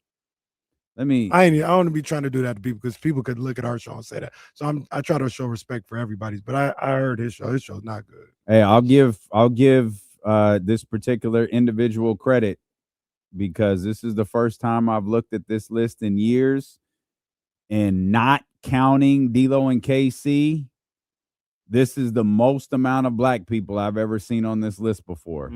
Again, not counting D'Lo and KC, I think I got to 4. Well, I don't know what the hell this on- guy's doing Kind of here. on brand for the business. Oh. I don't know that that's true, but maybe it is. Yeah. Maybe he's responsible for getting all those black people hired. Maybe he's like Kyle Shanahan. Who knows? Who knows? Martin Luther Barrett. Didn't that guy used to program? Was it The Game or was it KMBR? I think it was the game. Okay. I think it was the game. All right. Yeah. But yeah, that's all. I said, all right. I was meet Matt Nahegan for the first time tomorrow. Oh, yeah? I've never met him before. either.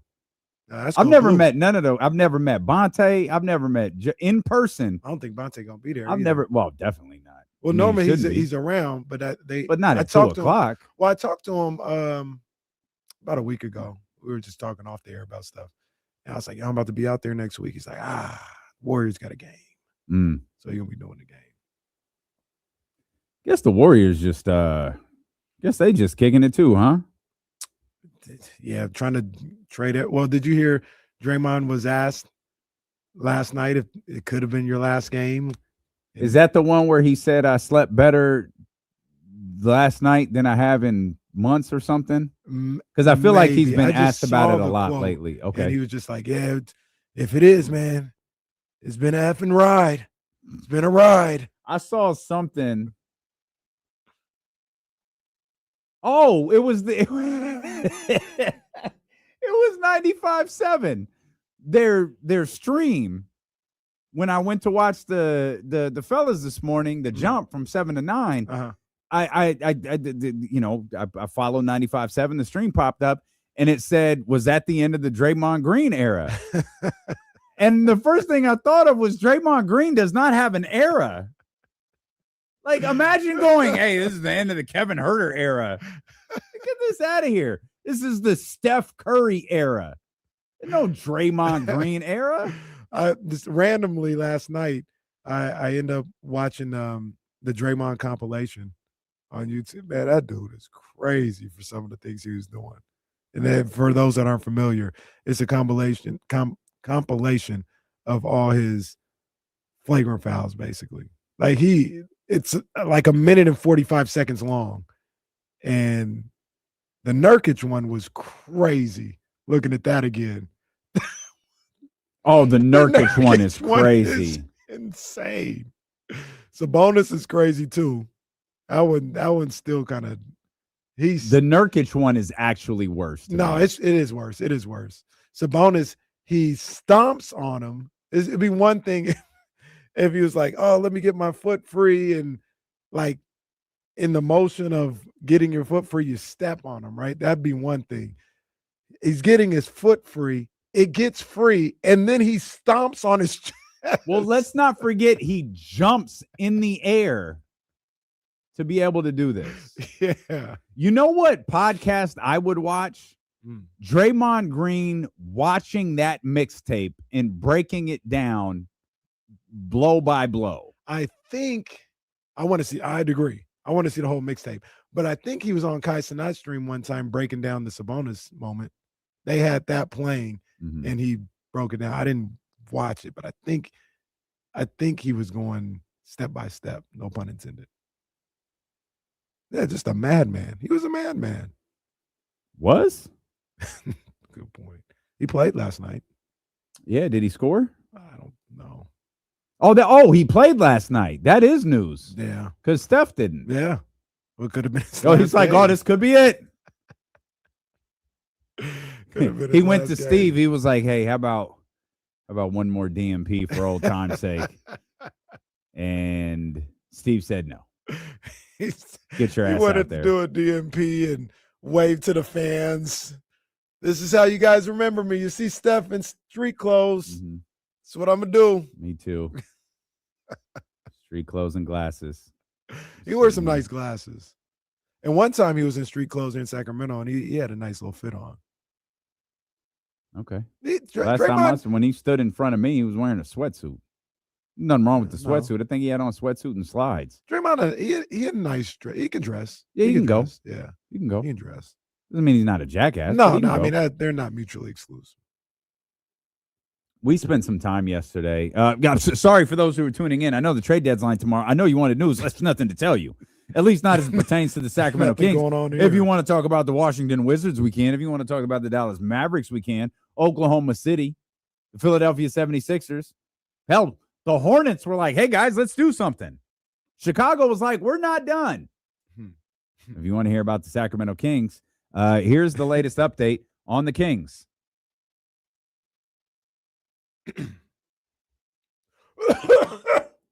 Thanks, Mike. That's all there is. What's going on? Hey, the Bulls roster is kind of funny, though. Have you peeped it? Not really. The Bulls roster is crazy. I don't know if somebody was being funny or this is literally what it is. I mean, Kobe White's gone. Kevin Huerter's gone. Like they said they have nobody.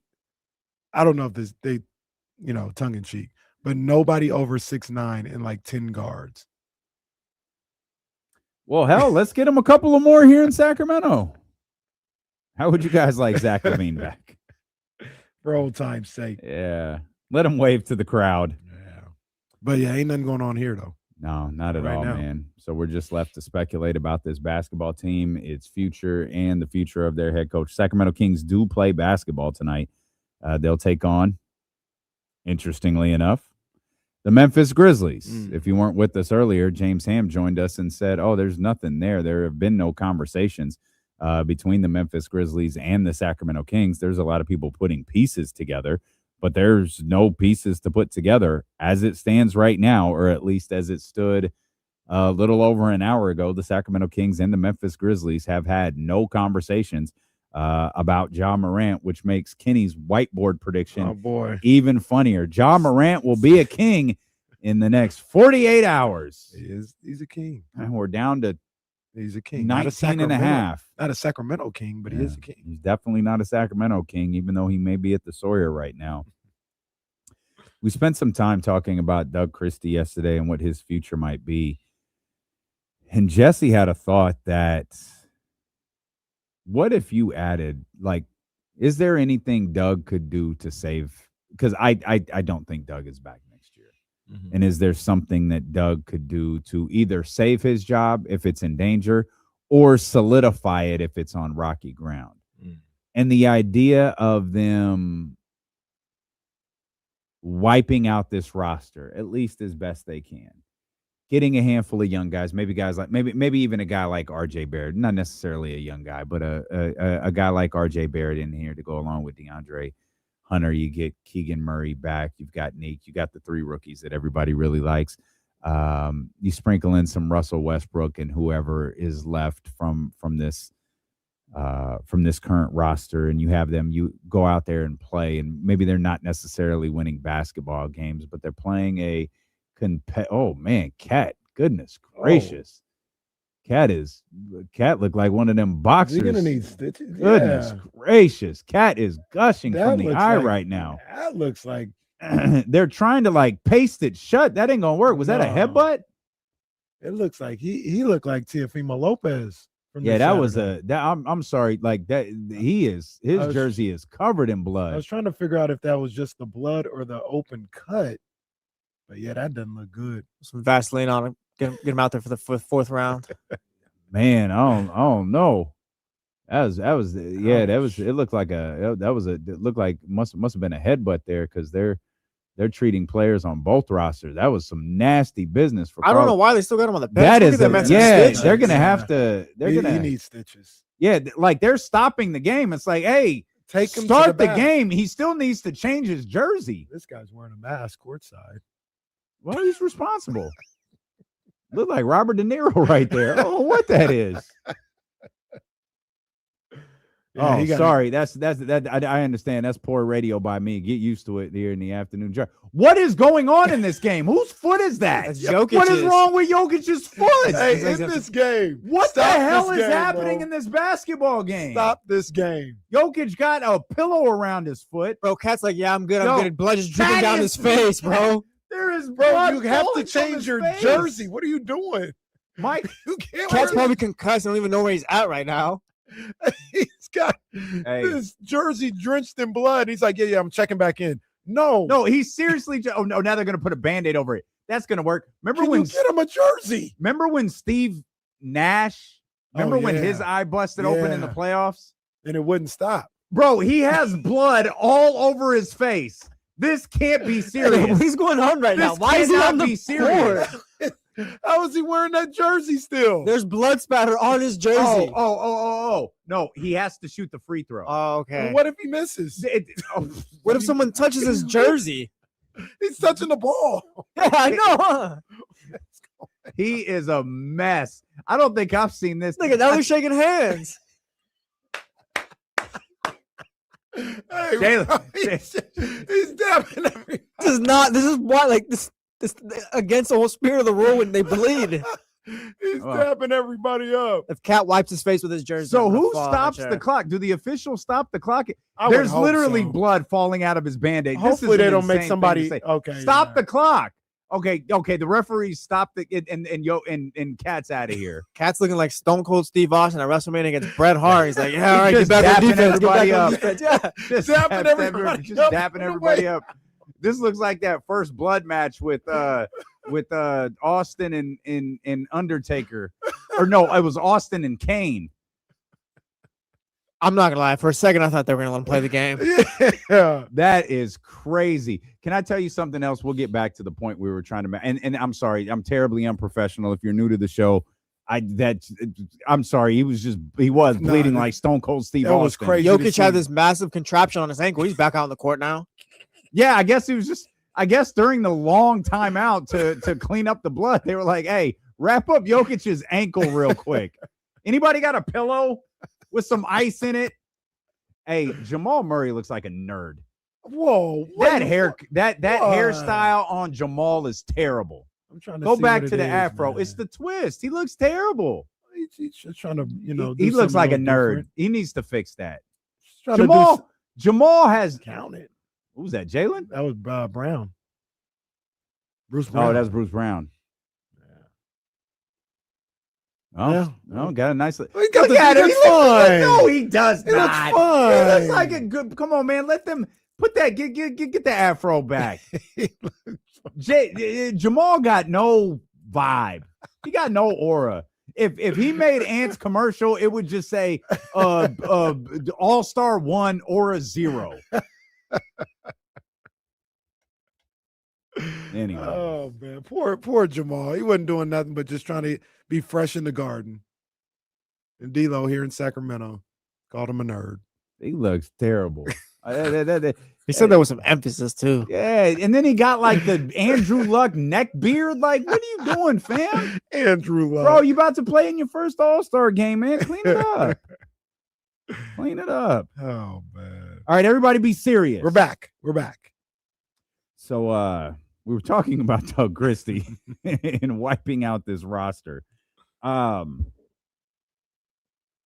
I wondered if there was a way, like if you were able to, get those three rookies, maybe an RJ Barrett, DeAndre Hunter out there along with Keegan Murray, if you were able to get them out there playing with some competitiveness, some synergy, some spirit, if that could do something. And no one at this point, you said you did all of this work. You said this earlier. You did all this work. Don't mess it up now. Oh. What Kenny is saying is don't start winning games now.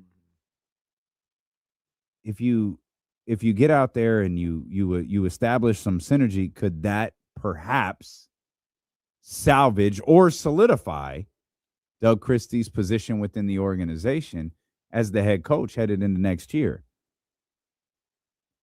I'm not sure that any of that matters given the news that happened today. And the fact is he's probably, when the Cleveland Cavaliers and James Harden and Dennis Schroeder and Keon Ellis all arrive on Saturday, the chances are Doug Christie is going to be coaching DeMar DeRozan, Zach LaVine, Russell Westbrook, and maybe Domantas Sabonis will grace us with his presence that day. I'm gonna answer the question by saying I believe whatever they're gonna do with Doug Christie, it's done. Mm-hmm. And I don't know what that is. Like, I know you're pretty convinced that he's not gonna gonna make it. Yeah. I understand that. I'm still not sure, but I think they know what they're gonna do already. Whether that's bring him back or give him the axe after the year. So I don't think there's anything that can be done to change their thought process. Do you think anything can change? No. I was just trying to create conversation. Yeah. I mean, what do you think? I get it. Because they played for Doug last year. Mm-hmm. What do you think Scott and them expected from Doug this season? Like we can acknowledge that yes, Doug has not done the greatest job this season, but also like I don't know, maybe we wouldn't expect it to be worst record in the league, but this team is tough. And I guess what was your expectation going into this season? What was your expectation when you hired Doug to only a 2-year deal? Yeah, I mean, and you paid him minimum wage. Right, yeah, right. I don't. If you fire him after the first year, I'm sorry, it's like you had no intention to really keep him around. That's how it feels. A cynic would say maybe that's what your expectations were. Let me ask you something in the same vein as this conversation. Do you think the next head coach is on the staff? I don't think not. so. I smell what you're cooking, Mm-hmm. but I don't think so. For those that couldn't catch the whiff, I'm talking about Mike Woodson. Mm-hmm. If it did happen, though, I wouldn't be surprised. If but it does, I don't think so. If Mike Woodson were to become the next coach, there's so many questions that need to be asked. Oh, Scott Perry would lose. Yeah. If this fan base still has goodwill directed towards Scott Perry, if this fan base is still willing to give Scott Perry time to put this basketball team together, to figure things out, do all of that stuff, he'll lose all of it if he hires Mike Woodson, because then it's clear. I'm not even going to call them rumors. We've been told Mike Woodson did not interview with Doug Christie for this job.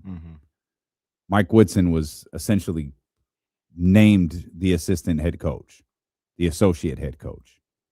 And every fan will see clear as day that this was set up as a succession plan, and Doug was put in a position to fail. And now that we're going to try to take these steps moving forward, we're going to have, a veteran head coach in Mike Woodson at the helm to work this through. I hope that that's not the case. I hope the best for Mike Woodson in whatever. I'm not sure that I'm clamoring for him to be the next head coach of the Sacramento Kings. Yeah, I know that I'm not, and that's nothing against Mike Woodson. He's done a lot in this league. He's actually had some success as a head coach in this league. But I would want new blood in here. Hiring Mike Woodson would feel like, there's still plenty of dysfunction around. Yeah. Like it's not about Mike Woodson, but just more so, okay. Well, like there was no real chance for Doug Christie. Like I'm not inside the walls or anything like that, but it feels like, it's just pure dysfunction. In the same vein, hiring Bobby Jackson would do the same exact thing. Everything that you just described, the feelings would be exactly the same if Bobby Jackson was named the head coach. Well, I mean, what else you got on that 2002 roster? Man, we talking. I'm just presenting a side. You guys know where I stand and how I feel about Doug Christie. But some would say, no, I don't. I love Doug Christie. Oh. I love Doug. I knew that. Yeah, that's what I'm saying. Okay. I love Doug Christie. Okay. Some would say that happened before, and that's how we're here. Because he wasn't, I don't know if he necessarily had a real interview to be on the staff that he got on. That's right. Yeah, Luke's staff. Yeah, and then again with Mike's staff. Right. Yeah. And that's that. If that happened, that happened before, by the way. Mm-hmm. That happened with Nancy Lieberman. And that's what I say. If that happened, it would say a lot about this ownership group, because that's the one constant with all of this, with all of these things that happen. That's the one. The ownership, the owner, Vivek, has been around for all of these kind of messy situations with the coaching staff, and this would just be another one of those messy situations. When was the last time they were like truly all in on a coach? I don't know, because I thought they were all in on Mike, and it's clear they weren't. As a collective, they weren't all in on Mike. It feels like Vlade, I there's don't always think a contingency plan. I don't think Vlade wanted Dave Yeager. So I don't know. Vlade wanted Luke. I don't know how Vivek felt about it. That's true. Vlade wanted Luke. That's true. Luke Walton was the next head coach of the Sacramento Kings while he was still, in fact, the coach of the Los Angeles Lakers. But once again, I don't know how Vivek felt about it. I don't know either. Because I don't know if I believe he wanted Mark Jackson, Vivek Ranadive, and he let everybody do their job, and they went with Mike Brown. The way Mike was ousted leads me to believe that wasn't Vivek's guy. Okay. Just how quick everything turned. Like I don't feel like if Vivek was like that was the guy he picked. Whose guy was Mike? Monty. And remember, they went through a hiring firm with that one too. Oh no, they went through a hiring firm from Monty to get Monty. That's right. And That's I right. think, They did. and if I that might be how you got two general managers, because Vivek probably wanted Wes Wilcox or got talked into the job by Wes Wilcox, but the hiring firm was like, you probably should go with this Monty guy. And that's probably how they got two of them. And I need to figure out what I need to do to start a hiring firm. Watch the Sacramento Kings hire 2 head coaches. We'll come back. We asked a question about Ja Morant yesterday, about whether we've seen the best of him. We'll talk more about that. But the Washington Wizards are in the news today. They made some major moves. They are all in on their game plan. Have we seen the best of Trae Young? We'll talk about both those players when D'Lo and Casey return here on Sacramento Sports Leader, ESPN 1320.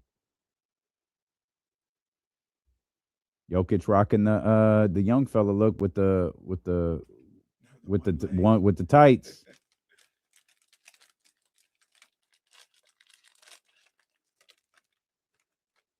Well, Peyton Watson is on Unk status, as Reese would say. So is Jordan Clarkson. Shout out to the Unks.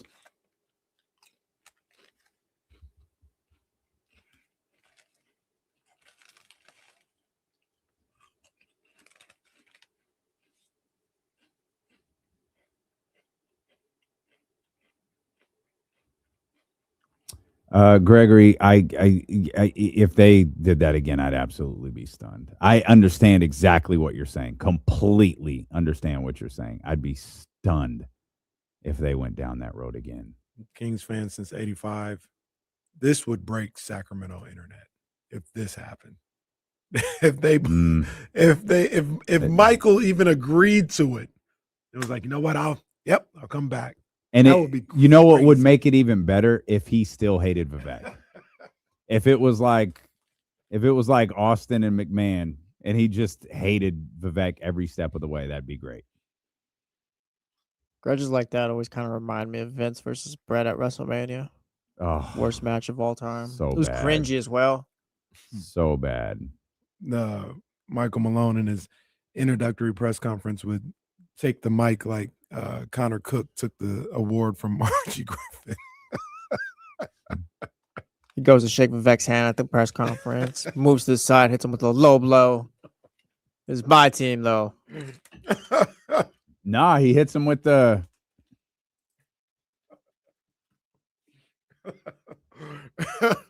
What? Scott. What? Scott Perry looks at Michael Malone.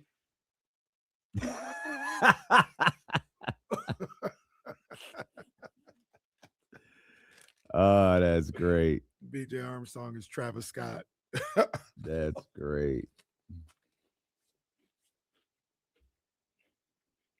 Oh, Chris says Uso versus Uso was worst WrestleMania match of all time. No, I don't do that just because I brought up Bret Hart versus Vince was. Bret Hart versus Vince definitely was, but Uso versus Uso was pretty damn close. Yeah, no, that was that was awful. Super kick. Hey Jim, super kick. They still be saying all of Jay's stuff. The crowd. Yeah, that's fine. He can't wrestle for anything. That's fine. Well, neither could Hogan. Hey, Zack Ryder was over once. Since our friend is listening, damn. Yeah, no, he Damn. was. Since our friend is Don't listening, do that. I will. I'll say this because I know you and he'll hate it and you'll hate it. I kind of ran out of stuff to listen to this morning, so I found Cody Rhodes' podcast and listened to it. It was pretty good.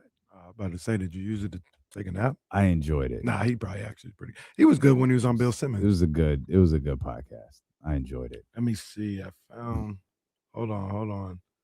Before we go to, where's it at? Before we go to break. We're on break. Come back from break. I mean, where is it at? I think. There it is. Let's see if you guys can. It's not clearing up, but there we go. Oh, there it is. Yeah, it's not clear, but Sacramento Legends right there in the picture.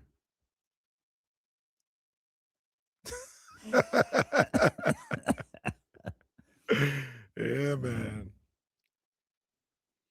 Who knew those two people would work to make my life miserable every day? For 10 years straight.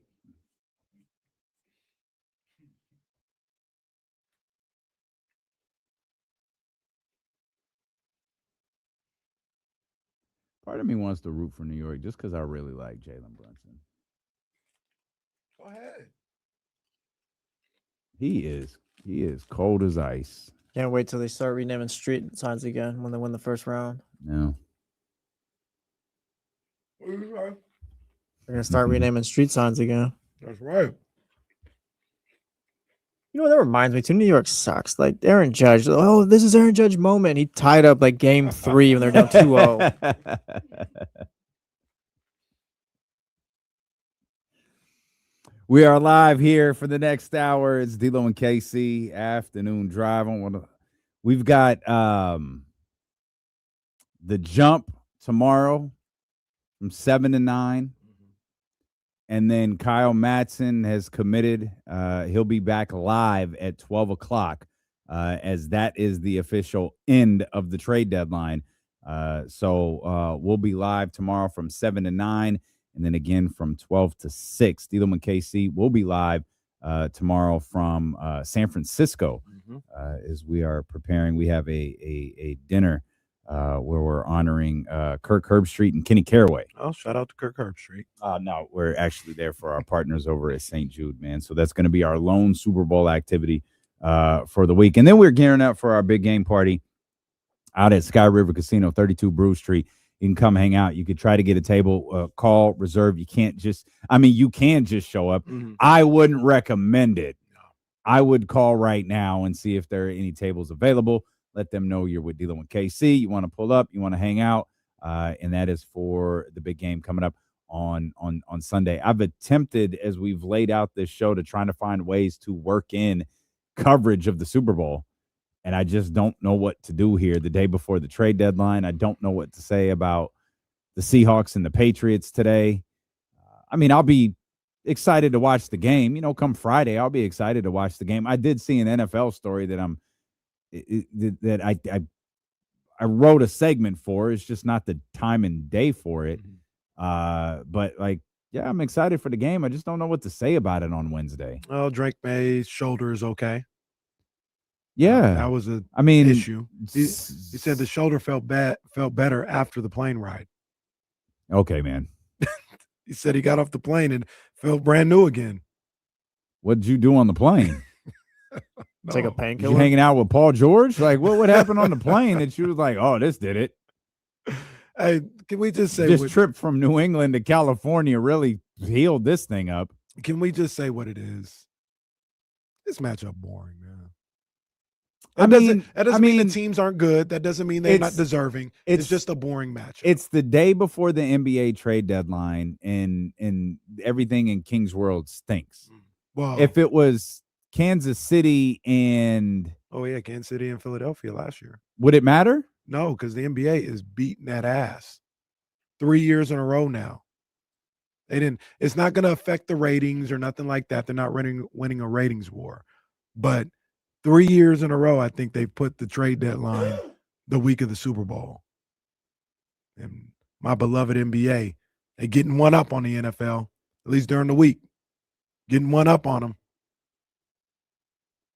Don't let Giannis get traded too. Oh, boy. Can I tell you something? We ain't going to talk basketball. We ain't going to talk football till kickoff. As a 4-year-old says, can I tell you something? I don't think that's true. You don't think so? Here's why. On ESPN, it's NFL Live. It's live from San Francisco, Santa Clara, Super Bowl, NFL backstage, whatever Jake Gadon was doing. Like, that's the stuff that's on ESPN. NBA Today, in coverage of the NBA, that's moved to ESPN too. But no, I think or they're live. worse, ESPN News. I think they're live in their regular slot, like at 12 NBA Today. I don't think any of them have moved. But I forgot our show doesn't start at 12 anymore. But remember what happened yesterday when we went to SportsCenter. I said, turn off NFL Live. That's right. Go to SportsCenter. Yep. And it was Shams up there doing his thing. Yep. And it, once again, it's not affecting the ratings at all. No. Like, they're going to destroy basketball every time. But just in the talk, like I haven't watched it in a long time. I'm not saying it like super matters, but all week they probably led off First Take with basketball. Week of the Super Bowl. I wouldn't know. I wouldn't either. But I doubt it. I'll find out. Do that. I'm I'm serious. I'm genuinely curious. I'll find out right now. Okay. You know what? You said First Take, and I thought Get Up. Oh no, Get Up a football show. Yeah, Get Up is absolutely a football show. Get Up a football. I'm curious. Yeah. Go run that, because I think you might be wrong. I think you might be wrong. Get Up for sure. They ain't getting. Yeah, Get Up definitely. Good morning. That's your boy. That's your boy. Why? The Mavericks trading Anthony Davis means the world to Dak Prescott and the Cowboys. That's always funny. It's funny because it's accurate. Somehow he's going to work the Dallas Cowboys into some sort of conversation. And if he can find a way to work the Lakers and the Cowboys into the same conversation, oh man, my God. He's loving life at that point. Oh, you have no idea. Let's see. You have no idea. I'll say this. Okay. So I'm just first looking. of all, who's on the screen? I haven't started the Is show. Stephen A wearing a hoodie? Okay. I haven't started the show. I'm on the ESPN app. Okay. The wow, thumbnail, rich. the cover art. Yeah. For Monday and Tuesday. Yep. Drake May on Monday. Uh-huh. Sam Darnold on Tuesday. Uh-huh. Today. Uh-huh. James Harden. Uh-huh. So let's see. Let's see what happens. So what day are we looking at? We are looking at. We can look at Wednesday, or I don't care. Just anyone. I'm gonna go. Well, Wednesday. I think it's hard. I think that would be the start. So I'll look at Monday. Okay. And see what they do. So, and mind you, this is coming off a weekend in which nothing happened. It's the start of Super Bowl week. They might be in San Francisco. I doubt that they are. I doubt they spent the whole week there. They probably arrive. My guess would be tomorrow. I guess would be there in San Francisco Thursday and Friday. Yeah. And then, you know, they're there for, I mean, most of those guys have done this enough. They're probably not even there for the game on Sunday. Yeah. Looks like, well, yeah, it looks like it's NFL. Mm-hmm. Stephen A's remote. Yeah, they got Strager. Stephen A in a hoodie? He's in a suit. He's in LA in a suit. Good for him. Yeah, Good they for got him. Strager in. Okay, so they started with the NFL. That's on Monday. That's on Monday. So skip Tuesday. Okay. Just go straight to Wednesday. Because so much happened yesterday. What led off First Take this morning? Let me see. Wait, what? Oh, there we Because go. I'm telling you, I think it's football. It's. I think today is. I don't think it was James Harden. I don't think it was Jaren Jackson Jr. Oh my gosh, an ad. Sorry, we're gonna have to wait 30 seconds, guys. Okay, so you're rich. You're not rich. What ESPN? Oh, you have the unlimited. Yeah. Yeah. KC, the only one. Kenny, the only one who can watch WrestleMania. I need to go back and like kind of figure out these subscriptions. I think I'm like double. You probably pay I'm for like 4 different subscriptions. Yeah, I think I'm double paying somewhere. I think I could. All I wanted to all do this was down. be able to read Bobby Marks's his columns. As long as I can still read Bobby Marks's columns, man, it's fine. But I don't even know how any of that works anymore. The intro video, well, they just got to San Francisco. So the intro today, they're in San Francisco. Oh, okay, so Wednesday, not Thursday. Yeah. So Mad Dog Not is fit. there. Oh, for God's sakes. You think Mad Dog is talking about professional basketball? And they did. They started off with Harden. I'm They surprised. did. Yeah. Okay, I stand corrected. Started off with Harden. Once stand they got to corrected. San Francisco for the first time, though, I thought it would be the NFL. Okay. But yeah, but 2 of the 3 days they start off with football. So yeah, maybe I'm a little off with that. We asked yesterday if we've seen the best of Ja Morant. Obviously, the Memphis Grizzlies are here to take on the Sacramento Kings tonight at the Golden One Center. First game back after a 6-game road trip. They went 0 for 6. Haven't won a road game in 14 games. Haven't won a game, period, for the last 9 games. I got to imagine the Grizzlies are going to be a bit shorthanded tonight, but that doesn't matter. They just lost to the Wizards a couple of days ago. But Ja Morant obviously isn't playing, and I don't imagine he's going to play much through the regular season. And much like Trae Young, we asked yesterday if we've seen the best of Ja Morant. When Kenny was so confident that he wrote on the whiteboard, Ja Morant will be a king. Yeah, pressured it. In the next 48 hours, you did, and you That's why you caved, don't give bro. into peer pressure, kids. Yeah, like Don't you're- do what Kenny did. Yeah, like you're gonna have to tell Reese and Ryan, do as I say, not as I do. Well, people started clipping it. I folded. People started clipping it and putting it on the internet. Well, I sent you the reel. Like AI was like, hey, this was a scene. Let's see what's going on here. We asked if we have seen the best of Ja Morant. The Washington Wizards are in the news today. They have picked their direction. They've got a handful of young players that they really like, and they're pairing them up with Trae Young, who they acquired a couple of weeks ago. Today, they acquired Anthony Davis. There's already reports out there, which is something that we knew and understood when it was just Trae Young. Now it's clear that it's both of them, especially with Anthony Davis probably not even nearing a return for over another month, that those guys aren't going to play much, if at all, the remainder of the season. Much like we asked yesterday with Ja in the conversation centering around the Sacramento Kings, I'll ask you, have we seen the best of Trae Young? I don't think so. I think his game lends itself to still being able to perform at that type of level. Two very different types of games in Trae and Ja. Very, very different styles. Yeah. Trae still got the, no pun intended, the Trae ball. You know, he can still shoot. He's going to be able to shoot to the day he dies. And he can fall back on that. He can fall back, even if somebody have him playing off ball or something like that. He's a dead-eye shooter. Ja was more on the athleticism. And you don't really get a redo with the body, right? Like if you're losing a little bit of a first step, or if you're losing, it's a great point. Trae Young led the team in assists, so he can be a true point guard as well. But with Ja's situation, if you lose a step or you lose a little bit of lift, and the injuries that you've had started to take a toll on a guy like John Morant, he doesn't have any plan B. Mhm. So I Yeah. think Trae can still reach the heights that he reached a few years ago. Now it's what was this 5 years ago when he made the conference finals? Yeah.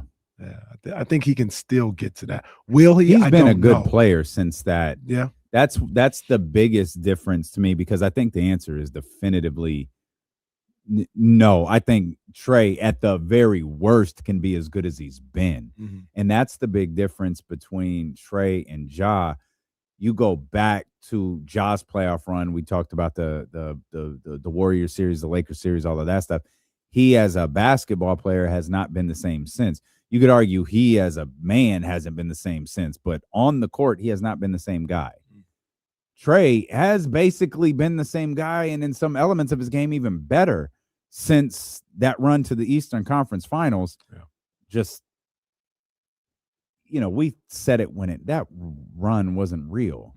Like in terms of like what you're looking at from a basketball team, like no one, but it's like Dallas a couple of years ago. No one, Dallas, they're going to be, when Dallas missed the playoffs, and no one blinked. Right. Everyone was like, yeah, The I Hawks, I know. the Hawks weren't a conference final, Right. or a perennial conference final type. Not team. at all. That was a run. Not at all. It's exactly what it was. And there's nothing to be They weren't ashamed about bad. that. Yeah. Yeah.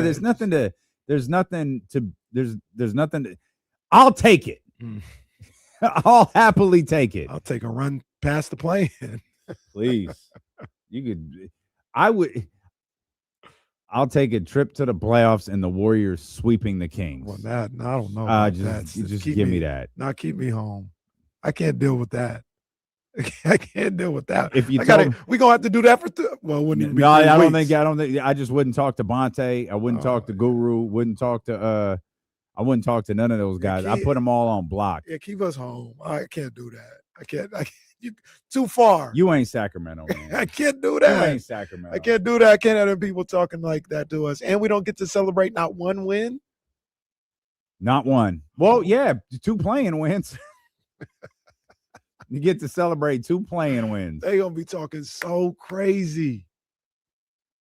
They gonna be talking crazy if they swept us in the playoffs. Oh, yeah, maybe not. What if it was the Lakers? The Lakers don't. Well, so here's the thing. We don't have to deal with Bonte. Yeah, we don't have to deal with We don't their have to radio. deal with none of them. I think the Lakers. Just I you would- did I a would lot deal of with that. obnoxious Yeah, fans. yeah. But I guess we're kind of used to that with the Lakers. I would sign up for that. I'd take us to the. All right, playoffs. I amend it. Yeah. We can't get swept by the Warriors, but we that'd can be get swept tough, by the boy. Lakers. I might fight somebody.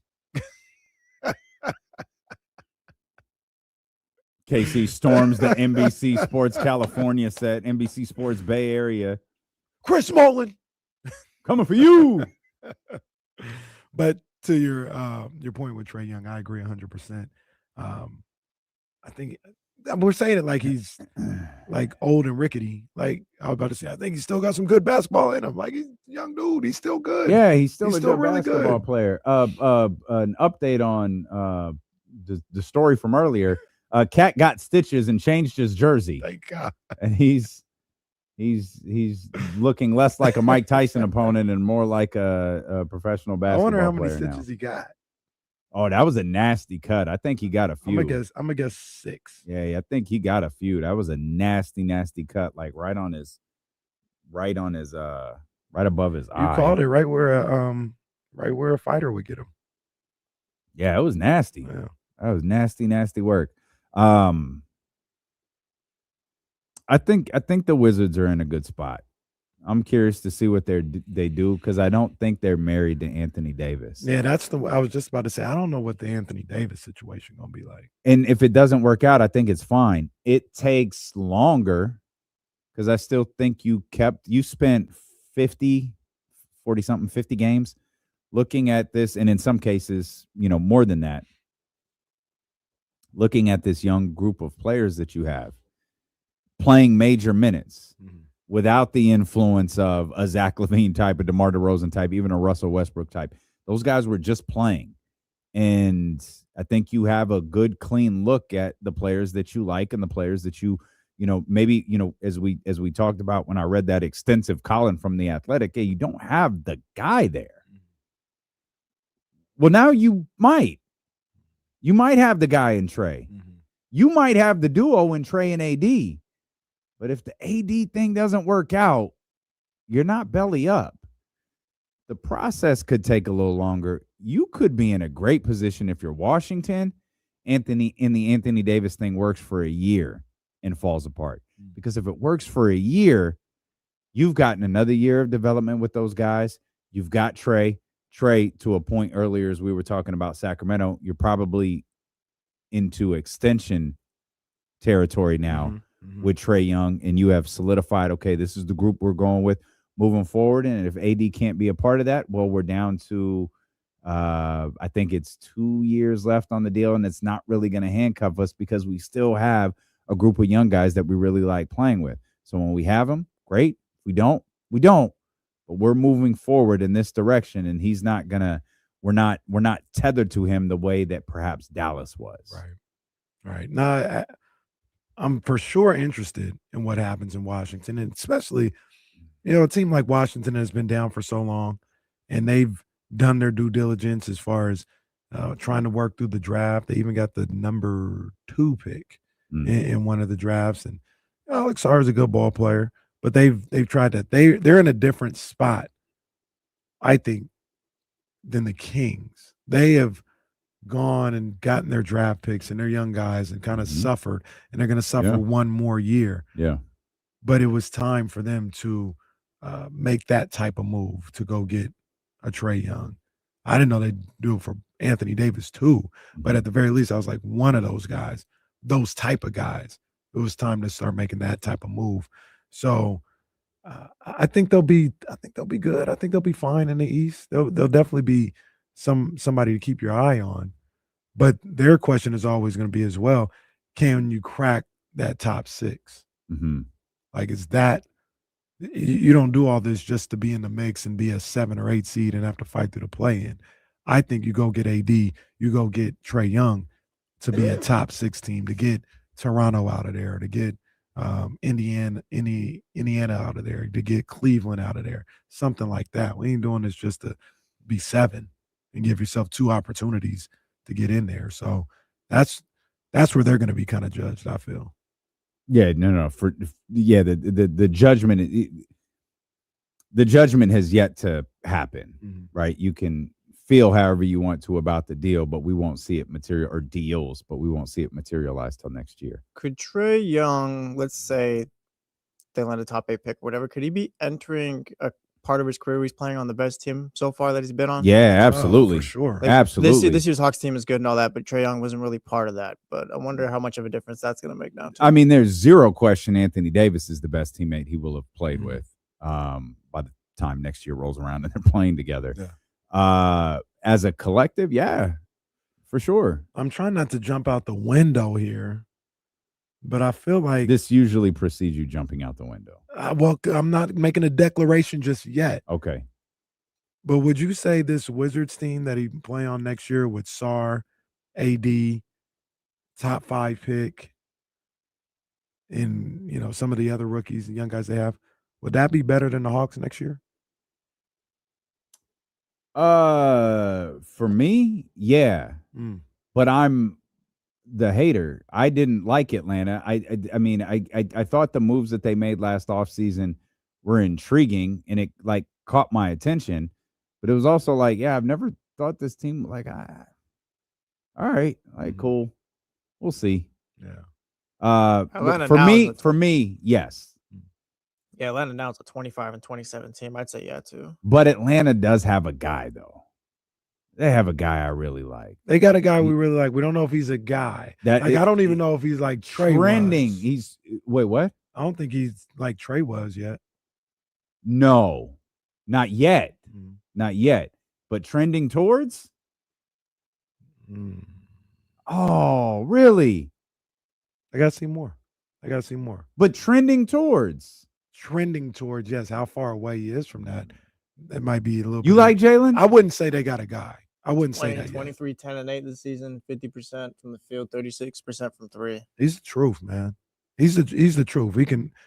He's one of my favorite young guys in the game. But I'm thinking of like what Trae Young I'm bigger on Jalen than Trae you are Young then. to Atlanta, I- obviously to the I conference agree. finals, and I and agree. on those bad teams, he got him in the playoff series. I agree. Yeah, I agree. I'm not saying one over the other. I'm saying Atlanta might have a guy. They might have a guy for sure. That's what I'm saying. Yeah, I Atlanta agree.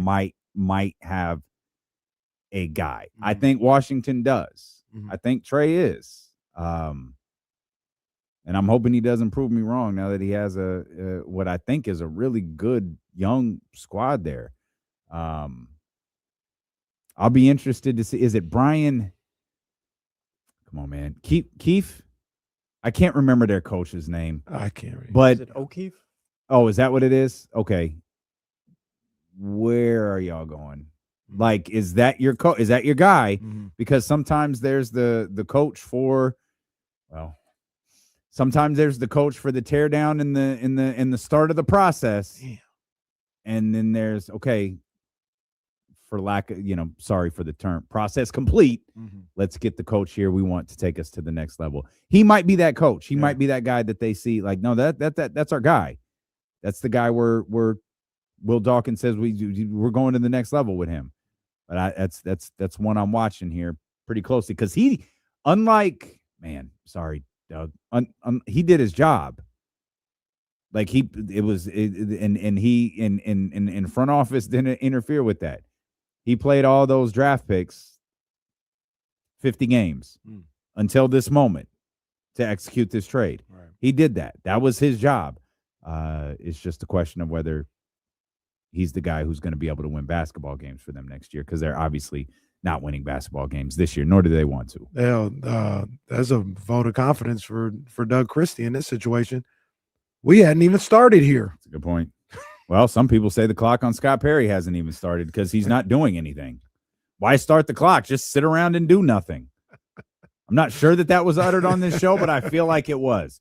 We'll come back. We got the victory lap coming up next. If you don't know what the victory lap is, it is our final stretch of the day. We'll touch on all the big stories and a couple that we haven't, including Jay Glazer dropping some news that might actually be great for the Las Vegas Raiders. Oh, we'll explain when D'Lo and Casey return here on Sacramento Sports Leader, ESPN 1320. Steven, if you're listening, I'm going to lead with that. That's for you.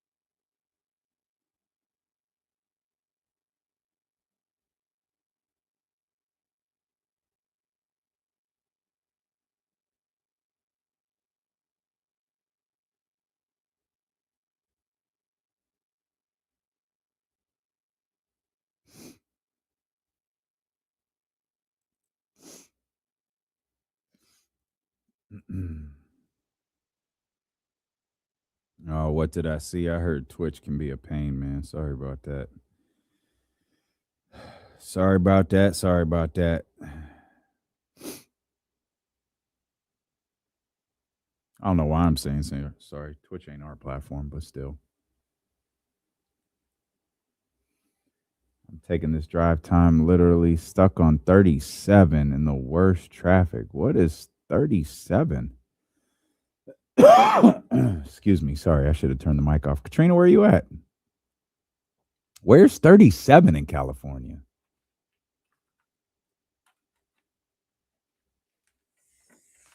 I don't even know what that is.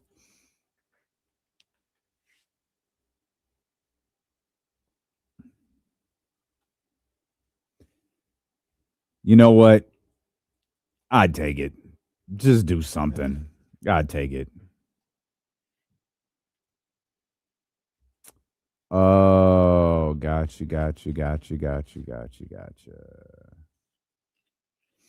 Gotcha. Oh, right on, Bryce. There you go, baby. Man, you be out there at Disneyland.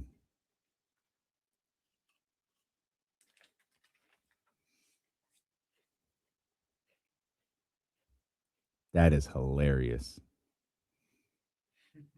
Guys, I tried.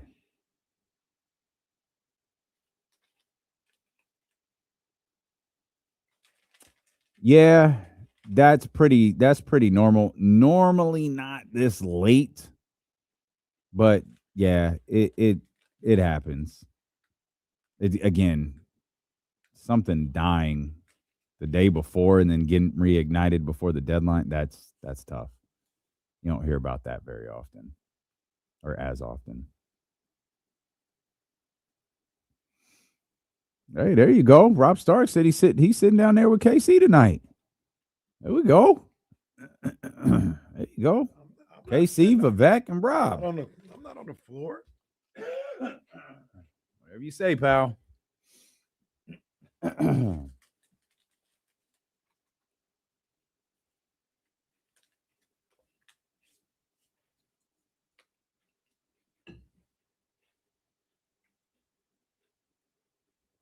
D-Lo, did you ever find out where the money donated goes? What money donated?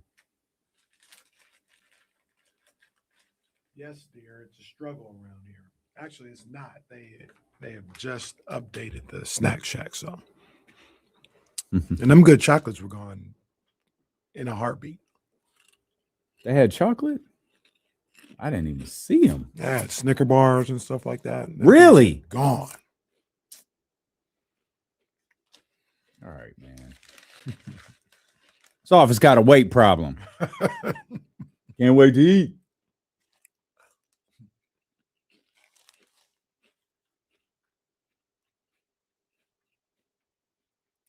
All right, Russ Dog, enjoy yourself, man. Have a good time.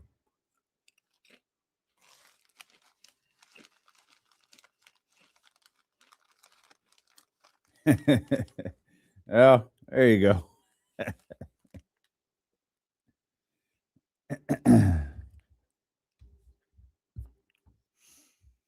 All right, it's the victory lap here with D-Lo and KC. Our final stretch of the day. We'll touch on all of the big stories that you have heard us discuss so much, and we'll touch on a few that we haven't really addressed yet, including Jay Glazer of Fox telling Yahoo Sports Daily that Max Crosby is done with the Las Vegas Raiders. And I told you before the break that Jay Glazer may have said something that was great news for the Las Vegas Raiders.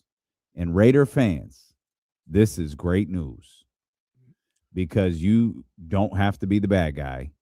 You don't have to make the decision for yourself. You could just go, oh, man. Well, all right. We want to do right by Max. We want to do it. I got to do right. We by got to him. do right by Max. Let's see if we can go get a couple of draft picks for this defensive monster out there. What do you think he goes for? Good question. I'll run the clip back, but I thought I remember seeing something that he could go more than what Micah got for the Cowboys, I believe. Micah went a little light, Remind me what Micah was. 2 firsts and Kenny Clark, I think. 2 firsts. I don't know if they got 2 or not. I'll double check that right now. It's just off the top of my head.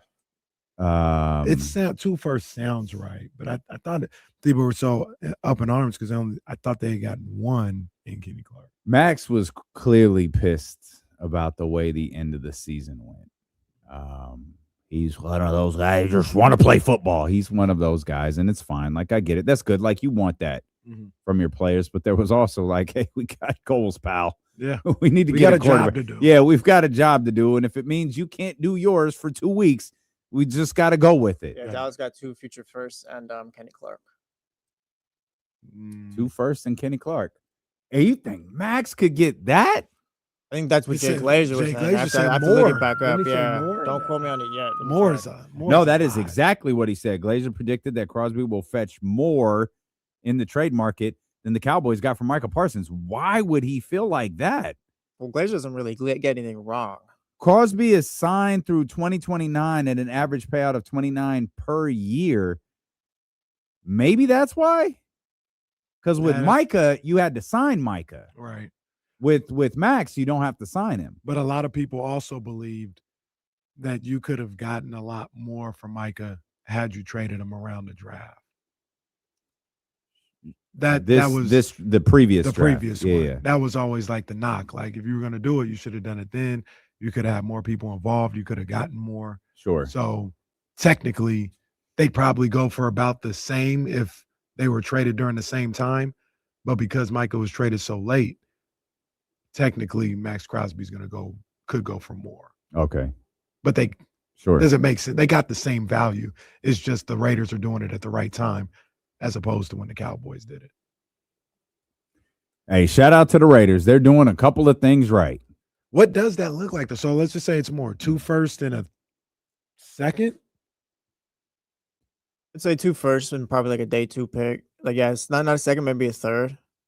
Yeah, And you're not getting it's probably a third. And you're not getting a player back. Nah, Clark is a Pro Bowler. I might push for a player. I might push for a player over a third. Can you get, hey, what's going on your offensive line? Mm-hmm. What defensive end are you replacing him with? Mm-hmm. I got to imagine he's going to have more than a handful of suitors. Yeah. And I don't feel like the Raiders, I feel like the Raiders got a lot of picks, like more than the 7 that you already got. I feel like they got like 9 or 10 picks. Yeah, I think looking at it, they got 1, 2. I'm not gonna count on there. Hold on. I think they got 10 about picks. 10 10 picks. 10 picks. Okay. So in that case, you're getting 2 more. Well, one of them be a future pick, but you're getting 2 more picks. I'm not saying what do I need a pick for. Obviously, you need one, but to your point, Dame, just give me a player. I got a lot of picks as it is. Give me a player. Yeah, a proven player. And I'd absolutely use the Micah Parsons deal as the template for what I want to do with Max Crosby. Sean McVay found his next target. Oh my gosh. That or Joe Burrow. Yeah, that hasn't left my both. mind since you brought it up that one time. How about both? Just both. He'll do it. Kyle Shannon said he'll wait. Kyle Shannon said, let me go get Solomon Thomas back here because it's cheaper. I don't overpay at that position. That's my boy, but come on, Kyle. Come on, get after it. You sound a little salty. Although you really want Max Crosby and Nick Bosa in the same locker room? I mean, they would be in heaven. They'd feel great. They would. They would be like, this is awesome. Play their best football ever. Imagine they win a Super Bowl with those guys. That White House visit. All right, the time of their lives, huh? Donald! What's up, boy? Yeah, man, that'd be tough. That'd be tough. Hey, Kyle, can my brother come? I don't want I'm not saying I don't want Max Crosby, but I'd rather address that through the draft. Yeah, I'm with you. If you're gonna use some assets, go get you a playmaker. I'm looking right now. There's the Baltimore Ravens have a lot of picks. The Rams have a bunch of picks this year. Like, I wonder if maybe the Jets to also have a bunch of picks and spare a few. Like there's options, I think, where you can get a decent haul, I think, for the Raiders. Did you see Kyle Shanahan break that TV? What? It was a dot. He's at the fan experience with Jake Gadon, and they were throwing the football all over the place, and it got to Kyle Shanahan, and he threw it, and it broke a TV. Did he? Okay, I got to see that. I got a lot of questions. Was Kyle the one who threw a football from like the top of a building? Yeah, or at something? Joe Staley's house. Yeah, like Malibu or something like that. And he threw it to somebody else on the top of a building, right? Joe Staley's neighbor. They were like, there's like some beach house or whatever. Wasn't it like Super Bowl Sunday? Maybe it wasn't that late. Something like that, I think. Maybe it was just in the middle of the summer, but yeah, he was like in Santa Monica or something like that. This Look is at Roger. And there's Andrew Luck there as I was gonna say, no, Andrew Luck. Yeah. He's not. Is Vivek around? No, Andrew Luck that's with a Andrew. nice Like, little- yeah. oh no. There's Oh Kyle. Kyle. Oh I'm no. ready to go. Okay. Make sure I can throw a football over the mountains. Kyle. Oh. Oh! Bet you can throw a football over the mouth. Embrace A the dot, Man. top left. Oh, good. Kyle Wow. paid for it. That's my coach. Look at Roger. That's my coach. Hey, Kyle's got an arm. Who is He he does. throwing that to? Yeah. What? That's The that's top other left thing. corner Who of is he that throwing? TV. That's who. What did he say? Like, I bet I can hit the top of the corner of the TV. Probably. Did anyone go? No, Kyle, don't do that. Andrew Luck, the real quarter, was sitting there like, here, councilwoman, here, let me throw you this little toss. Kyle Shanahan was like, move out the way, kid. Admittedly, I was not listening. Why was Andrew Luck here? Santa In the Bay Clara, Area? Stanford. Yeah. It's in the Bay But Area. it's Palo. It's the same area, Palo Alto. Blah, blah, I'm blah. so sorry. That's my fault. Why was Andrew Luck at a Kings game? Oh. I don't know. I don't. He likes basketball. Why was Chuck Liddell at a Kings game, Damien? I don't know. Hey, we need to bring those days back. Random Chuck Liddell at a stars. Kings No, game? no, just random stars. Brett Favre was at a Kings He game. I think was, with Chuck yeah. Liddell, if I remember He correctly. was. Yeah, they've had a couple. Remember that one time they had all those? I think they were actors. I believe there's like 3 or 4 of them, and I didn't know who any of them were. Well, weren't they? Oh, I didn't know any, and then the Kings is- posted them like, oh, front row. That was Will Levis and crew, right? Wait, Will Levis? No, that, I that remember was. that. That Yeah, I think he was absolutely part of that. Yeah. Yeah, that absolutely was when they No, the no, you're big right, you're celebrity row, and it was like, because they were I'll find the playing the 49ers that week.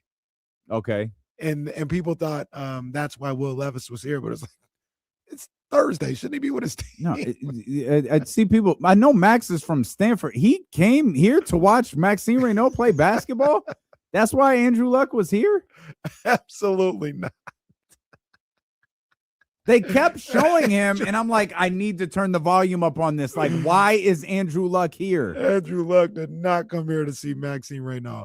Although, I mean, was that when he first took over as general manager of Stanford? Maybe Max. No, was he's been the general manager of Stanford. Well, Max was one of his players then, maybe. Had a Alright. close relationship, maybe. All right. No, salute. Yeah. Go ahead, name him. So Will Levis is in Left the to middle? right, left to right. Man, why is the little dude look like a little bogey? The little That does guy look like a without the little hat bogey. looks like a little bogey. I'm not saying these people are famous or a big deal. I just have no idea who they are. I have no clue. These could all be local business owners. Yeah, yeah. People. What are you talking about? That could be the Chatty House right there. Some people would say the same thing about Max B in French Montana. They'd be like, I don't know who these guys are. So it's just, yeah. Huh. This is tough. Celebrity Row is comedy. No, this explains that. Not explains, but this kind of sums up the Kings' whole season. Celebrities are out tonight. Row. All right, if you say Yeah, so. we outside, boys. We outside. That's the most bro crew I've ever seen, too. Let's go watch the game tonight, guys. Let's go, bro. Let's go. Like, where's Tiana Taylor? Yeah, miss those days. Did Leo ever go to a game? I don't think so. I think Leo just stayed in his trailer Mm. or in his hotel at the Sawyer. Did you see that clip of when this is an older clip when Drake was at a Thunder game and he was sitting courtside and they show him on the screen and people start cheering. They're like, ah, Drake. And there's this older white man sitting next to him. And he says, you famous? Are you famous? And the Drake was like, nah, they're cheering for you, actually. And they I had a never nice saw little that. laugh. I always remember the Jay-Z clip on the subway where he's with the older lady. He's with think this I've older seen it. white lady, and obviously he has these cameras. Yeah. And he goes, she goes, are you famous? And he goes, oh, I mean, a little bit. Like, I think he was going to the Garden. I can't remember the specifics of if he was going to the Garden to do the show. I don't remember if this was Fade the Black or a different or what it was. But like, oh, he goes, oh, I'm Jay-Z. And I think she goes, oh, I've heard of you or something along those lines. But it's a little wholesome clip with Jay-Z and this little Yeah. Old lady Yeah. on the. Jay-Z. That's my name. Oh, that's No, terrible. no. That is boo. That's Stop. bad. That's really bad. I'm going to the Bro, guard. Yeah. stop. I'm going to the No, guard. we gotta shame him right now. So he That doesn't is see- I'm going to the awful. guard. that's like Jim Jones That is doing an awful. impression of someone else, doing an impression of someone else, and then maybe along the lines you get to Jay-Z. That is brutal. You now have a new worst impression. I think I'm a little Stop, famous. I'm a man, little famous. stop. Dude, we can no, this could shut down like the impression league right here.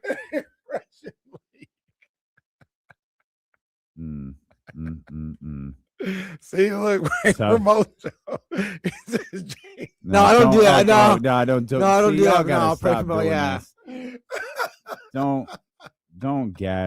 Don't gas him up. Don't gas this man up. What did I just see? Says that was just a great older Mike Tyson. Oh man. Well, Kings play in about an hour.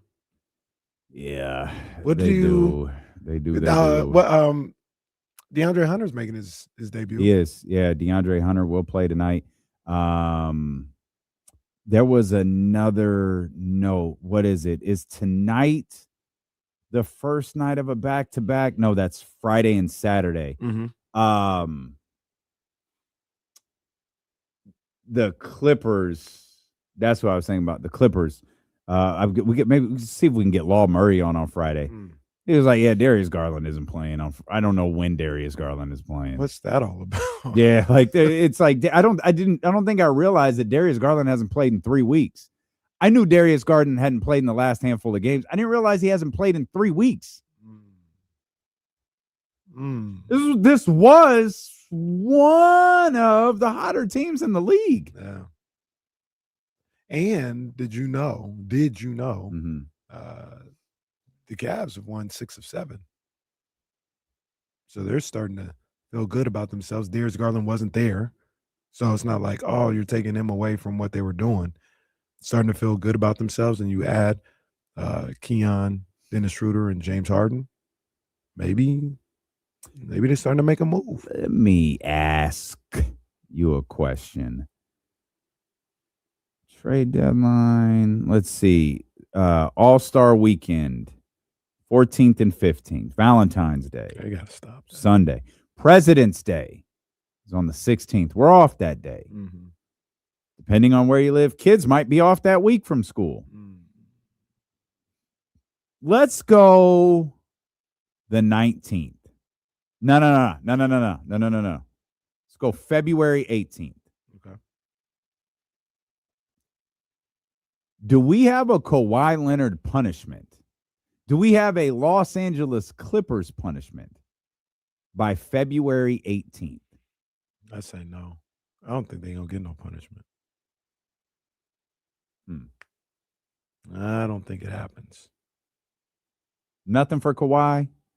Nothing for Ballmer. Just nothing. Hey, guys, inconclusive evidence. Ruling on the field stands. Yeah. Man. Poor Pablo. I know. I want this for Pablo so bad. You know what though? If you were gonna punish the Clippers, then I think Steve Ballmer's like, all right, go ahead and investigate. Like, I doubt the Clippers are the first team to ever do this.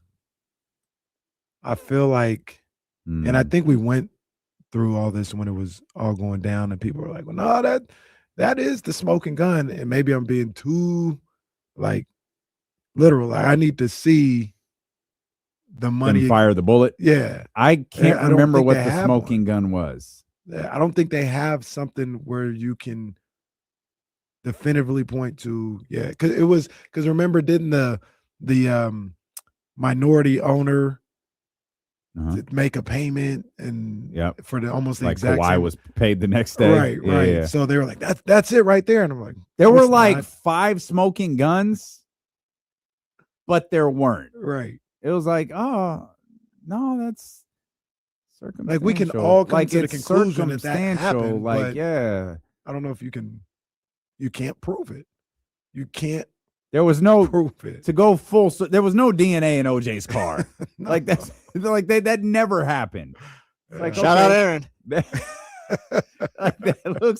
looks a little suspicious.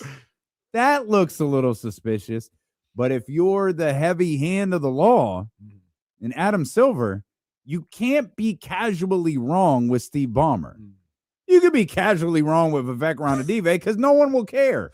Matter of fact, they're gonna punish the Kings for what Well, the Clippers did. I guarantee you, Kings fans would love that. Kings fan. Wait a minute. Vivek Ranadive's been suspended for what Steve Ballmer did. This is great news. This is great news. But it's so if you're Adam, if you're the NBA, do you just not say anything? Do you just hope it goes away? Kind of feels that way. I mean, look, ain't nobody really talking about it. I don't think anyone's talking about it for a reason. They were clear. We're not going to hear anything because people were talking about, oh man, league circles. Everybody's converging. You're not going to hear anything before that game at Intuit Dome. Well, I meant us in the media and the chatter. We didn't all kind of moved on. It'll come back up because the All-Star game is there and it'll be topical. Well, and the trade deadline will be over. True. So the soap opera stories are gone. Mm-hmm. The Giannis story either is pushed off till the offseason or it's culminated. Mm-hmm. But either way, at that point, it's a week done. Mm-hmm. And you need the soap opera. The only thing you have one soap opera element remaining. And it is whether or not this is LeBron James's final season.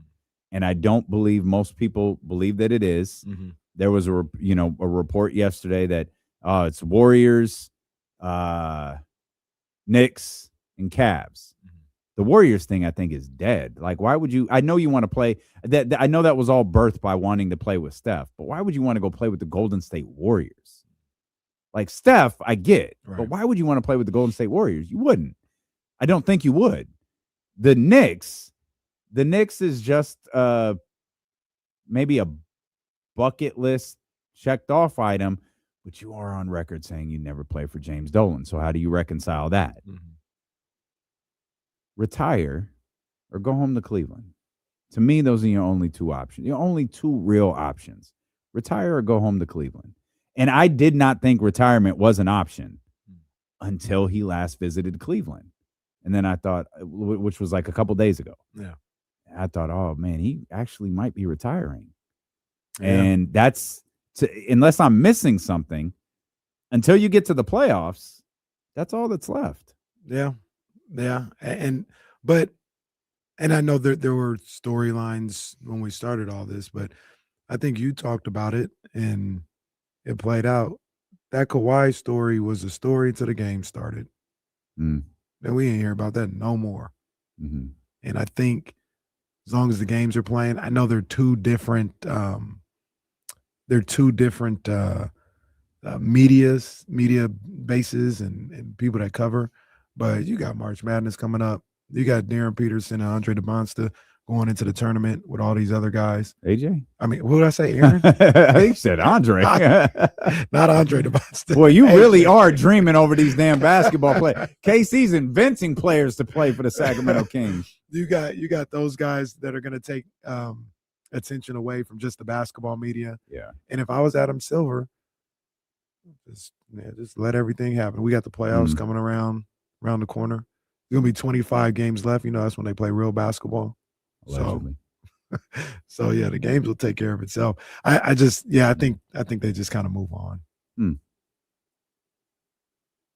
It's a weird move for the Clippers, though. No, I guess. Yeah. Okay. The Garland. Yeah. Like with the way that you were playing, you don't have draft stake because of the Oklahoma City thing. Why would you do this? I think it came. We talked about it yesterday. I think it came down to money. So it's Harden, and I think there's a lot of validity to that. It's Harden initiating this. But if you're the Clippers, hey, like, man, why? Like, we're cooking. Why would you want to do that now? Because he's always done that his entire career. About that money. It's James Harden. You Yeah. see how he tried to play it off? He's like, man, they, I don't want to mess up their future. You know what I mean? By messing up what their draft capital and their cap. I think there was a non-disparagement clause. Though, like these two entities, they very much work together. That was another thing that caught my attention this morning that we didn't really talk about as it pertains to Ja Morant. Harden and the Clippers clearly were in sync with what they wanted to do. I think part of that was because the Clippers couldn't do anything with James Harden without James Harden's consent. I saw it was a follow-up, but not. It was in reference to Memphis. It was Memphis and Ja are not working together on this. Kelly Iko. Yeah, they're not searching. They're not doing any of this together. Memphis is doing this independently. If Ja doesn't want to go to Sacramento and Memphis wants to send him to Sacramento, Ja's going to Sacramento. They're not in sync on this, and that caught my attention this morning. But whether Ja wants to be or not, he is in fact in Sacramento tonight for a basketball game that he's not playing in. We will be here tomorrow from 7 to 9 with the jump. We'll be live at 12 o'clock when the trade deadline expires at noon with Kyle Madson and maybe other people. And I'm Guru. not really sure. Maybe No, Guru. not Who knows? Who knows? And then D'Lo and Casey will be back on the air at 2 o'clock. But no matter what, be with us because we'll either be talking trades or we'll just be sharing our frustration. Either way, we'll see you tomorrow at 7 a.m. with the jump on Sacramento Sports Leader, ESPN 1320. Vamos Kings like the beam. That's right, because there's a basketball game tonight. The Knicks came back. Well, they weren't down by that much. They were down by like 4. That cat scene was one of the funniest things I've ever seen. Oh, there we go. There's Zach LaVine. Zach LaVine gets the cover art. On Prime on Friday. Tim Hardaway.